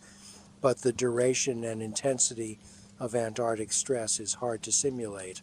Some programs use analog environments like long-duration underwater habitats or Arctic stations. Participants spend weeks in conditions that approximate some aspects of Antarctic experience, learning how they personally respond to stress and developing coping mechanisms. But even these analogs fall short. You can leave an analog environment if you really need to. You can't leave Antarctica in winter knowing you have an escape option. Changes the psychological dynamic even if you don't use it. Mental flexibility. The ability to adapt plans when conditions change, to accept that things won't go as expected, and adjust, rather than rigidly sticking to original plans. This is crucial but counterintuitive for many people drawn to Antarctic work who tend to be planners, detail-oriented people who like having a clear structure. In Antarctica, you need to be able to abandon your careful plans at a moment's notice, to improvise, to be comfortable with ambiguity and uncertainty. Some people never develop this flexibility. They become increasingly stressed as their plans fail, increasingly desperate to regain control. Their rigidity makes them dangerous to themselves and others. Emotional regulation skills, the ability to manage your emotional responses rather than being controlled by them. You'll feel fear and anger and frustration and despair in Antarctica. These emotions are normal responses to the conditions, but acting on them impulsively is dangerous. You need to be able to feel fear without panicking, feel anger without lashing out, feel despair without giving up. This level of emotional control requires practice and self-awareness.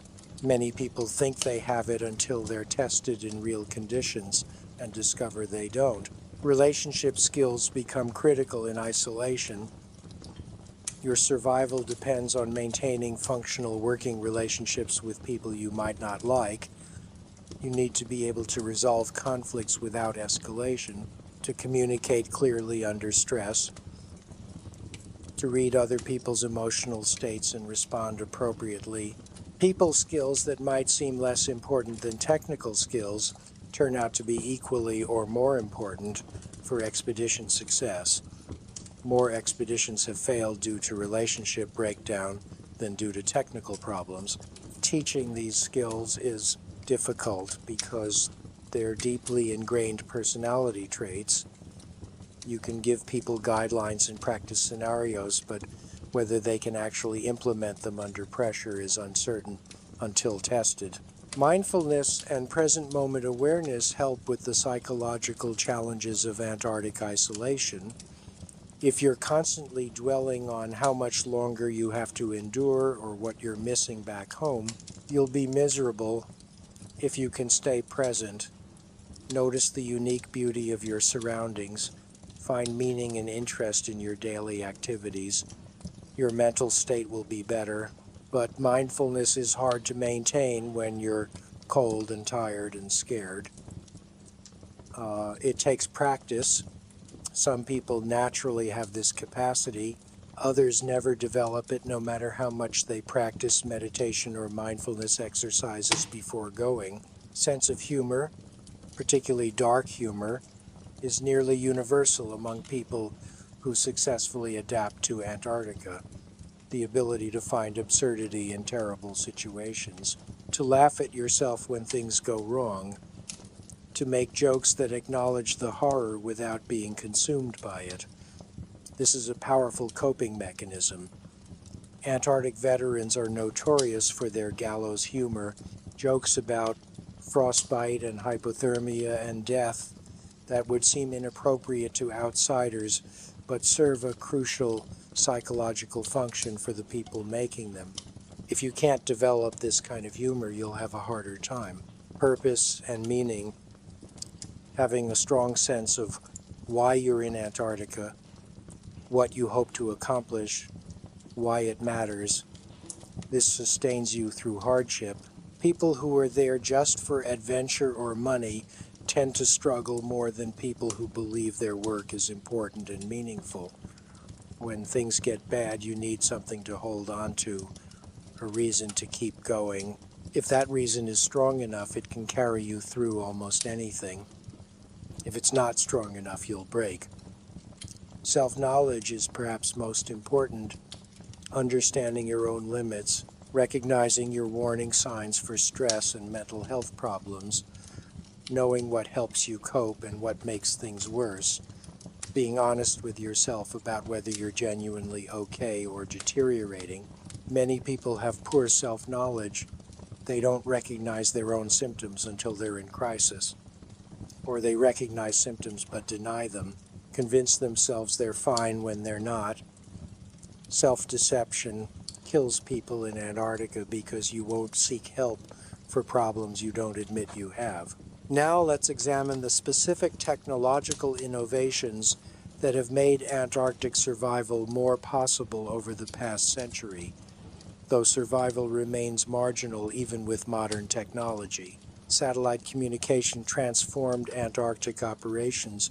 Before satellites, the only communication was radio, which was unreliable and depended on atmospheric conditions.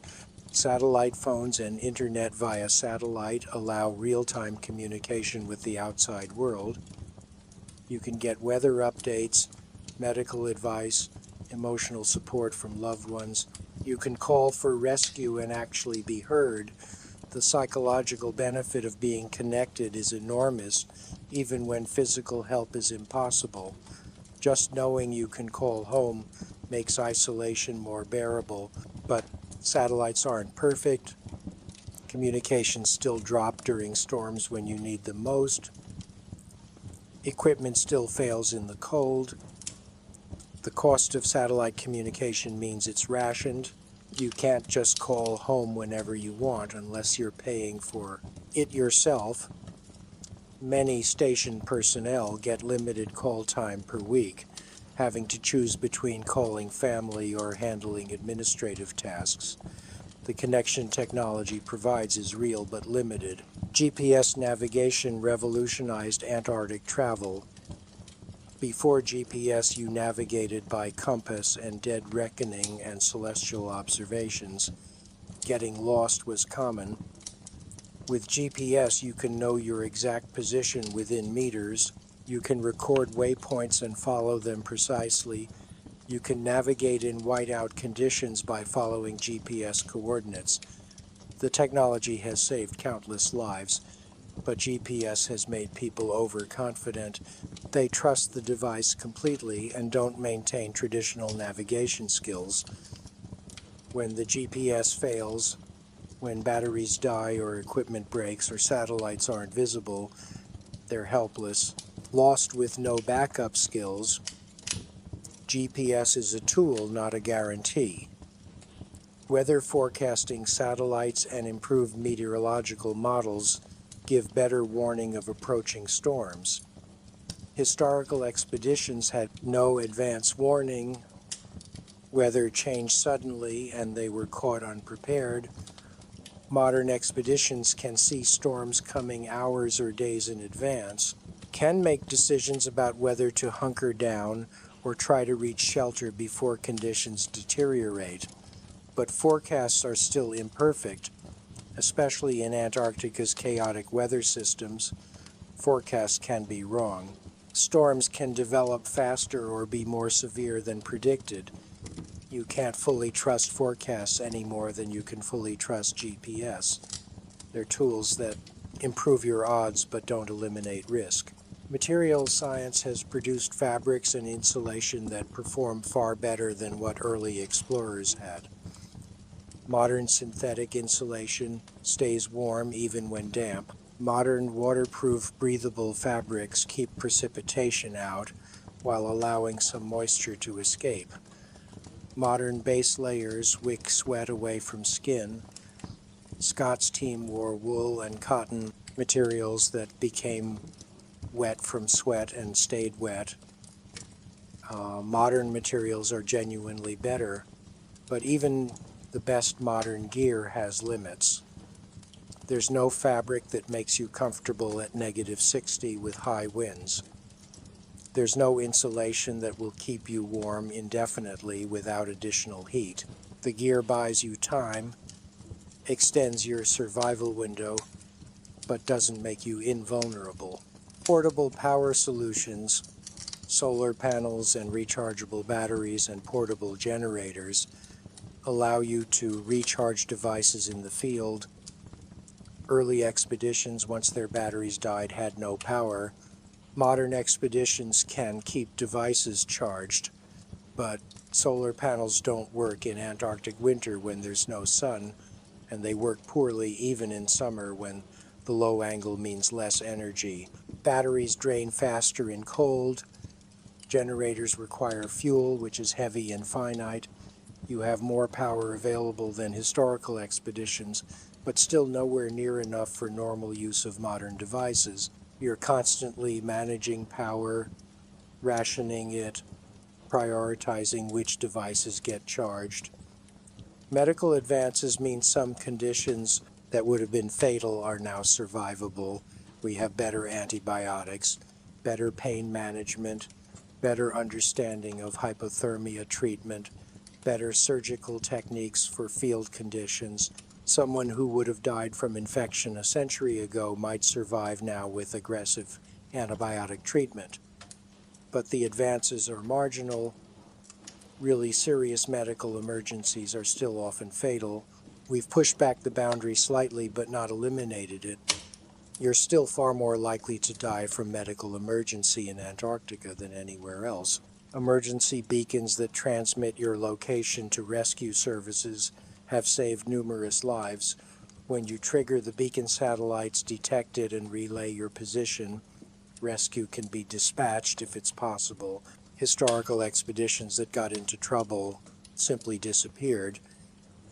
Modern expeditions can at least be found, though being found doesn't guarantee being rescued. Weather might still prevent rescue aircraft from reaching you, but at least people know where you are, where to look for your body if nothing else. Improved building materials and construction techniques make Antarctic stations more durable and comfortable than historical bases. Modern stations can maintain relatively comfortable interior temperatures with less energy. They're more resistant to wind and snow, less likely to be destroyed by fire or storms. But they're still vulnerable, still require constant maintenance, still sometimes fail catastrophically. The improvements are real, but the fundamental challenge remains. Transportation improvements, more reliable aircraft with better range and cold weather capability, vehicles designed specifically for Antarctic conditions. These make logistics easier and safer, but aircraft still can't fly in severe weather. Vehicles still break down in extreme cold. We can move more cargo more efficiently than historical expeditions, but we haven't eliminated the transportation challenges. The overall pattern is clear. Technology has made Antarctic operations safer and more successful. Mortality rates are much lower than they were a century ago, but the improvements are incremental, not transformational. Antarctica remains fundamentally hostile to human life. Modern technology extends survival time and increases success probability, but doesn't make survival comfortable or guaranteed. Let's discuss the specific long-term health consequences experienced by people who spend time in Antarctica. Because surviving your expedition doesn't mean you escaped unscathed. The experience leaves permanent marks. Cardiovascular damage from months of cold stress is common. Your heart works harder in the cold. Your blood pressure is elevated chronically. Your blood vessels constrict for extended periods. This sustained stress damages the cardiovascular system. People who've spent significant time in Antarctica have higher rates of hypertension, heart disease, stroke later in life. The damage is subtle and accumulates over time. You might feel fine when you return, but years later discover your cardiovascular health is compromised. Respiratory damage from breathing cold, dry air for extended periods scars lung tissue. You might develop chronic bronchitis or reduced lung capacity. Exercise becomes harder because your lungs can't deliver oxygen as efficiently as they should. Some people develop asthma-like symptoms that persist for years. After leaving Antarctica, the cold-damaged tissue never fully heals. You're permanently less capable than you were before. Nerve damage from repeated cold exposure causes chronic pain and numbness. Your fingers and toes that suffered multiple bouts of frostbite will have reduced sensation permanently, might be more sensitive to cold for the rest of your life, might develop chronic pain conditions like complex regional pain syndrome where damaged nerves misfire constantly, sending pain signals even when there's no injury. This pain can be debilitating, resistant to treatment, a permanent consequence of your time in Antarctica. Joint damage from the combination of cold and heavy physical labor leads to arthritis developing earlier and more severely. Cartilage that was stressed by cold and repetitive heavy lifting breaks down. You develop osteoarthritis in your 30s or 40s instead of your 60s. Your knees and back and shoulders hurt constantly. Surgery might help, but can't fully reverse the damage. You'll live with pain and reduced mobility for decades as consequences of a few months in Antarctica. Bone density loss from malnutrition and stress and vitamin D deficiency makes you more prone to osteoporosis and fractures later in life. Bones that should be strong become brittle earlier. A fall that would bruise a normal person might fracture bones in someone whose skeletal system was compromised by Antarctic exposure. Vision problems from UV exposure and cold damage accumulate over time. You might develop cataracts earlier. Your corneas might be scarred from repeated minor injuries. Your vision might deteriorate faster than normal aging would predict.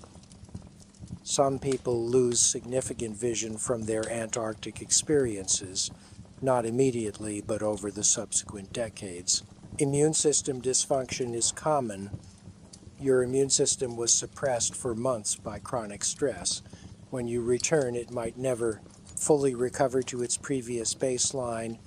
You get sick more often, take longer to recover from illnesses, might develop autoimmune conditions as your confused immune system starts attacking your own tissues.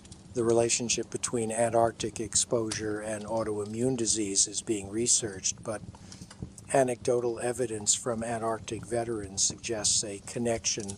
Psychological trauma manifests in various ways. PTSD symptoms including nightmares, flashbacks, hypervigilance, avoidance of triggers that remind you of Antarctica. Some people can't handle cold weather anymore. A normal winter day triggers panic because it reminds them of being cold and helpless in Antarctica. Some people can't watch movies or documentaries about Antarctica without having severe anxiety reactions. The experience fundamentally changed their psychology in ways that don't fully heal. Relationship problems that started in Antarctica might persist or worsen after return. Marriages that were stressed by your absence might end in divorce. Friendships that became toxic in Antarctic isolation might never recover. You might have difficulty forming new relationships because you can't connect with people who haven't experienced what you experienced. There's a gulf between you and normal people that's hard to bridge. Substance abuse is unfortunately common among Antarctic veterans. People who started drinking heavily in Antarctica to cope continue after return, or people who held it together in Antarctica fall apart once they're back in normal life and self-medicate with alcohol or drugs. Addiction develops, careers and relationships are destroyed. What seemed like it would be a great adventure ends up derailing your entire life. Career impacts are mixed. Antarctic experience can be prestigious, a credential that helps your career, but it can also be limiting. You've spent months or years away from normal career progression. Colleagues who stayed home have advanced while you were gone. Skills you developed in Antarctica might not transfer to normal employment. If you went to Antarctica multiple times, you might be seen as unable to adapt to normal work environments, too focused on extreme challenges to handle everyday responsibilities. Whether Antarctic experience helps or hurts your career depends on field and employer and how you frame the experience. Financial consequences can be severe. If you needed rescue, you might be billed for costs that can reach hundreds of thousands of dollars. Even if you didn't need rescue, the time spent in Antarctica represents lost income for most people, unless you were employed by an Antarctic program. Returning with medical problems might leave you unable to work or needing expensive ongoing treatment. Antarctica might have been a financially ruinous experience even though you survived. The overall pattern is concerning. Many people who go to Antarctica come back damaged in ways that aren't immediately obvious but become apparent over time. The short-term excitement and achievement of Antarctic adventure carries long-term costs that might not seem worth it in retrospect. Some people say they do it again. The experience was worth the costs, but many others regret it, wish they'd never gone, are paying prices they didn't anticipate for an experience that seemed like a good idea at the time.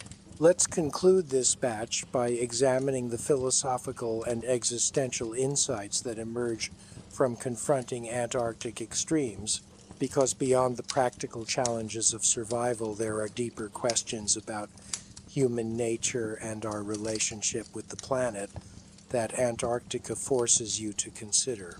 The smallness of human presence in Antarctica is humbling. You're utterly insignificant in this landscape. The ice doesn't care about you. The wind doesn't notice you. You could disappear and leave no trace, be forgotten completely. The continent would continue unchanged. This perspective can be terrifying or liberating depending on your personality. Some people find meaning in recognizing their insignificance. It puts their personal problems in perspective, makes them realize that most of what they worry about doesn't matter. Others find it existentially disturbing. Their sense of self-importance is challenged. They're forced to confront their mortality and meaninglessness in a way that's psychologically destabilizing. The question of why humans go to Antarctica at all is interesting. We evolved in warm climates. We're tropical animals by biology. Antarctica is about as far from human-suitable environment as Earth gets, and yet we're driven to go there, to test ourselves, to explore, to understand. This says something about human nature, about our curiosity and stubbornness and refusal to accept limits. We go places we shouldn't go. We do things we shouldn't survive because the challenge exists and we can't leave it alone. Whether this drive is admirable or foolish is debatable. It produces great achievements but also unnecessary deaths. It pushes science forward but at human cost. The environmental ethics of human presence in Antarctica become very real. When you're there, you see pristine wilderness that exists nowhere else on Earth. Your presence is inherently damaging no matter how careful you are. You leave footprints that will persist for years. You exhaust fuel and generate waste. You disturb the silence and emptiness. Is this acceptable? Is human knowledge worth the environmental cost? There's no easy answer. Most people conclude that yes, it's worth it. The science we do justifies the damage. But the question nags at you. Maybe we should leave Antarctica alone. Maybe the most ethical choice is absence. The experience of extreme isolation reveals aspects of human psychology that aren't visible in normal life.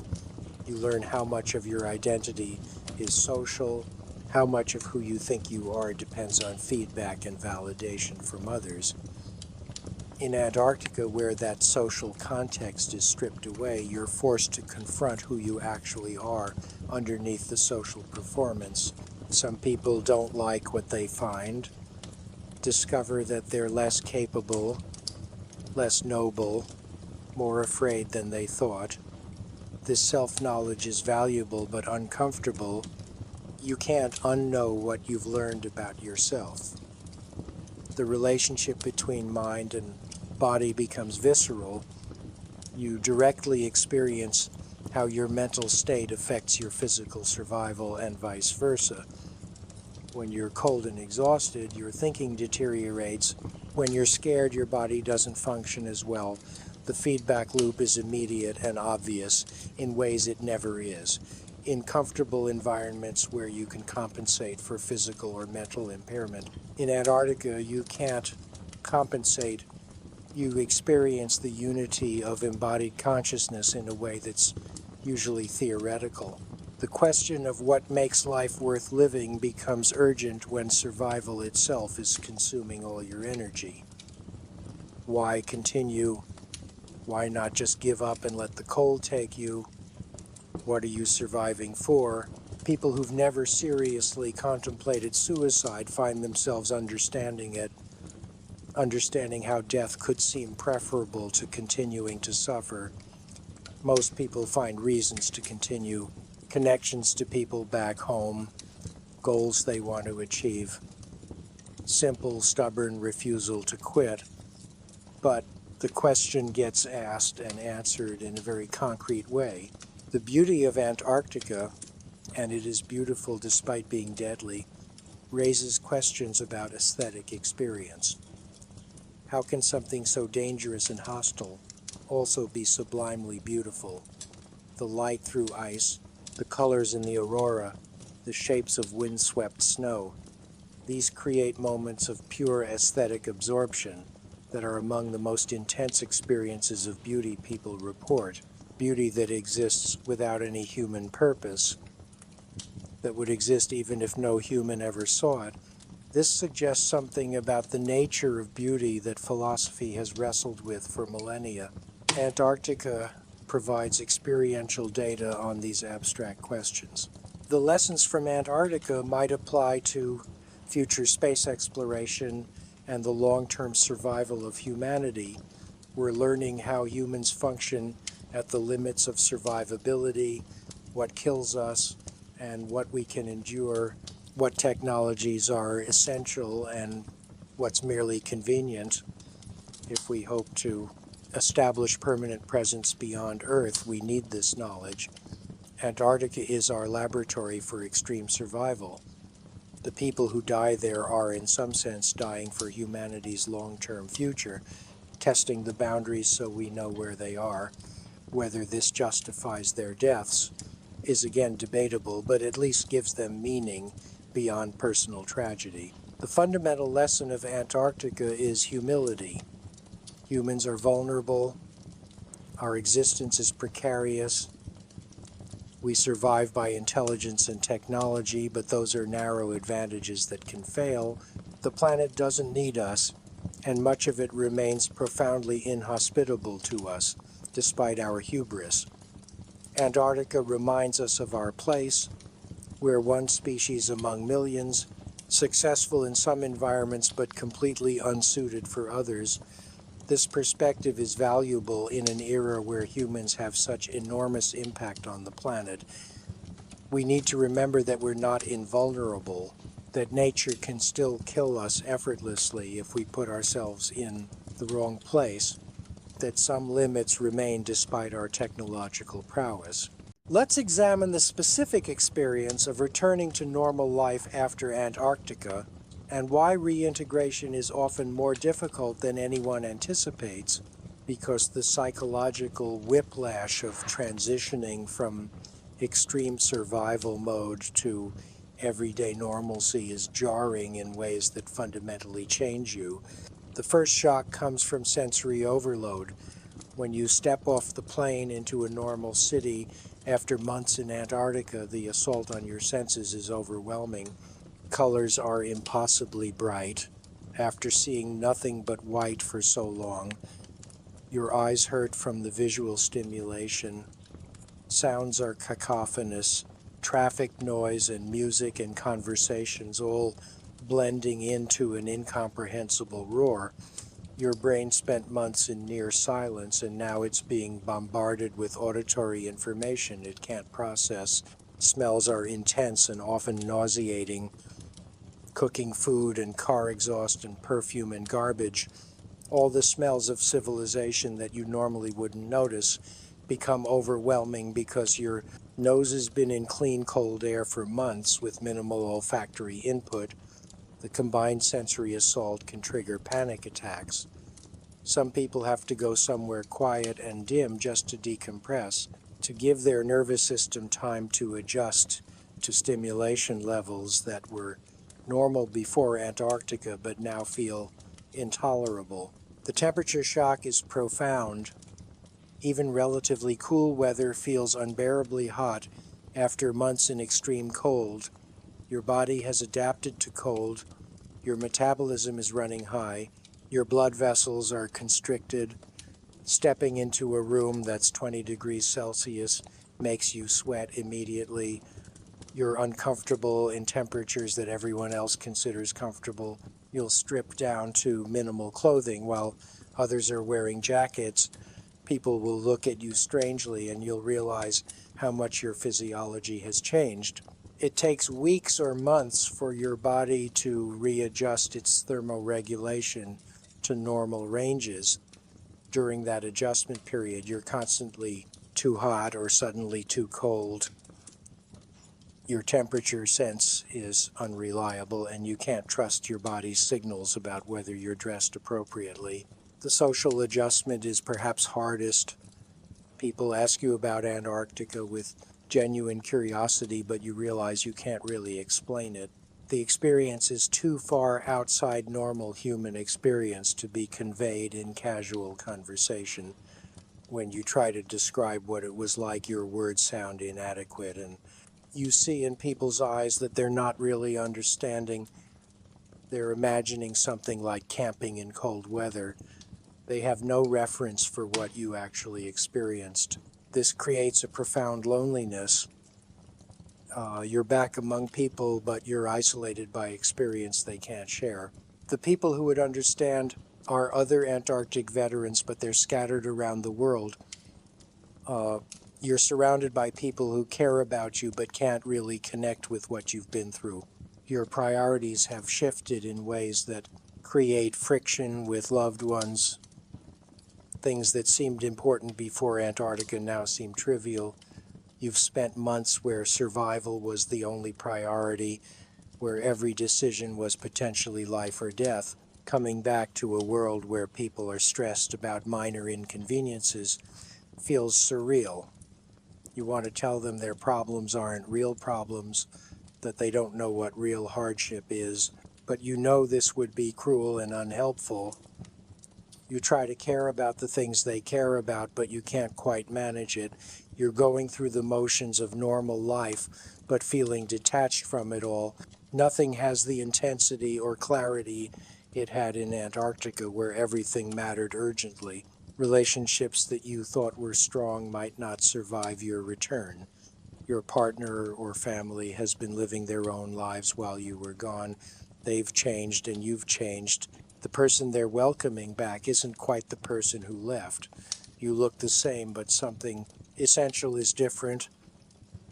You've been fundamentally altered by your experience in ways that make you harder to live with, more irritable, more withdrawn, quicker to anger, prone to depression. Your loved ones try to be supportive, but they don't understand what's wrong or how to help. Gradually, they might give up.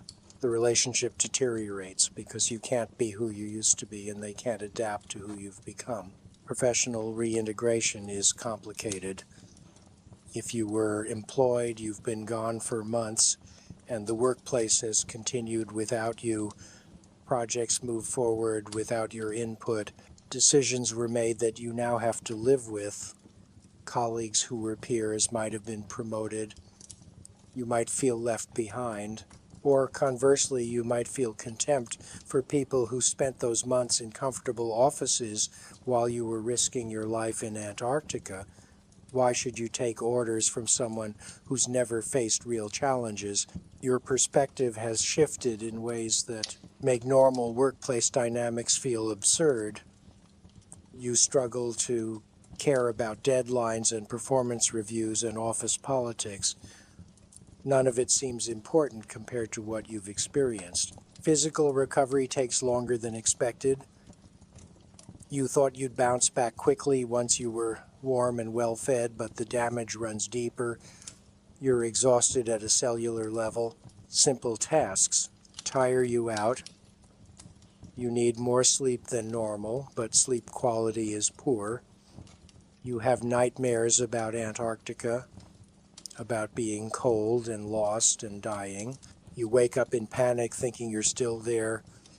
The psychological trauma manifests physically as fatigue and illness. Your immune system is suppressed and you catch every cold and flu that goes around. Your body needs months to truly recover, but you're expected to function normally immediately, to jump back into regular life as if nothing happened. The question of whether it was worth it haunts you. You volunteered for this experience. You knew it would be hard, but you didn't fully understand what you were signing up for. Now you're dealing with the consequences and wondering if the experience justified the cost. Some days you think, yes, absolutely, you had an adventure most people never have. You tested yourself in ways most people never will.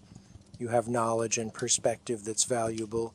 Other days you think, no, definitely not. You permanently damaged your body and mind for what? Bragging rights?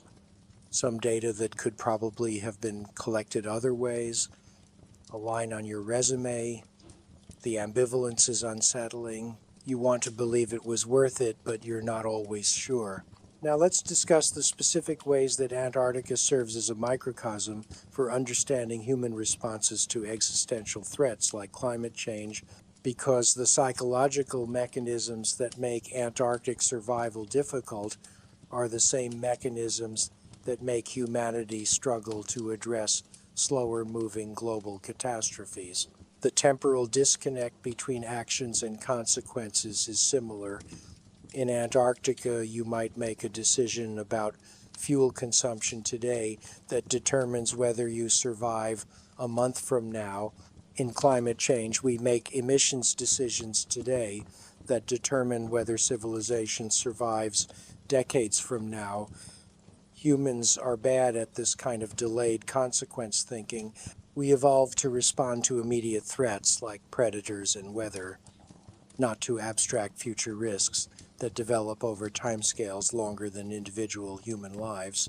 In Antarctica, you can sometimes see the consequences of your decisions quickly enough to run out of fuel and you get cold immediately. But even there, the feedback is often delayed enough that people make fatal mistakes. Extrapolate that to climate change, where feedback is delayed by decades, and you see why we struggle to respond appropriately despite knowing intellectually what's happening. The normalization of warning signs happens in both contexts. In Antarctica, you might notice that you're colder than usual or more tired than expected, but you tell yourself it's normal, it's Antarctica. Of course, you're cold and tired. You don't recognize these as warning signs of hypothermia until you're already in trouble. Similarly, with climate change, we see increasingly extreme weather, rising temperatures, ecological disruption. But we normalize it, tell ourselves it's just weather variability. It's happened before. We don't recognize the pattern as an emergency requiring immediate action until we're already past critical tipping points. The diffusion of responsibility in group situations affects both. In an Antarctic expedition, everyone assumes someone else is tracking the supplies or monitoring the weather. No one person feels individually responsible, so critical tasks don't get done until it's too late. In climate change, every nation assumes other nations will reduce emissions. Every individual assumes other people will change their behavior. The collective action problem means no one acts decisively until crisis is undeniable, by which point responding is much harder and more costly. The psychological defense mechanism of denial operates powerfully in both contexts. Facing the reality of your situation in Antarctica, acknowledging that you might die, is so terrifying that your mind refuses to fully accept it. You maintain optimistic delusions that things will work out somehow, despite evidence to the contrary. This denial can be adaptive in the short term by preventing panic, but becomes maladaptive when it prevents you from taking necessary actions. Similarly, climate denial or minimization allows people to avoid the existential terror of acknowledging that our civilization is threatened. The psychological comfort of denial is powerful enough that people reject overwhelming evidence in favor of maintaining their worldview. The sunk cost fallacy that drives expedition fever in Antarctica operates in climate policy too. We've built our entire civilization on fossil fuels, invested trillions of dollars in infrastructure that assumes continued fossil fuel use. The idea of writing off those investments and completely changing our energy system is psychologically difficult, even when we know it's necessary. We keep investing in doomed systems because we can't accept that the previous investments were mistakes. In Antarctica, this manifests as continuing toward a doomed objective, because turning back would mean all the previous suffering was wasted. In climate policy, it manifests as continued fossil fuel expansion, because acknowledging we need to stop would mean admitting our entire economic system is unsustainable. The tragedy of the commons plays out in both situations. In Antarctica, shared resources like fuel and a cache might be overused by early expeditions, leaving later expeditions without enough. No one individual is solely responsible, but the collective behavior creates catastrophe. In climate, the atmosphere is a global commons that everyone pollutes because no one bears the full cost of their pollution. The rational choice for each individual actor produces collective disaster. Solving this requires cooperation and agreement on usage limits that individuals might not voluntarily accept. The role of leadership in crisis is similar. In Antarctic emergencies, someone needs to take charge, make decisions, override objections from people whose judgment is impaired, but this requires accepting responsibility for outcomes, including potential deaths. Leaders who hesitate or defer to democratic consensus when quick decision-making is needed allow situations to deteriorate in climate change. We need leaders willing to make unpopular decisions, to impose costs on current populations for future benefit, but democratic systems punish leaders who impose short-term costs, even for long-term gain. The political incentive structure works against necessary action. The problem of uncertainty affects both domains. In Antarctica, you never have perfect information. You don't know exactly how much fuel you have left, don't know exactly when weather will improve, have to make decisions based on incomplete information and accept that you might be wrong. In climate science, we don't know exactly when tipping points will be crossed, don't know exact consequences of various emission scenarios. This uncertainty is used by those opposing action as reason to delay, but the uncertainty cuts both ways. Things could be worse than predicted as easily as better.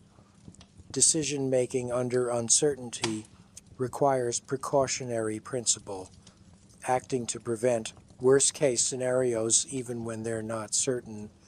Humans generally struggle with this type of reasoning. The question of individual versus collective responsibility is unresolved in both contexts. In Antarctic expeditions, is survival an individual responsibility, where everyone looks out for themselves, or a collective responsibility where the group supports weak members even at cost to stronger members? Different expeditions have answered this differently with different outcomes in climate change. Is reducing emissions an individual responsibility where people voluntarily change behavior, or a collective responsibility requiring government policy and systemic change? We haven't reached consensus on this, and the ambiguity delays effective action.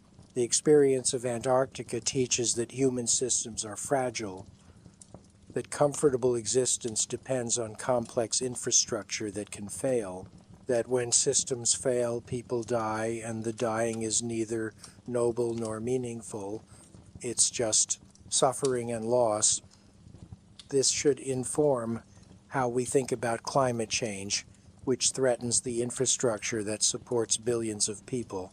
The lesson from Antarctica is that we should not be confident in our ability to maintain complex systems under stress, should not assume we'll adapt or innovate our way out of crisis, should instead act aggressively to prevent the crisis from developing, because once you're in crisis mode, survival is not guaranteed, no matter how smart or determined you are.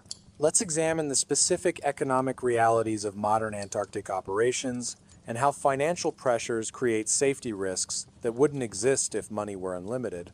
Because the gap between the resources you need for safe operations and the resources you actually have determines your survival margin. National Antarctic programs operate on government budgets that are subject to political whims. When a new administration takes power, they might cut Antarctic funding to free up money for other priorities. These cuts mean fewer supply flights, older equipment that doesn't get replaced, deferred maintenance on critical infrastructure, scientists being pressured to accomplish the same research goals with reduced support. The safety margins shrink as budgets tighten, but the danger doesn't decrease. You're being asked to operate in the same deadly environment with fewer resources. Something has to give. Usually it's safety protocols that get relaxed, risks that get accepted, because the alternative is shutting down operations entirely, which is politically unacceptable. Private expeditions are even more resource constrained. Individuals or small groups trying to accomplish Antarctic objectives on personal budgets that are inadequate for the task. They cut corners on equipment. They bring less fuel than they should. They skimp on safety gear. They go with fewer people than would be prudent. Every cost-cutting decision marginally increases risk. Individually, the increases seem acceptable, but collectively, they push the expedition into territory where survival depends on perfect luck. No equipment failures, no bad weather, no injuries. Everything going exactly according to plan, which never happens in Antarctica. So these expeditions have high failure rates and regular fatalities that could have been prevented with adequate funding.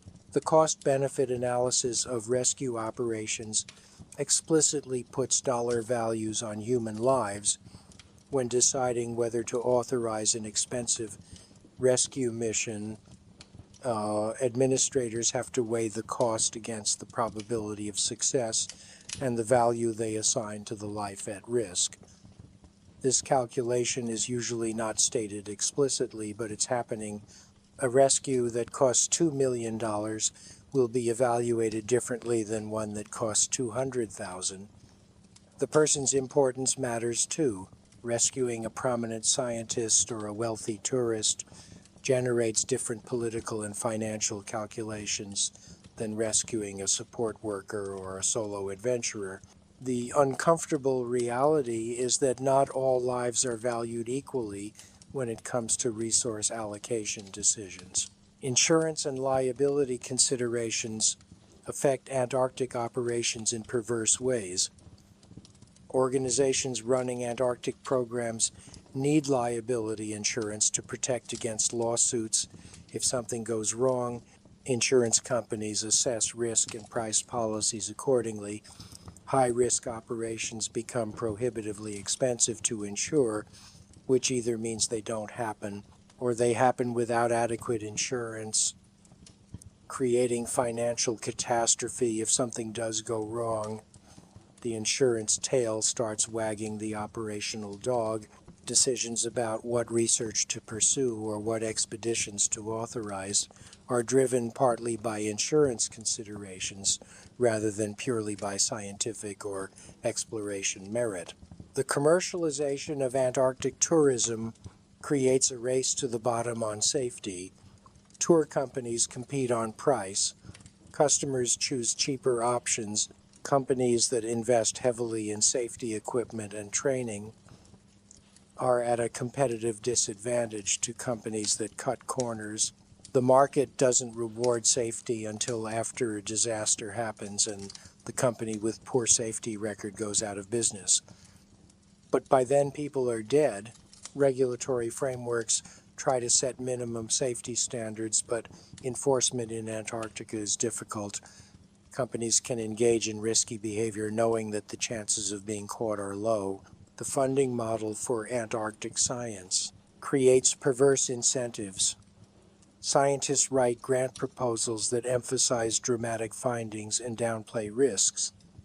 If they're too honest about how dangerous the research will be, they won't get funded. But this leads to chronic underestimation of risks and under-budgeting of necessary safety measures. Scientists end up in Antarctica trying to accomplish objectives that were always unrealistic given the actual resources available. They face the choice between failing to meet objectives and risking their lives to get the data they promised funders. Many choose the latter. Some die as a result. The sunk cost of getting to Antarctica affects decision-making once you're there. It costs hundreds of thousands of dollars to get you there. Your presence represents enormous investment by funders or your employer or yourself. Turning back or aborting the mission means that investment was wasted. The pressure to accomplish something, anything, that justifies the cost is intense.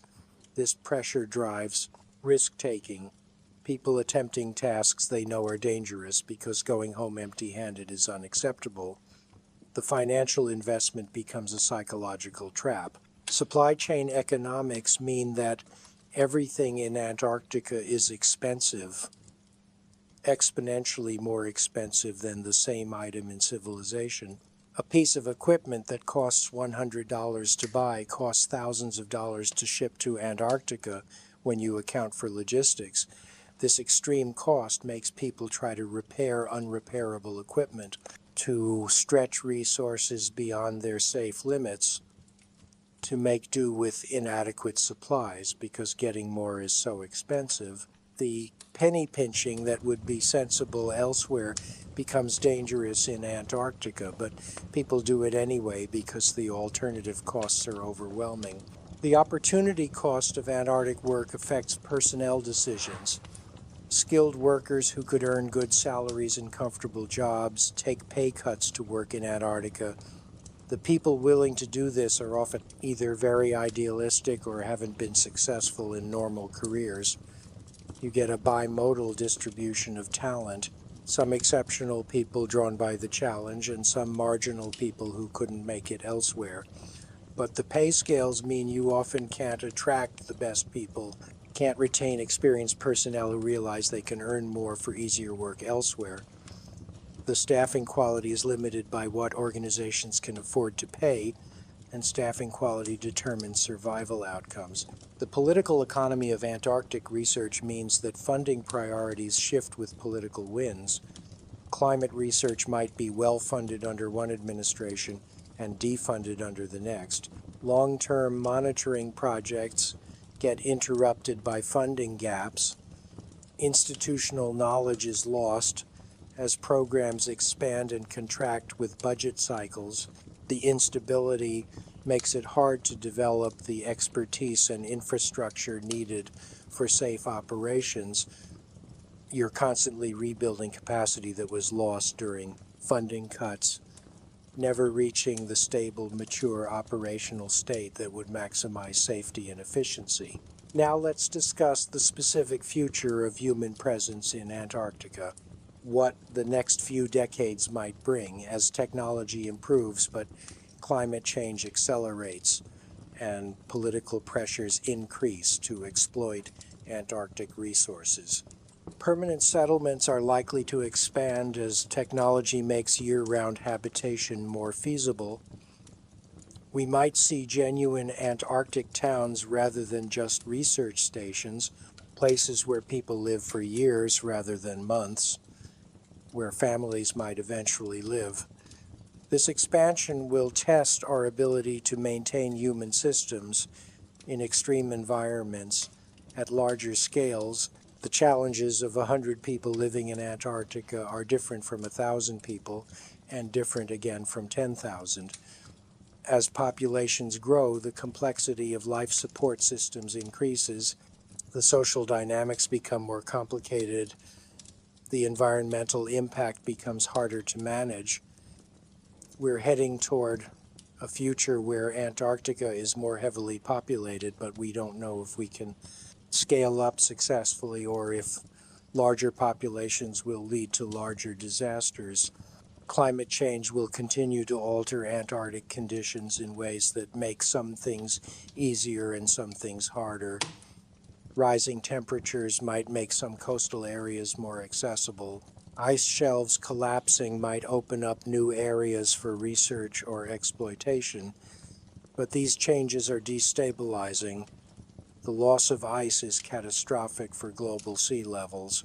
The changing conditions make Antarctica more unpredictable, which increases danger even if average temperatures become less extreme. You're trading familiar extreme cold for unfamiliar variable conditions and unknown new hazards.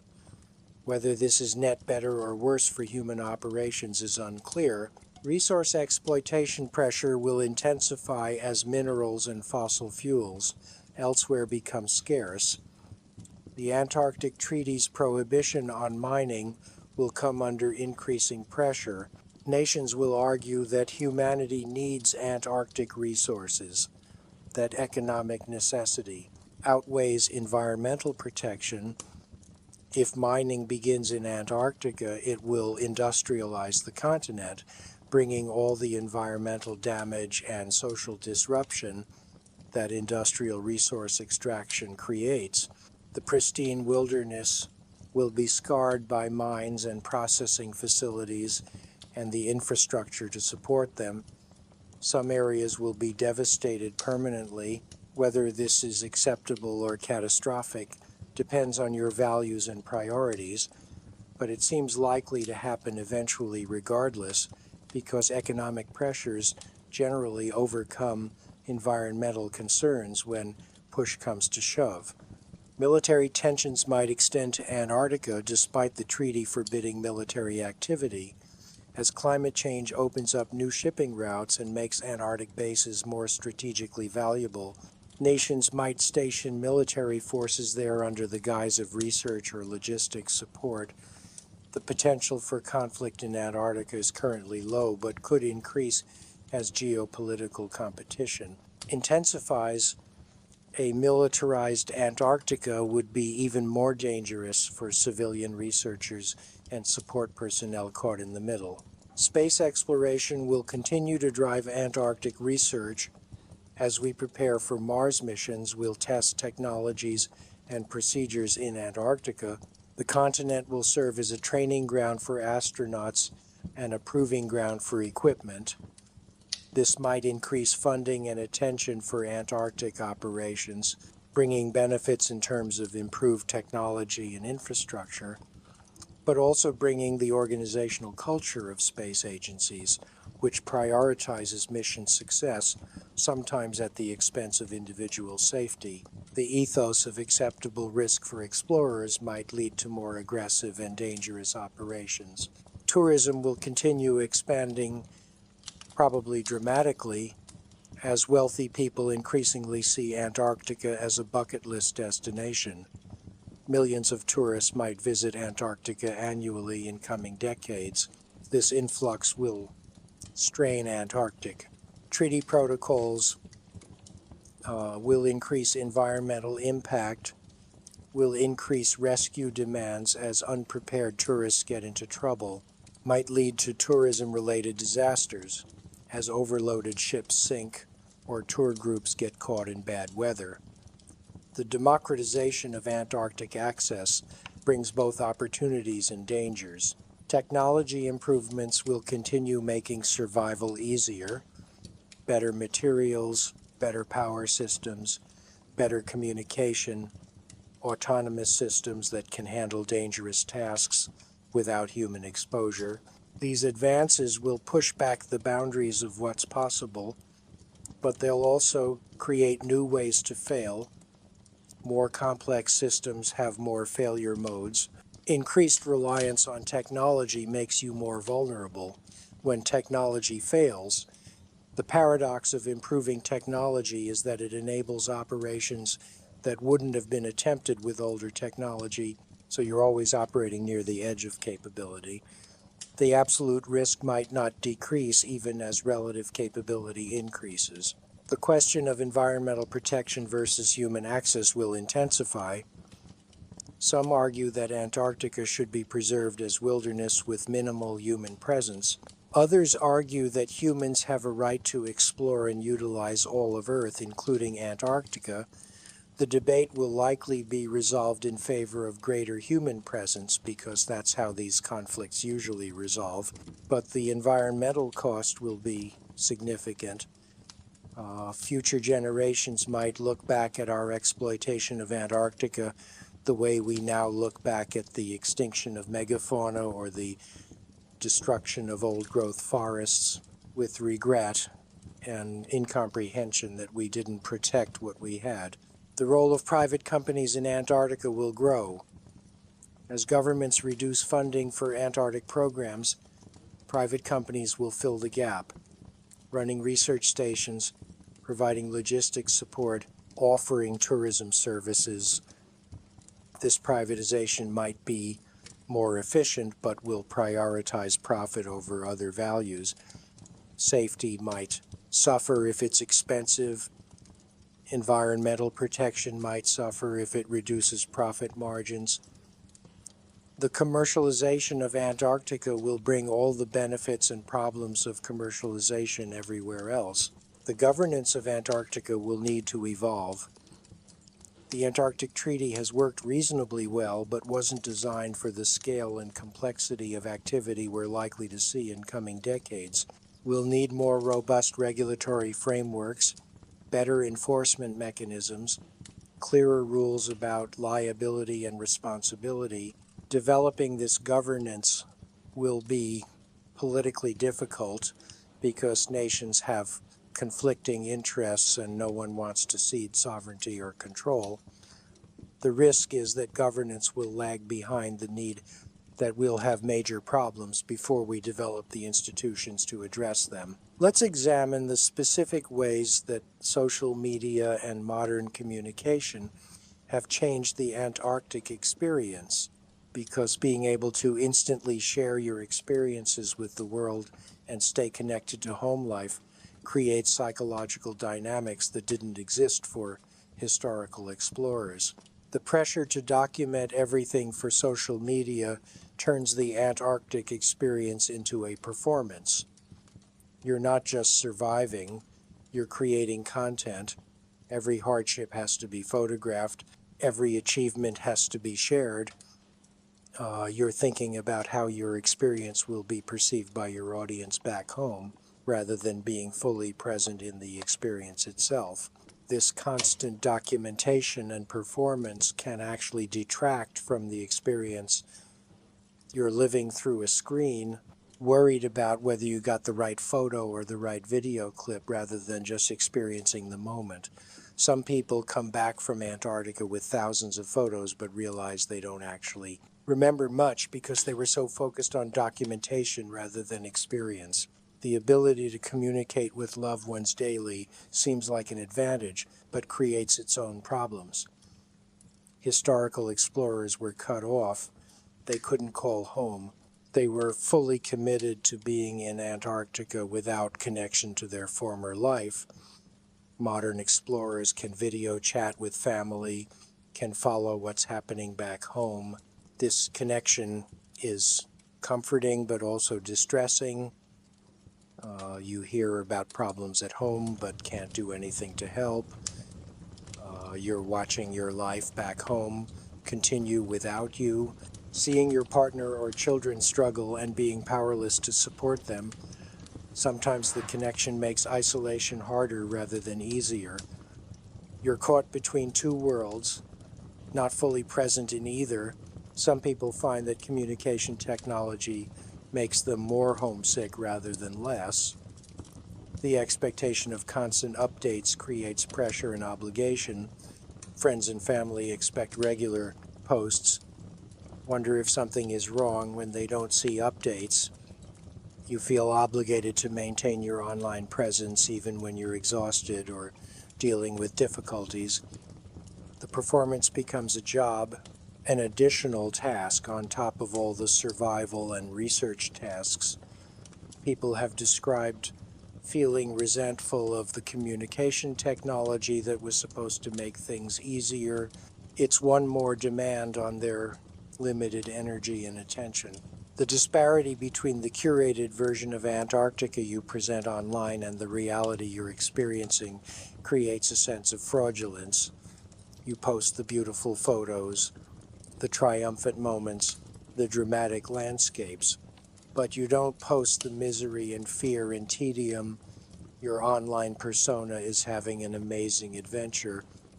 Your actual self is cold and tired and scared. The gap between these versions of reality is psychologically uncomfortable.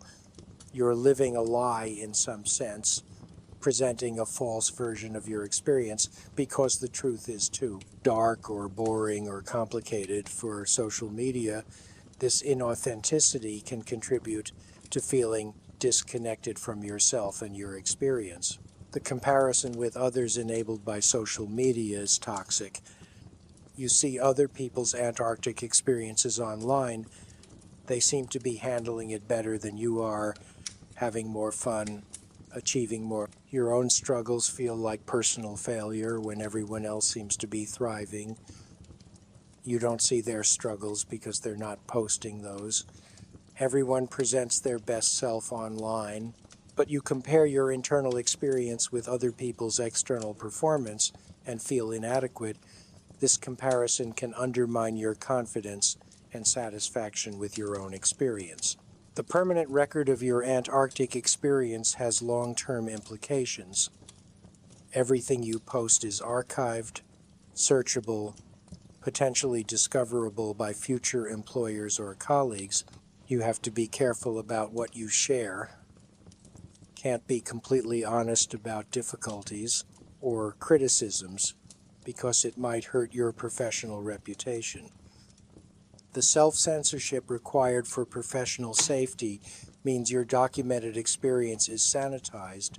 Future historians looking at social media from Antarctic expeditions will get a distorted view that emphasizes positives and minimizes negatives. We're creating a historical record that's systematically biased toward making Antarctica seem more manageable than it actually is. The distraction of communication technology is dangerous in an environment where attention lapses kill. People checking their phones while walking on ice, not paying full attention to their surroundings because they're composing a post or reading messages. The divided attention increases accident risk. There have been near misses and probably some actual accidents attributable to technology distraction. The same issues with distracted driving apply to Antarctic operations where you need constant awareness of your environment. The dependence on communication technology for psychological well-being creates vulnerability when technology fails. If your satellite connection goes down and you can't contact home, you might experience severe anxiety or depression because you've become dependent on that connection.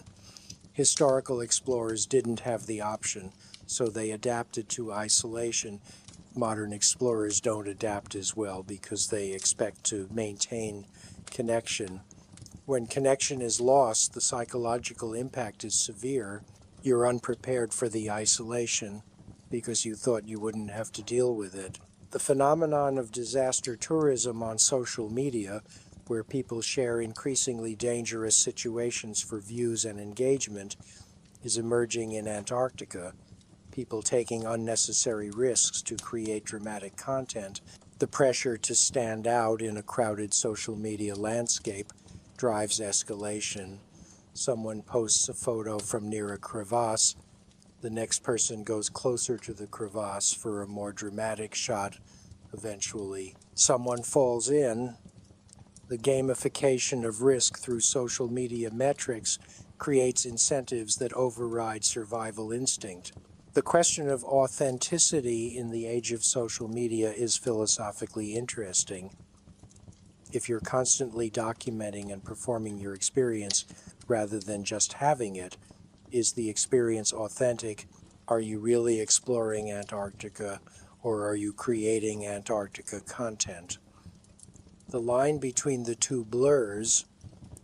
Some argue that the experience is degraded by constant documentation. Others argue that sharing your experience amplifies its value by allowing others to participate vicariously. There's no clear answer, but the question reveals how technology has fundamentally changed what it means to have an Antarctic experience in the 21st century. Now let's discuss the specific physiological adaptations that occur during prolonged Antarctic exposure and why some of these adaptations are actually maladaptive when you return to normal environments, because your body changes in response to extreme conditions in ways that make you less fit for ordinary life. Cold adaptation includes increased brown fat production. Your body creates more of the special adipose tissue that's efficient at generating heat. Your metabolic rate increases. Your body learns to maintain core temperature more efficiently. Blood flow patterns change with better circulation to extremities to prevent frostbite. On the surface, these adaptations seem beneficial, but they create problems when you return to warmth. Your revved-up metabolism and enhanced cold tolerance make you overheat in normal temperatures. You sweat excessively. You're uncomfortable. Your body is still operating in Antarctic mode weeks or months after you've left. The adaptation that helped you survive in cold becomes a liability in normal climate. Gradually, over months, your physiology readjusts, but the process is uncomfortable, and during the adjustment, you're not functioning optimally in either environment. Altitude adaptation, if you spent time at high elevation Antarctic sites, includes increased red blood cell production to carry more oxygen. Your blood becomes thicker with higher hematocrit. This helps in low oxygen environments but creates problems at sea level.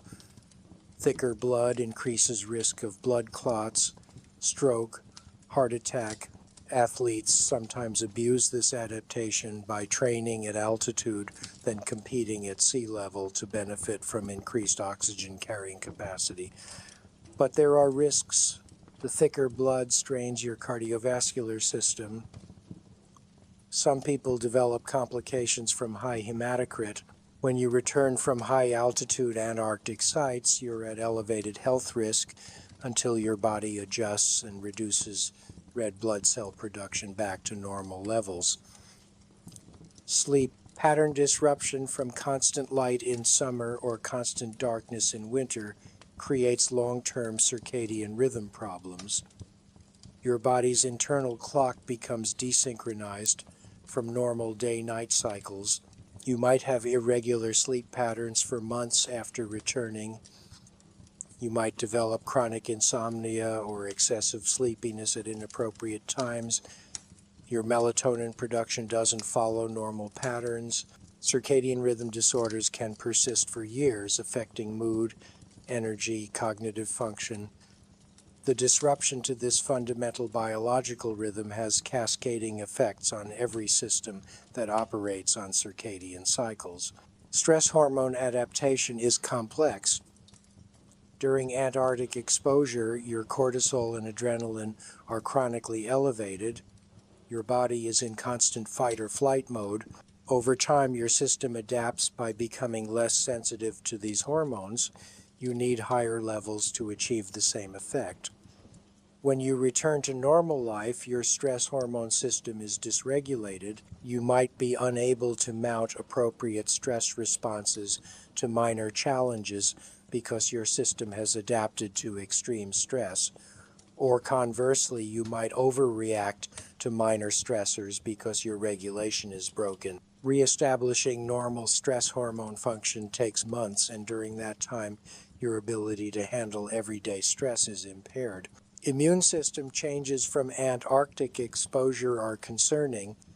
The combination of cold stress, sleep deprivation, malnutrition, and psychological stress suppresses immune function. Your body prioritizes immediate survival over long-term health. Immune surveillance decreases.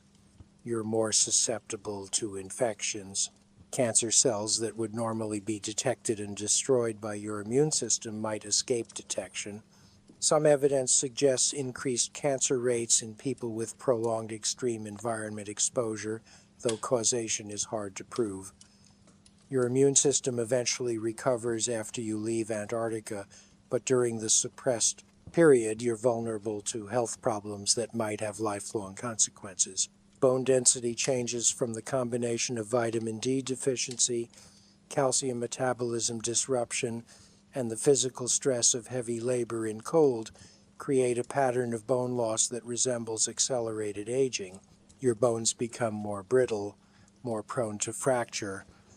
The loss is partially reversible if you get adequate vitamin D and calcium and do appropriate exercise after returning, but some loss is permanent. Each Antarctic deployment takes a bite out of your skeletal health that never fully recovers. Multiple deployments accelerate the development of osteoporosis. People in their 40s who've done multiple Antarctic tours might have the bone density of people in their 60s. Muscle composition changes. The combination of cold exposure and high-intensity work creates muscles that are adapted for short bursts of maximum effort rather than sustained moderate effort. You develop power at the expense of endurance. Your muscle fiber type distribution shifts toward fast twitch fibers. This is fine in Antarctica where you need strength to haul sleds and set up camp. But back in normal life, you find that sustained activities like jogging or cycling are harder than they used to be. Your muscles are adapted for the wrong type of work. Reconditioning takes months of training. Sensory changes beyond the temporary snow blindness and cold damage include permanent alterations in how your nervous system processes stimuli. Chronic pain conditions can develop. Your pain threshold changes. What used to be uncomfortable might now be agonizing, or conversely, you might become somewhat numb to pain because your nervous system adapted to ignoring cold pain that was constant and unavoidable.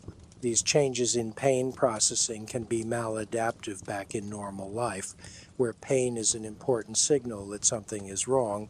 If you've learned to ignore pain, you might miss important warnings that you're injuring yourself. Appetite regulation becomes dysfunctional. In Antarctica, you had to force yourself to eat massive quantities despite not feeling hungry. Your hunger signals were suppressed by cold and stress. You overrode them deliberately. This creates lasting confusion in your appetite regulation system. Back in normal life, you might not feel hungry appropriately, might undereat because your hunger signals aren't working right, or might overeat because you maintain the Antarctic pattern of eating huge quantities. Weight management becomes difficult because your body's feedback mechanisms for food intake are disrupted. Let's examine the specific ways that artificial intelligence and automation might change Antarctic operations in coming years, and whether technology will make human presence safer or less necessary, or both. Autonomous vehicles and drones can explore areas too dangerous for humans, surveying crevasse fields, monitoring weather, delivering supplies between stations. These systems reduce human exposure to danger. You can send a drone to check conditions rather than risking a person.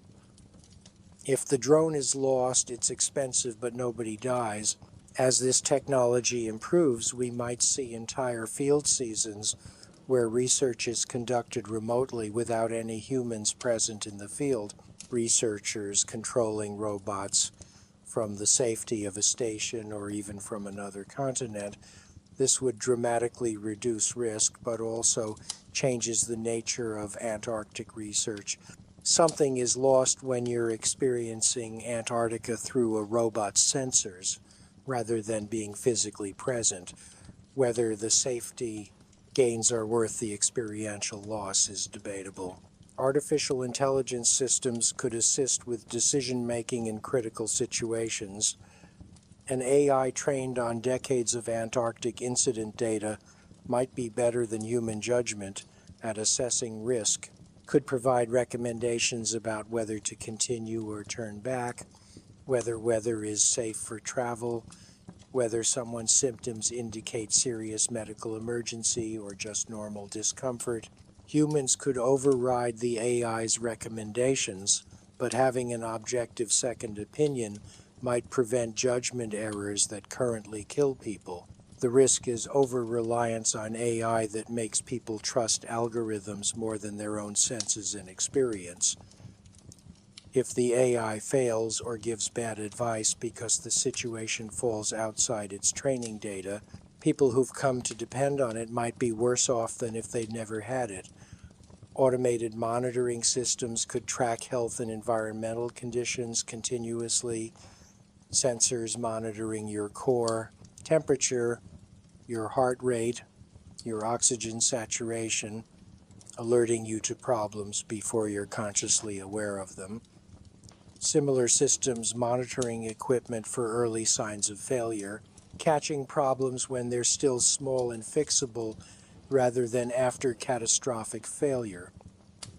This constant monitoring creates a safety net that could prevent many current causes of death, but also creates data streams that need to be interpreted.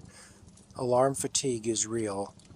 If systems are too sensitive and alerting constantly to minor issues, people learn to ignore alerts, then miss the real emergency when it comes. Calibrating automated systems to provide useful warnings without drowning people in false alarms is difficult. Machine learning systems analyzing Antarctic conditions could improve weather forecasting, predicting storms more accurately and further in advance. This would allow better planning, more time to prepare or seek shelter before conditions deteriorate. Weather has always been one of the great unpredictables in Antarctica. Better forecasting would remove some of that uncertainty, but forecasts will never be perfect. The chaotic nature of weather means predictions always have uncertainty. People might become overconfident in forecasts and make poor decisions based on trusting predictions that turn out to be wrong.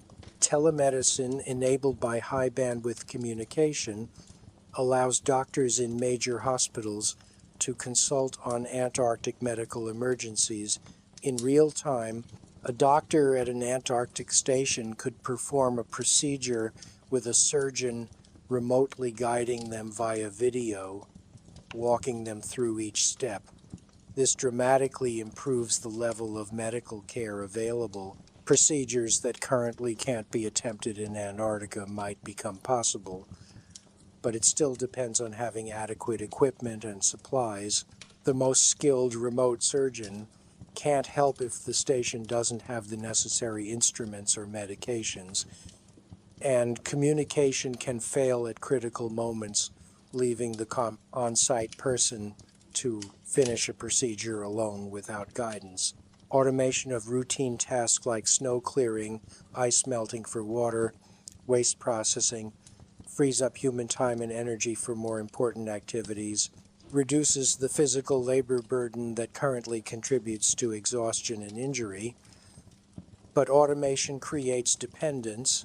If automated systems fail, you might not have the backup equipment or knowledge to handle tasks manually. A generation raised with automated water production might not know how to efficiently melt ice. If the system breaks, we could end up more vulnerable to system failures than previous generations were.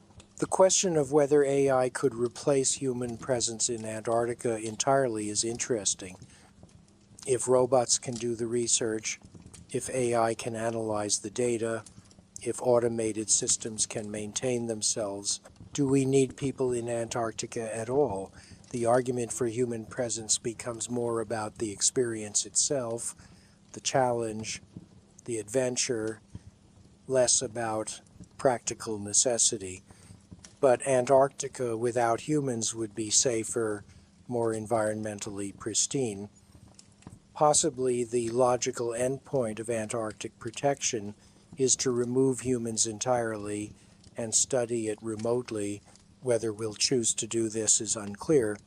The human drive to explore and test ourselves seems strong enough that even if presence becomes unnecessary, it will continue. The cybersecurity implications of increased automation are concerning. If Antarctic operations depend on networked computer systems, those systems can be hacked. A cyber attack on Antarctic infrastructure could disable power, communications, life support, creating emergencies that kill people. Protecting Antarctic systems from cyber threats requires expertise and resources that may not be available. The more we depend on technology, the more vulnerable we become to technology-targeted attacks. This is a new category of Antarctic danger that didn't exist in the past. The ethical questions about AI in life or death. Decisions are unresolved.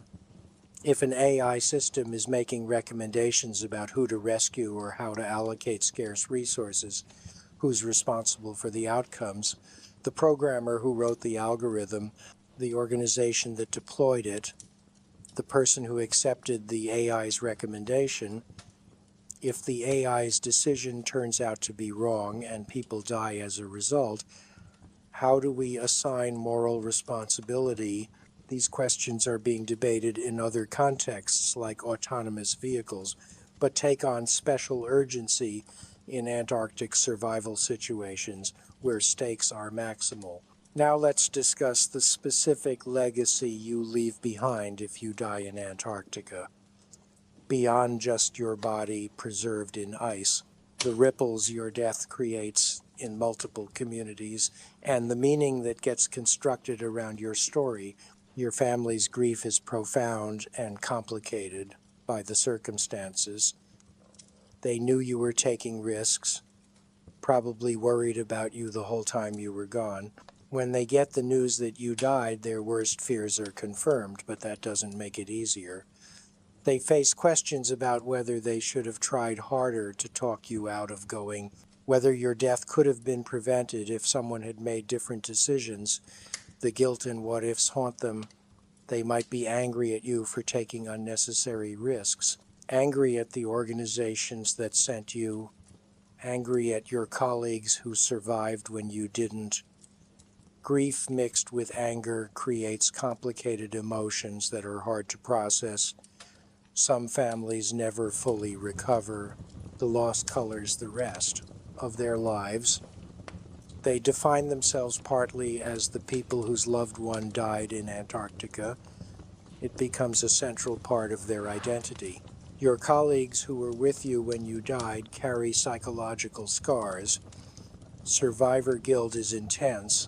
They replay events constantly, wondering what they could have done differently, whether they made mistakes that contributed to your death, whether they should have taken your place somehow. These thoughts are often irrational, but they persist.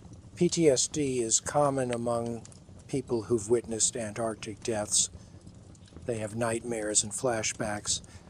They might leave Antarctic work entirely because they can't face going back, or they might become obsessed with improving safety to prevent future deaths, channeling their grief into action.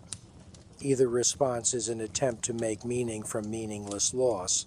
The Antarctic community is small enough that every death is felt widely. People who never met you still know your story. You become a cautionary tale, an example used in safety briefings, future expeditions. Learn from what went wrong in your case.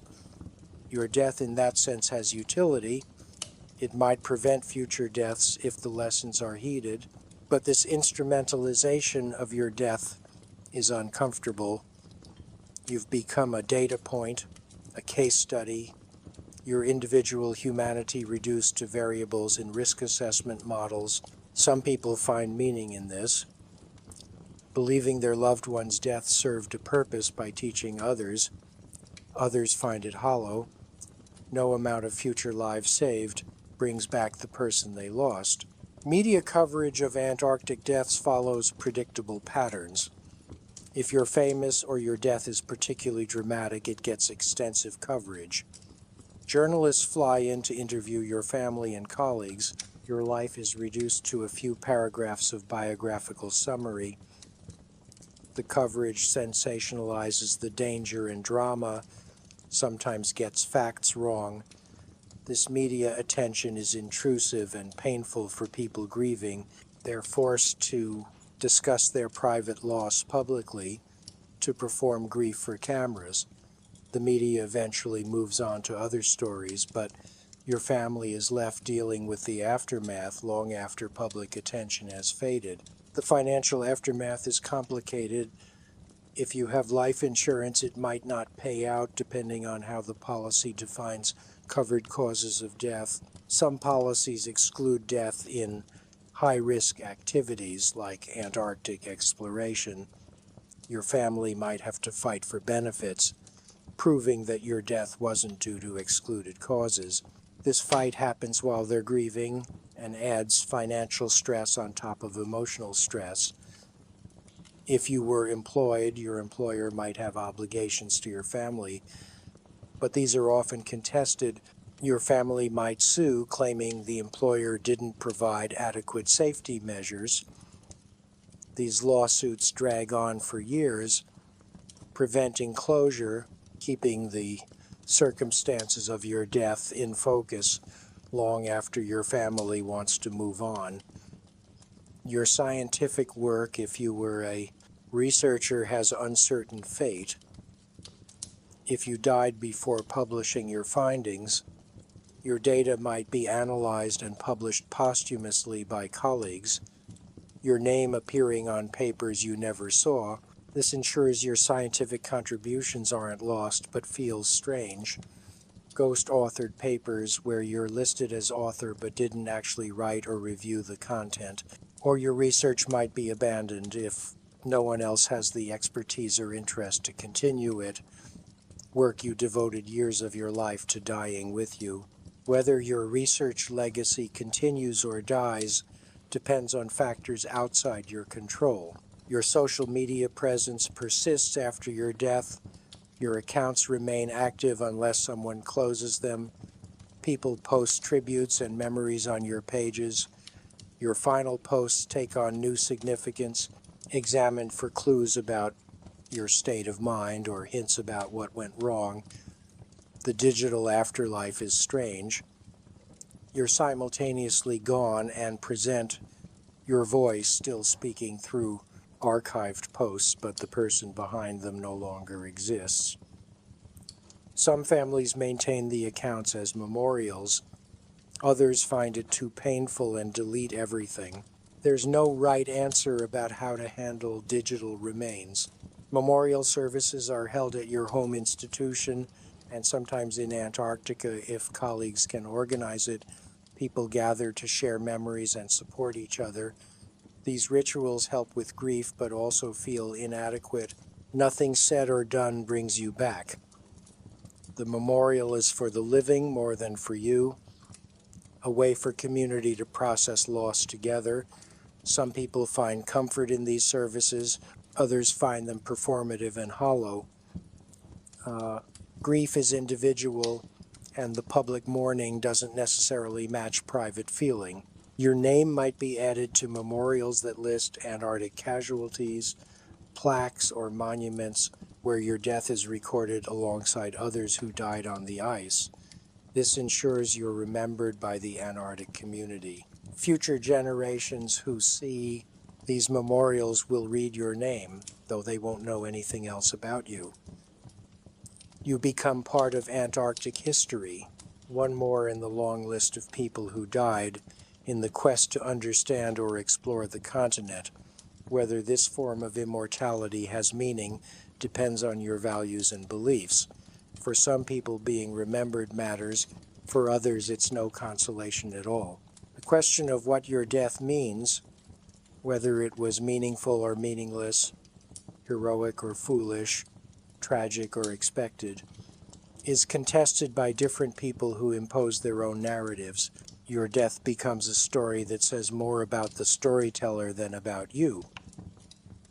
Some frame it as brave exploration, advancing human knowledge, others as reckless risk-taking that serve no real purpose. The true answer probably lies somewhere between these extremes, but the complexity gets lost. You're simplified into an archetype that fits whatever narrative people need. Let's examine the specific question of why, given everything we've discussed about how difficult and dangerous Antarctica is, people continue to go there. What drives human behavior that seems irrational from a pure survival perspective? The challenge itself is a powerful motivator for a certain type of person. Humans are driven to test themselves, to find out what they're capable of. Antarctica offers a genuine test that modern life often lacks. Most of us live comfortable, safe lives where we're never really pushed to our limits, where survival is essentially guaranteed. Some people find this unsatisfying. They need to know they can handle real hardship. They need to prove to themselves that they have courage and strength and resilience. Antarctica provides that test. Whether passing the test is worth the risk is a question each person answers for themselves. But for some people, the need to test themselves is so strong they'll accept enormous risk to do it. Scientific curiosity drives researchers to Antarctica despite the hardships. There are questions that can only be answered there, data that can only be collected on the ice. If you're a scientist whose work requires Antarctic field research, you'll endure the conditions to get the data. The knowledge gained justifies the suffering. At least that's the calculus researchers make. Whether outside observers agree is another matter. From outside, it might seem insane to risk your life to collect ice cores or observe penguin behavior. But for the researcher, that work is meaningful. It's their contribution to human understanding. It's worth sacrificing comfort and safety for. Adventure and novelty seeking are fundamental human drives that Antarctic tourism taps into. People who've traveled extensively and run out of conventional destinations seek out extreme experiences. Antarctica is still exotic enough to satisfy this craving. You can't accidentally end up in Antarctica. Getting there requires intention and resources. The exclusivity is part of the appeal. You've been somewhere most people never will. You have stories that set you apart. For some people, this psychological benefit of distinctiveness is worth the cost and risk. Escape from normal life drives some people to Antarctica. They're running from problems at home, from careers that aren't working out, from relationships that are failing, from lives that feel empty or meaningless. Antarctica offers a clean break, a complete change of context, 6 months or a year where none of your normal problems exist, because you're in an environment where nothing matters except immediate survival The escapism is seductive. It doesn't solve your problems. They'll be waiting when you return, but it provides temporary relief from having to deal with them. The camaraderie of shared hardship is appealing. Humans bond intensely when facing challenges together. The relationships formed in Antarctica can be deeper than normal friendships because they're forged under stress. You've depended on each other for survival, seen each other at your best and worst. These bonds are unique. Some people become addicted to this intensity of connection. They keep going back to Antarctica because nowhere else provides relationships of similar depth. Career advancement motivates some people. Antarctic experience is prestigious in certain fields. It sets you apart from other job candidates, demonstrates qualities like resilience and adaptability that employers value. People endure Antarctica for resume-building reasons, seeing it as an investment in their professional future. Whether the investment pays off varies. For some people, Antarctic experience opens doors. For others, it's just a gap in their employment history that's hard to explain. The pursuit of transcendence or spiritual experience draws some people to Antarctica. The extreme environment strips away normal concerns and creates conditions for profound experiences. The beauty of the landscape, the silence, the simplicity of existence, these can induce states of consciousness that people describe as spiritual or transcendent. Whether you frame this in religious or secular terms, there's something about Antarctica that facilitates these experiences.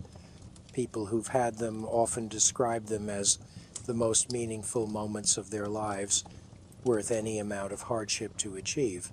Duty or obligation motivates some people. They're employed in roles that require Antarctic deployment. They're soldiers or support staff or contractors doing a job. They might not particularly want to go, but it's part of their professional responsibilities. They endure it because that's what's required. These people often don't romanticize Antarctica. They see it as difficult work that needs to be done, and they're doing it. Their motivation is more pragmatic than the adventure seekers or researchers. The question of whether these motivations justify the risks is philosophical from utilitarian perspective. If the pain and death Antarctica causes outweighs the benefits gained, then going is unjustified. But how do you weigh scientific knowledge against human suffering? How do you value personal growth against risk of death? How do you compare transcendent experience against frostbite and trauma? There's no objective way to make these calculations. People use different values and weightings and reach different conclusions. What seems obviously worth it to one person seems obviously foolish to another. The evolutionary perspective suggests that human drives to explore and take risks served adaptive purposes in our ancestral environment. The people who pushed into new territories, who took risks to find new resources, who tested themselves against challenges, they're the ones who survived and reproduced. We're descended from risk takers. Our psychology is shaped by that heritage. In modern safe environments, these drives can seem maladaptive. Why risk death when survival is already guaranteed? But the drives exist anyway because they were adaptive for most of human history. Antarctic exploration might be a mismatch between our evolved psychology and our current environment. We're driven to do things that made sense for hunter-gatherers, but don't make sense for modern humans, in a world where survival doesn't require pushing into hostile territory. The meaning people construct around their Antarctic experiences is often more important than the objective facts of what they accomplished. You might not have done anything particularly significant in Antarctic terms, You didn't discover anything new, didn't set any records, didn't produce groundbreaking research, but the experience changed you in ways that feel important. You discovered things about yourself, you proved you could survive, you had experiences you'll remember for the rest of your life. Whether this subjective meaning justifies the objective costs and risks is ultimately a personal question that can't be answered by anyone else. Each person has to decide for themselves whether going to Antarctica is worth it, knowing that some people who made that decision didn't survive to evaluate whether it was the right call. So here we are at the end of this journey through Antarctic horrors, and you're still with me. Which means either you're genuinely interested in understanding why you wouldn't last a day in Antarctica, or you're one of those people who's now more determined than ever to go there. And honestly, both responses make sense because humans are wonderfully irrational creatures who hear about danger and sometimes run away and sometimes run toward it. Everything we've discussed over these 50 chapters comes down to a few fundamental truths about Antarctica and about human limits. First truth is that Antarctica is not a place humans are meant to be. We didn't evolve for it. Our bodies aren't adapted for it. Every system in our bodies works poorly or fails entirely in Antarctic conditions. We can survive there only by creating artificial environments and using technology to compensate for our biological inadequacies. We're like tropical fish in an Arctic ocean, alive only because we're swimming. In a bubble of warmth and resources we brought with us, the moment that bubble fails, we die, usually quickly and always unpleasantly.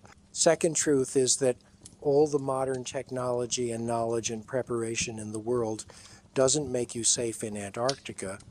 It makes you less likely to die, but not unable to die. The margin between survival and death is narrower than you think. A single equipment failure, a moment of poor judgment, a bit of bad luck, any of these can cascade into disaster faster than you can respond. The people who've died in Antarctica weren't all fools or incompetents. Many were experienced professionals who made small mistakes or encountered circumstances they couldn't control. You can do everything right and still die because Antarctica doesn't care about your preparation or your caution or your good intentions. It's a fundamentally hostile environment that kills without malice or meaning. Third truth is that the psychological challenges are as dangerous as the physical ones. Your mind will be tested in ways you can't fully prepare for. The isolation and darkness and constant stress and fear will erode your mental stability. You'll make decisions that seem reasonable to you but are actually symptoms of impaired judgment. You won't recognize that you're becoming hypothermic or developing psychological problems until you're already in crisis. Your self-awareness deteriorates under stress, and you can't fully compensate for this deterioration because the very faculties you need to recognize and correct your impairment are the ones being impaired. Fourth truth is that going to Antarctica changes you permanently. Even if you survive intact, which many people don't, you'll come back different. Your body will bear the scars of cold damage. Your mind will carry trauma. Your relationships might not survive the time apart. And the person you've become, some of these changes might feel like growth. You're stronger or more capable or have perspective you lacked before. But other changes are purely negative.